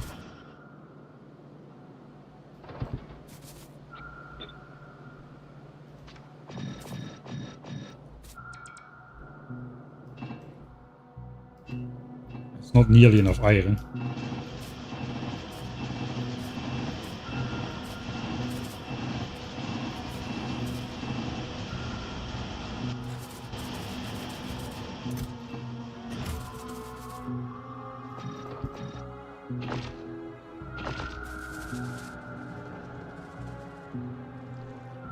Are we gonna run out of iron?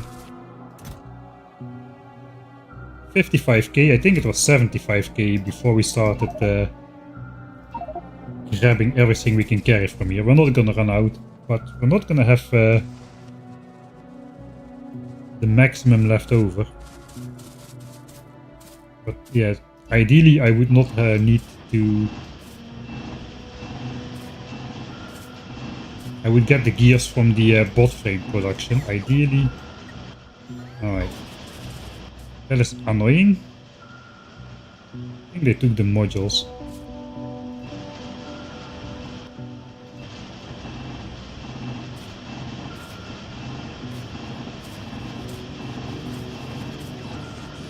Get away from me, bots. You shall never have my stuff. Okay, we need another iron run. 11k iron as well.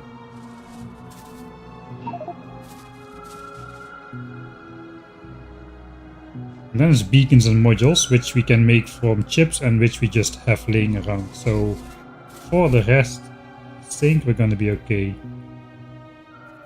Fine, take my stuff then if you must. But you not will be have my...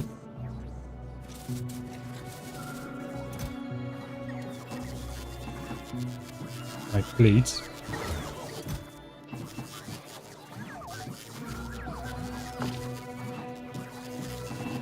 Alright. 11k iron, we need 11k gears.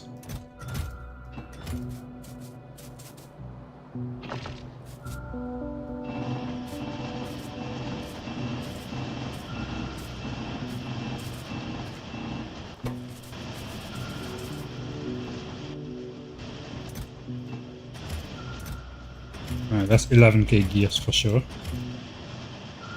9.6. That's 11k gears.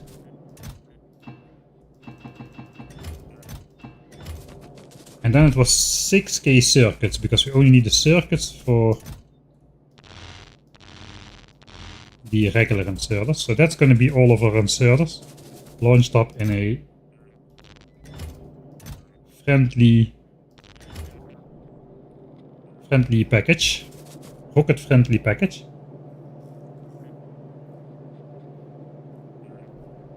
Yeah, steam turbines, we already had it. Stream still going. Yeah, what time is it now? It's almost 12 o'clock. I did have a late start. 50% on Coverix enrichment. Let's empty this. I should the bot stole my modules. I'll grab those back.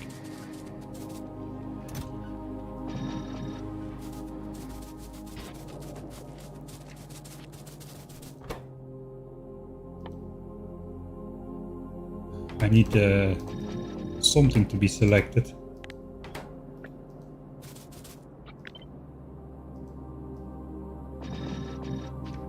It's not gonna explode my inventory if I do this, because it's empty.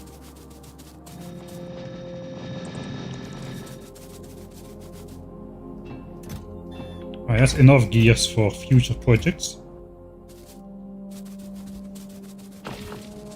Let's grab some more iron as well to have in stock. Good, the more I pick up from this area, the less I need to move later on.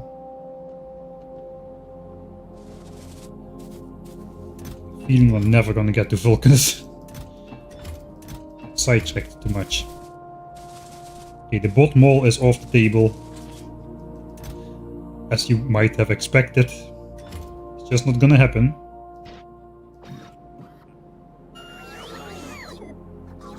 Alright then. What else is on there? Now we've got the inserters taken care of. These are on the ship. It's just modules. These are just the modules for the local science pack. And the... Actually, no, it's not true. These are the beacons for purple science. The modules for purple science are in there as well, theoretically. Oh, I deleted the foundries. That messes with the module count. Okay, that's not good. If I do this, yeah, now 40 efficiency modules come back in there. Oh, that's not good. And I saved it as well, so looks like I cannot really bring that back.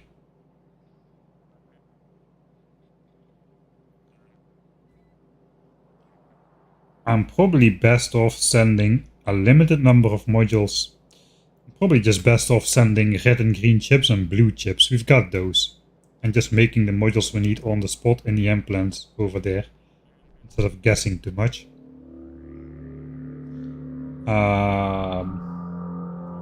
Total module count. Great question. It doesn't really matter which type of module then. Let's say 200 modules for the Vulcan science pack. And 300 for purple science is 500. If I take stuff for making 1000 modules, I think we should be good. That's 4000 Mark 1 modules though, which is 20,000 chips. I think we should have enough. I definitely will need these modules on Norvis later. So it's kind of useless to send those up and then make new ones here. We can simply do this. Maybe we can do the first quality run, I suppose, with the fast armor.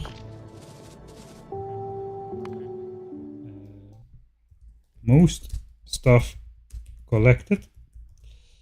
Let's actually, we'll put the beacons in there as well. We will send the beacons up there. Beacons were still on here. It's 100 beacons. We will probably need some more. How many beacons go on a rocket? 20? That's not great. 20. This goes by 1000. Only steel is fairly limited.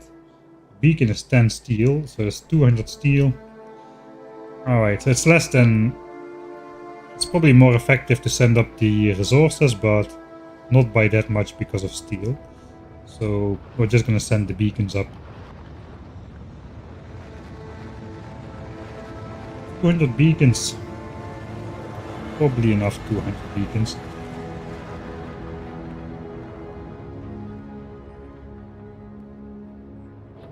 I don't have the entirety of the Vulcan science setup, do I?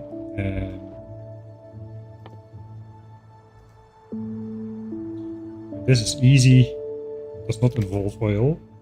This does not involve oil. This involves... Okay, this does not involve oil either. All that involves oil is making rocket fuel, I suppose, to send it back. Wait, do you not need any simple coal liquefaction at all? Just for the rocket fuel? I guess for plastics and stuff, but we're going to be importing plastics. So... yeah. Looks like we're going to be okay. Furnaces, I forgot about furnaces. Maybe I need to make a checklist. Okay, we still need furnaces. Forgot how many we needed. 15 for a red belt. 30 for a red belt. 60, 75. We needed 75, so it's 100 furnaces. We still need the modules stuff.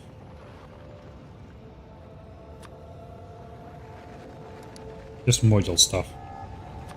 Beacons we're gonna grab right now. 200, let's go. 300 beacons. It's easy to make more beacons on Norvis. So I'll go 300.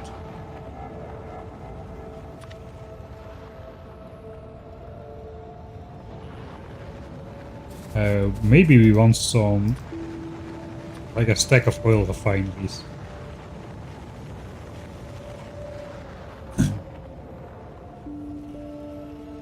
Then on a rocket, just to do the coal liquefaction stuff. We need to make rocket fuel as well.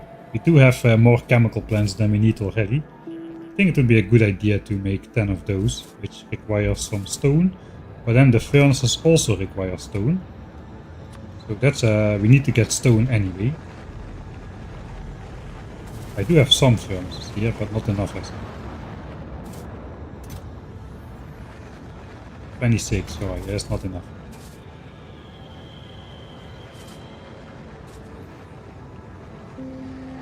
I wonder how long my space science is actually still gonna last. I don't think I have enough space science to keep feeding out. Maybe I do. 200k left over. With productive, that is probably exactly not gonna be enough to research this technology fully. But that's gonna be close enough.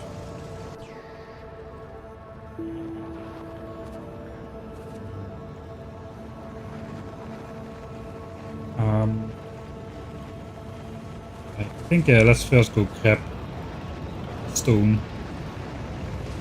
I thought I overdid it with collecting rare stone in the early game, but maybe I didn't. Maybe I didn't.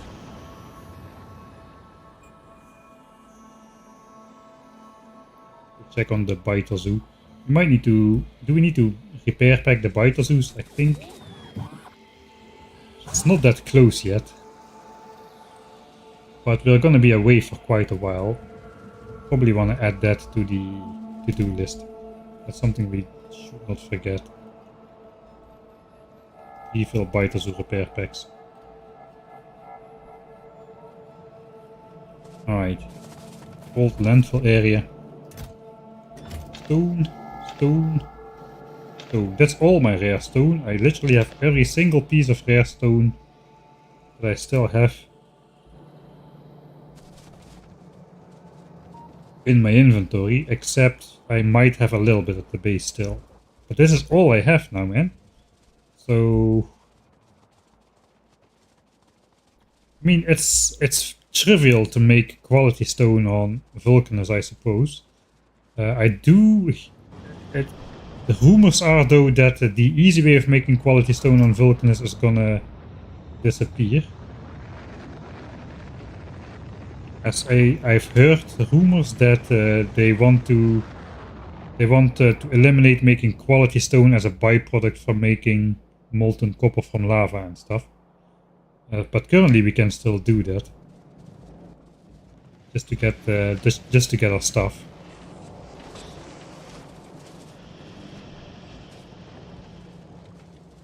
Alright. So I probably want to smelt that with productivity as well.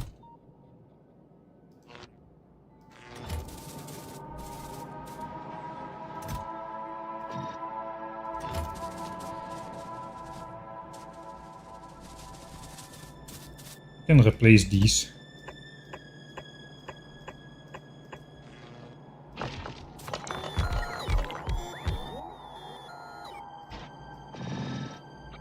Why not? Furnaces in the hand feeding area. I don't think I have a use for rare stone other than rare stone bricks.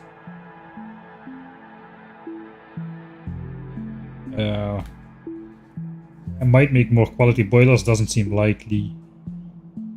Landfill, I know that's like an ingredient in some stuff, but it doesn't seem likely I'll make that over here.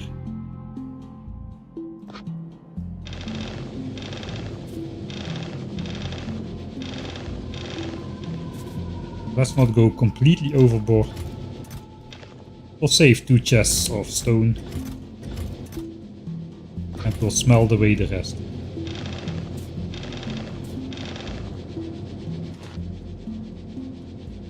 And then we'll hope that that is enough bricks for all that we need.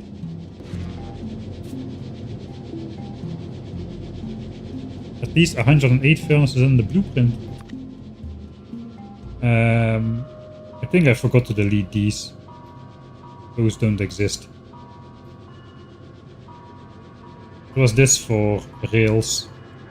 Sorry, for electric furnaces, I think. So I got a little bit of a safety margin there. I don't think there's anything else to do with furnaces.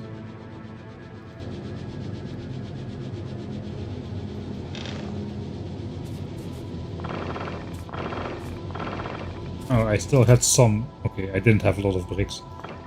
Right, so how many... What do I actually need to make furnaces?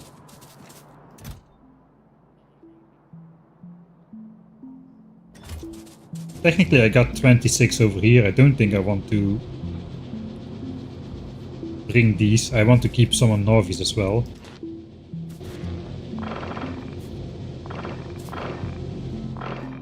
Alright, that's all. Everything is done. Let's keep it, because I don't know if I'll need more.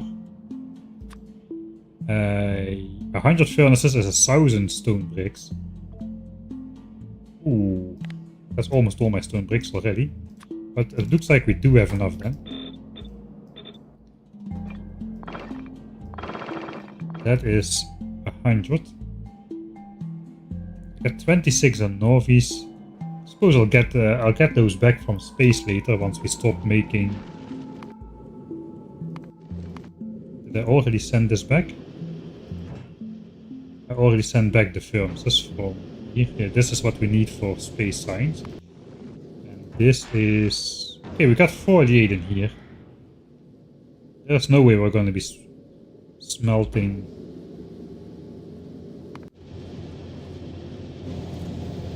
that we do need to keep 8 for doubling space science later on. I could send back those 40.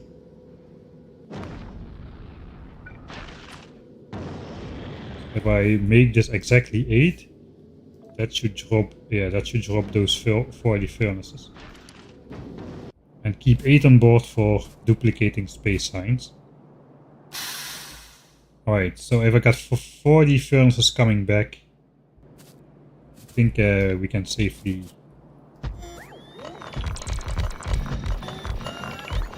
put this back. I'll keep 1 stack on Novice then. Okay, I'm gonna min-max this a bit.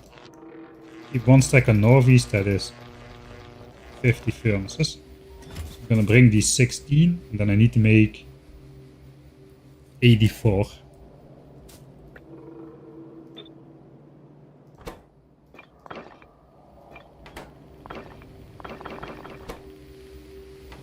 Something like that.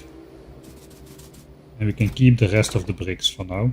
We do need to make some oil refineries as well. That's going to be another stack of bricks. I'm going to make 20. Maybe I'll make 20.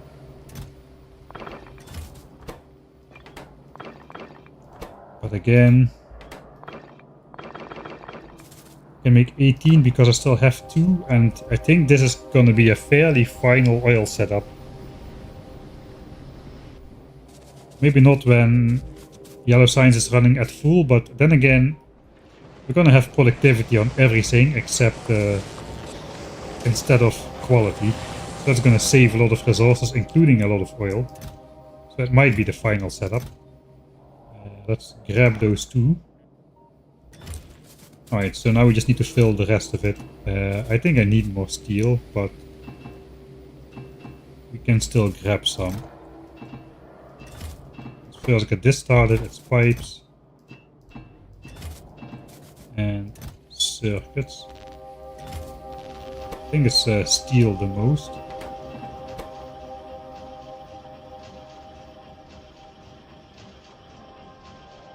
That's probably not right. Let's do this. Okay. We need more steel for the furnaces. Let's see if we already have some. If not, we're going to have to upcycle some.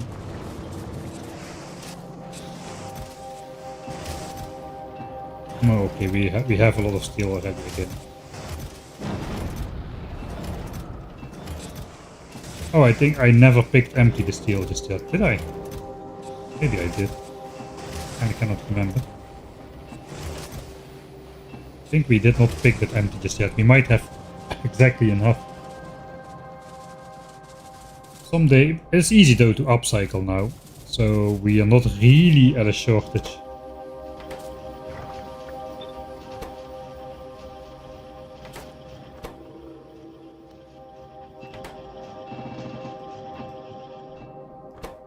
And red chips.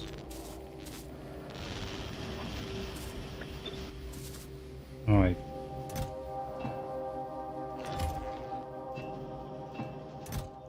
Steel. That's the remaining steel.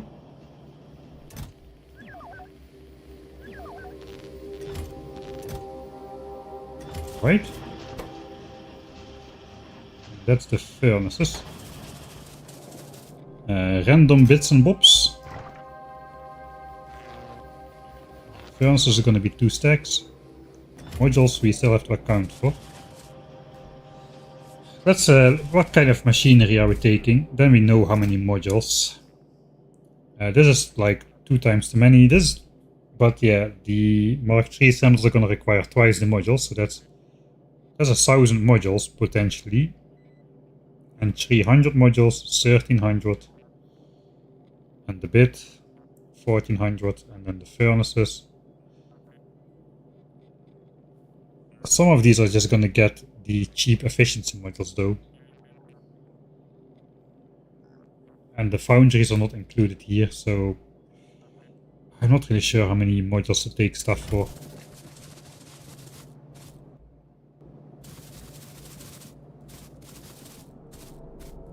It's alright, we can take a trip back to Norvis and just pick up some stuff if we need more.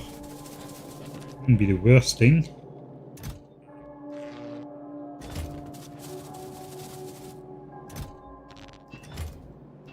Right. So that takes off the furnaces. So there's oil refineries which were not on the list. Beacons are off, assemblers are off.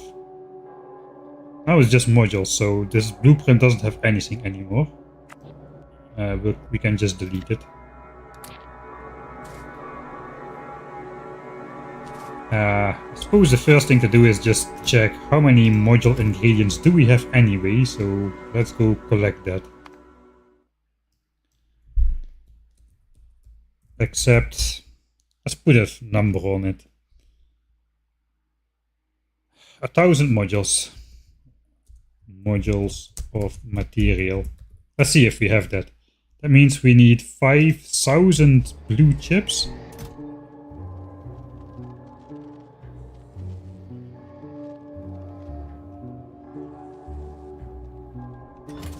Might be a tall order. I think we're gonna do a lot of running now.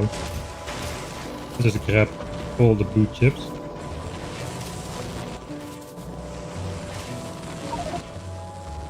There's a lot of blue chips. I don't have a chest yet for blue chips, do I? What do I? Maybe here. That's all lower quality ones. We are mainly interested in the good quality ones because we like to take it. We like to take it easy.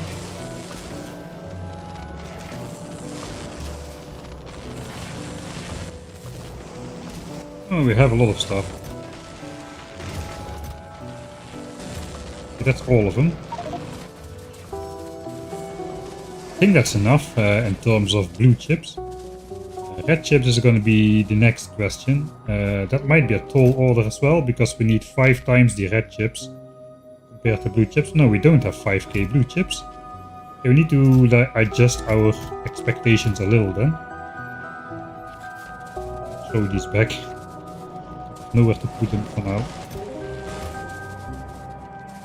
Let's go 3k then. That's a nice number, because they launch up at 300 a pop. I do have some on board still, actually. Pretty sure.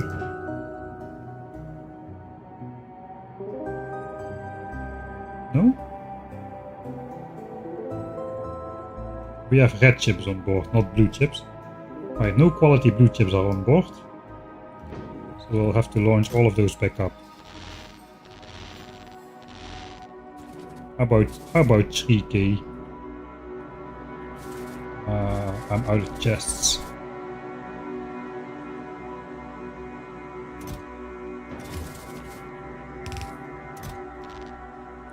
Alright, so if we make Mark II modules, every blue chip needs to be met up with a red chip. But we also need 20 more red chips to make the speed modules, except we're gonna get productivity on those. I forgot about that. We're also gonna get productivity on the modules themselves. I forgot about that as well. Thanks CPTGF for the Prime subscription. Sorry I missed that.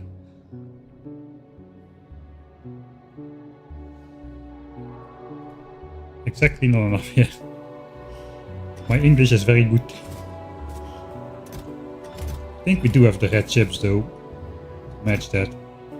So we need 3k directly. Let's pick up some red chips as well. We should not have too many red chips in here.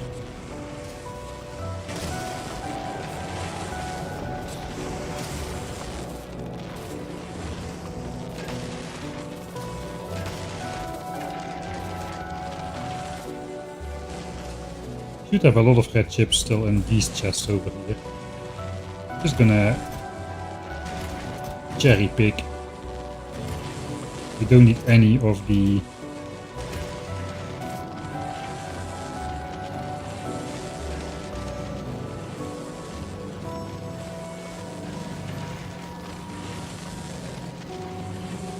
Alright, this chest is getting filled anyway, I see.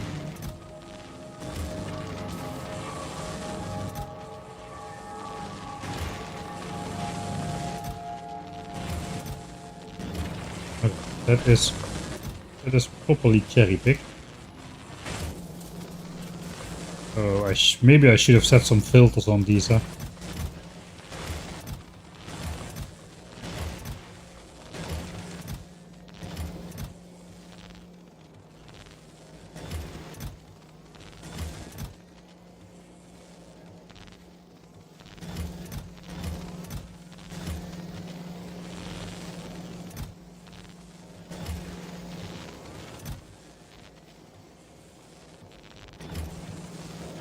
Alright. Sure.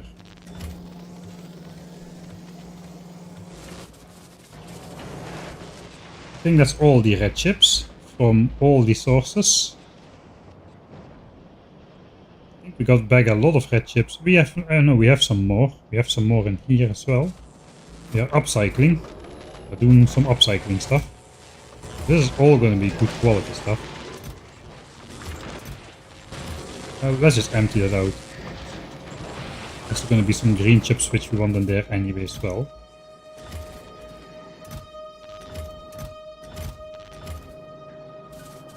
Alright, let's first match this up with 3000 red chips. Then we need another 12 lines of red chips. Which is an entire inventory and plus 4 slots. Ooh, that's a lot.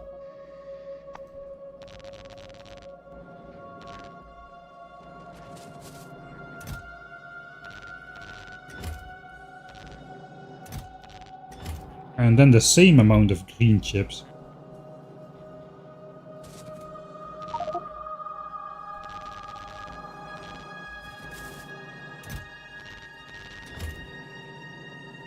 I don't even have a chest available for that.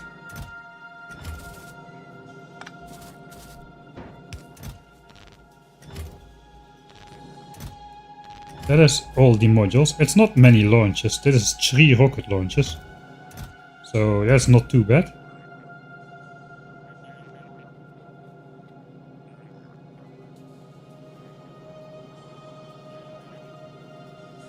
Ah, 6k red chips.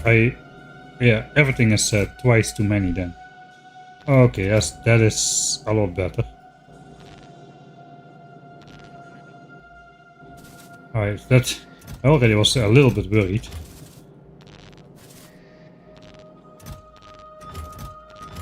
Alright.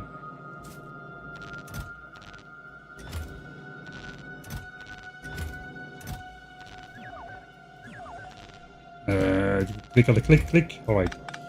That is then the chips. Okay, that is a lot more acceptable.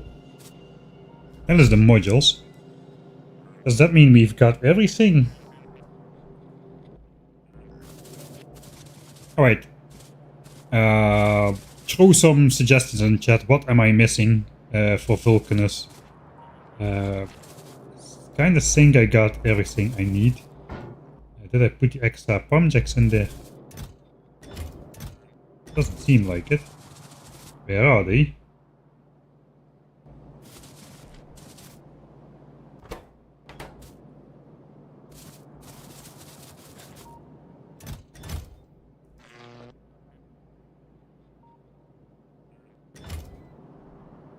Substations. Yeah, we did unlock substations. Power lines, I got those. 400 of them. Only 2/3 of the red and green chips, that's correct. Alright. Forgot about that as well. So maybe we can do more then.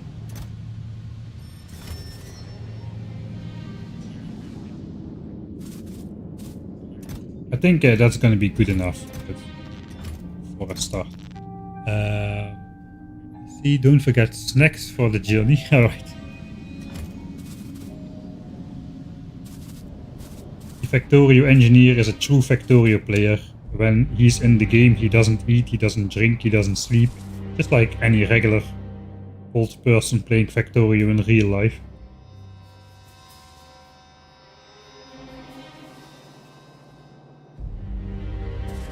Let's see. I lost my palm jacks though. Where the heck are my palm jacks? I think the bot stole them from me, those bastards. Oh. Let's have a try at it. I don't think that's gonna work. Oh, they're in my trash slots. Alright. See, the bots wanted to steal them from me, but they couldn't. Because I decide what goes in my storage chest, not the bots. Alright, we got our palm jacks then. I guess we can go in the bits and bobs kind of thing.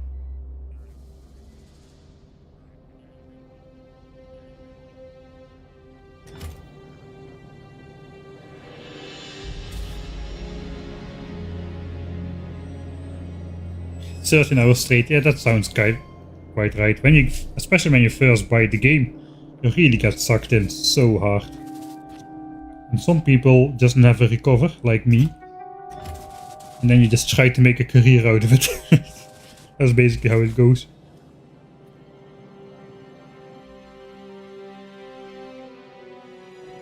Yes, but we have steel on the ship. We have red chips on here as well, I forgot about those. 1, 2... We've got quite a couple on there already. And it would be stupid to send them down, so it would be a nice number. Suppose let's not do that. Let's not give in. So let's say we can launch 2k red chips fewer. Sorry, 2 lines fewer.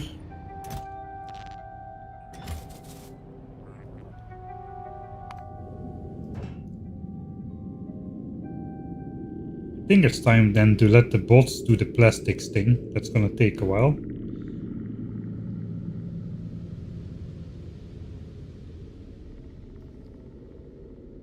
Yeah, we will force drop the calcite again. Once we need to. I hope we can get everything launched before. Yeah, we're already dipping below.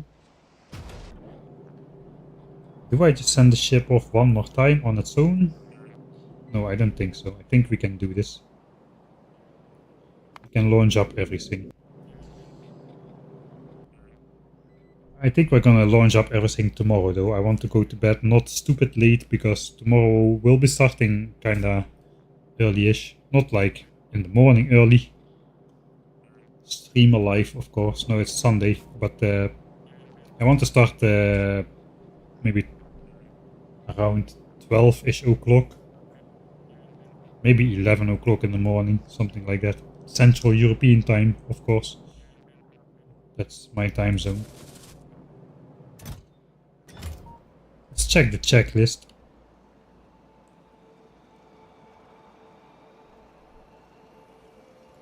This, you know what? I just should give myself a big cross for that one. That's just not gonna happen anytime soon. The bot, the remotely configurable bot mall sounds nice, but you know, who needs that anyway? There's nothing else to do. There's nothing else to do.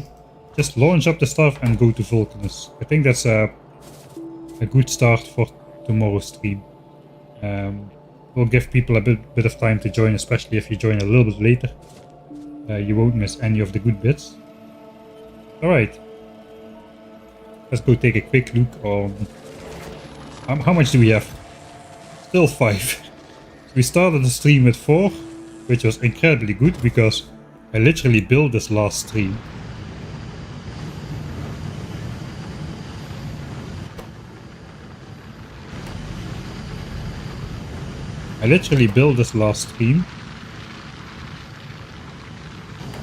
And we got 4 already. And now for the entire stream today we've gotten 1. So maybe it's not gonna be as easy. 31, 138. Sulfuric acid, let's have a check. It should be okay. Yeah, pipes are full. So that's good. I think I'm not gonna take this.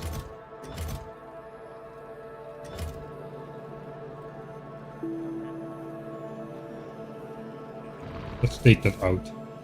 I will forget to take it out if I do that tomorrow.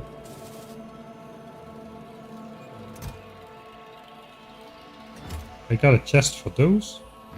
I think. Right, I do.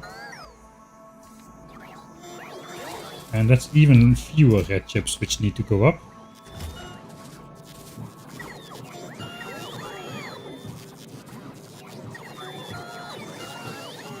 We got steel on board for the chests if we need more quality chests, but we'll see.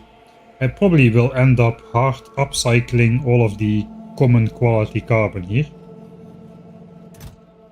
We'll just throw this straight away into a recycler and get only uncommon or rare out of that. And then we'll use the uncommon and rare, which we get to make the tungsten carbide.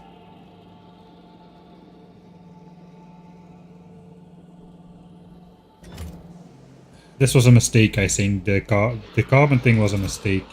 We didn't need that. Not with 1000 times science cost. Oh well. It's the first playthrough, so we kinda gotta do that. Do I give myself a couple of startup modules? I mean, maybe just a bit of productivity. Quality modules.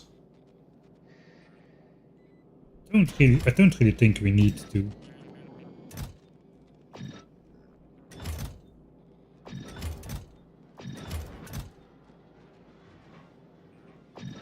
Alright, we're sending up a bit fewer modules than I intended, so I'm gonna bring a couple modules. It's like 5 stacks of modules to compensate for the fewer stuff. Thanks Gasnica P for the 2nd month of subscriptions.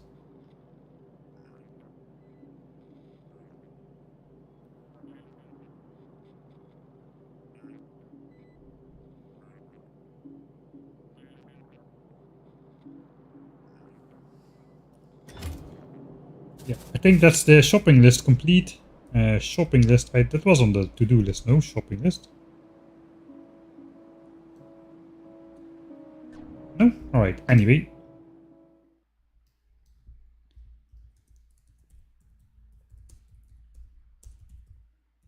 Oh, wait a minute. Do I need bots on Vulcanus? Actually, I don't think I do. For what would we need bots? Maybe... I think I have stuff for 4 rocket silos here, if I remember correct. Let's have a quick look.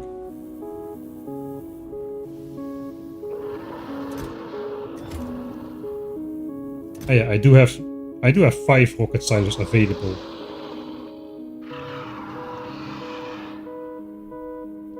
So I can make one for... I can make 2 per science pack and still be okay. I'm not sure how many I need. It should be easy to calculate, right? 1800 SPM. And the rockets, a rocket can launch over 2 rockets a minute, slightly over 2 rockets a minute if you build this configuration. Which means a single rocket silo is going to be able to launch up all the science packs if it can launch continuously. Which it won't, because, well, we can if we do like 4 spaceships or something, that always one is available on Vulcanus. We could do it with a single rocket silo.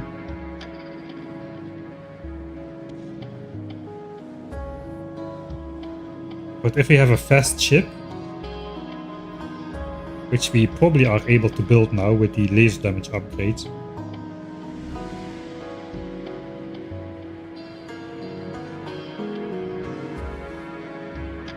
Yeah, I think two ships is going to be okay. If it spends half its time waiting for rockets to be launched and then half of the time flying, dropping and flying back, I think that's realistic. So 2 rocket silos per science pack would be enough. We don't need more rocket silo stuff, I don't think. I think we're just gonna activate the silos. Watch the bots go ham for the outro.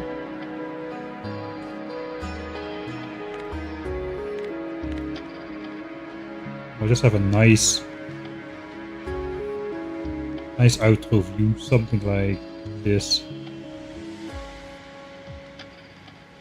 We'll switch off the interface.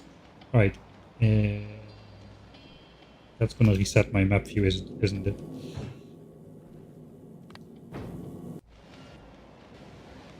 I know, actually standing over here. Alright. So that's gonna be it for today. Hope you enjoyed the stream. It was a good stream. And no connection problems. This wired up stuff is working great. I'm kinda ashamed of myself. Or embarrassed. I'm kinda embarrassed that I didn't try this earlier. Just for a simple barrier of not being able to connect my internet cable directly, I had to buy an adapter. And I just thought, nah, it will not work anyway, but it does, apparently. If it's not a fluke today, that its connection was good, then it is the solution. Right, the bots will be quite busy, 2000 plastics per rocket. And they're only loading 7 rockets actually, so that kinda makes sense.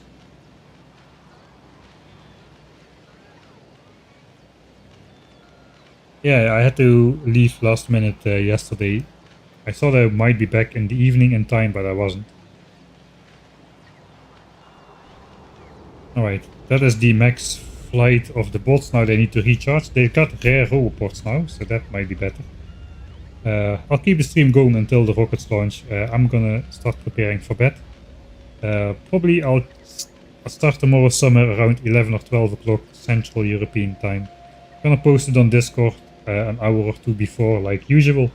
So if you don't want to miss the start of tomorrow's Vulcanus stream, be sure to go to the Discord and get pinged. Or like do it on YouTube. YouTube always also gets the stream scheduled a little bit before.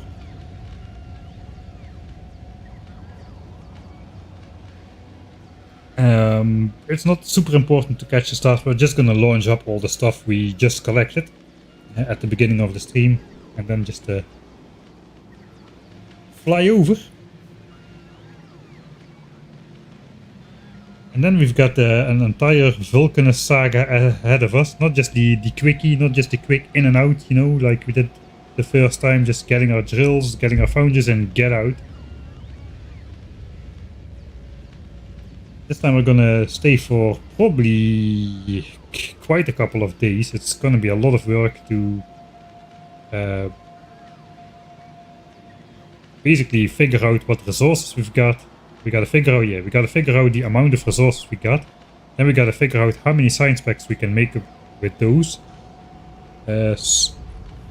Given the demolishers we can take on.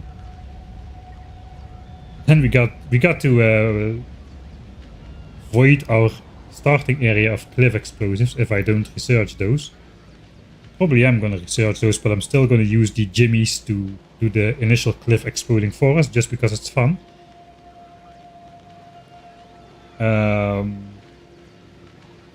Then we gotta mine all the resources. We gotta make the mining drills, the foundry still. With the rare quality stuff we've got. And the bots are taking their sweet time.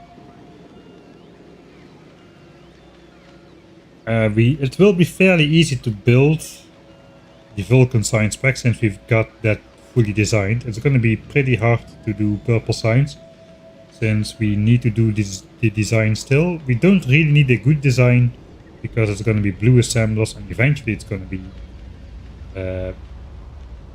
the Mark III assemblers, so we can kinda throw it together a little bit in a temporary fashion for the first visit, but still gotta be fairly robust because it's gonna be a while before we upgrade to Mark III assemblers. I think once we got purple signs set up, the first priority is gonna be getting back to Northeast and build yellow signs properly at 2k SPM and change the entirety of Northeast production over to full productivity module, so everything gets cheaper and we can actually afford 2k yellow SPM. 2k yellow SPM. Right, but it's getting night. It would be a great moment to launch the rockets when it's night. I mouse over as if I can see something with the interface turned off.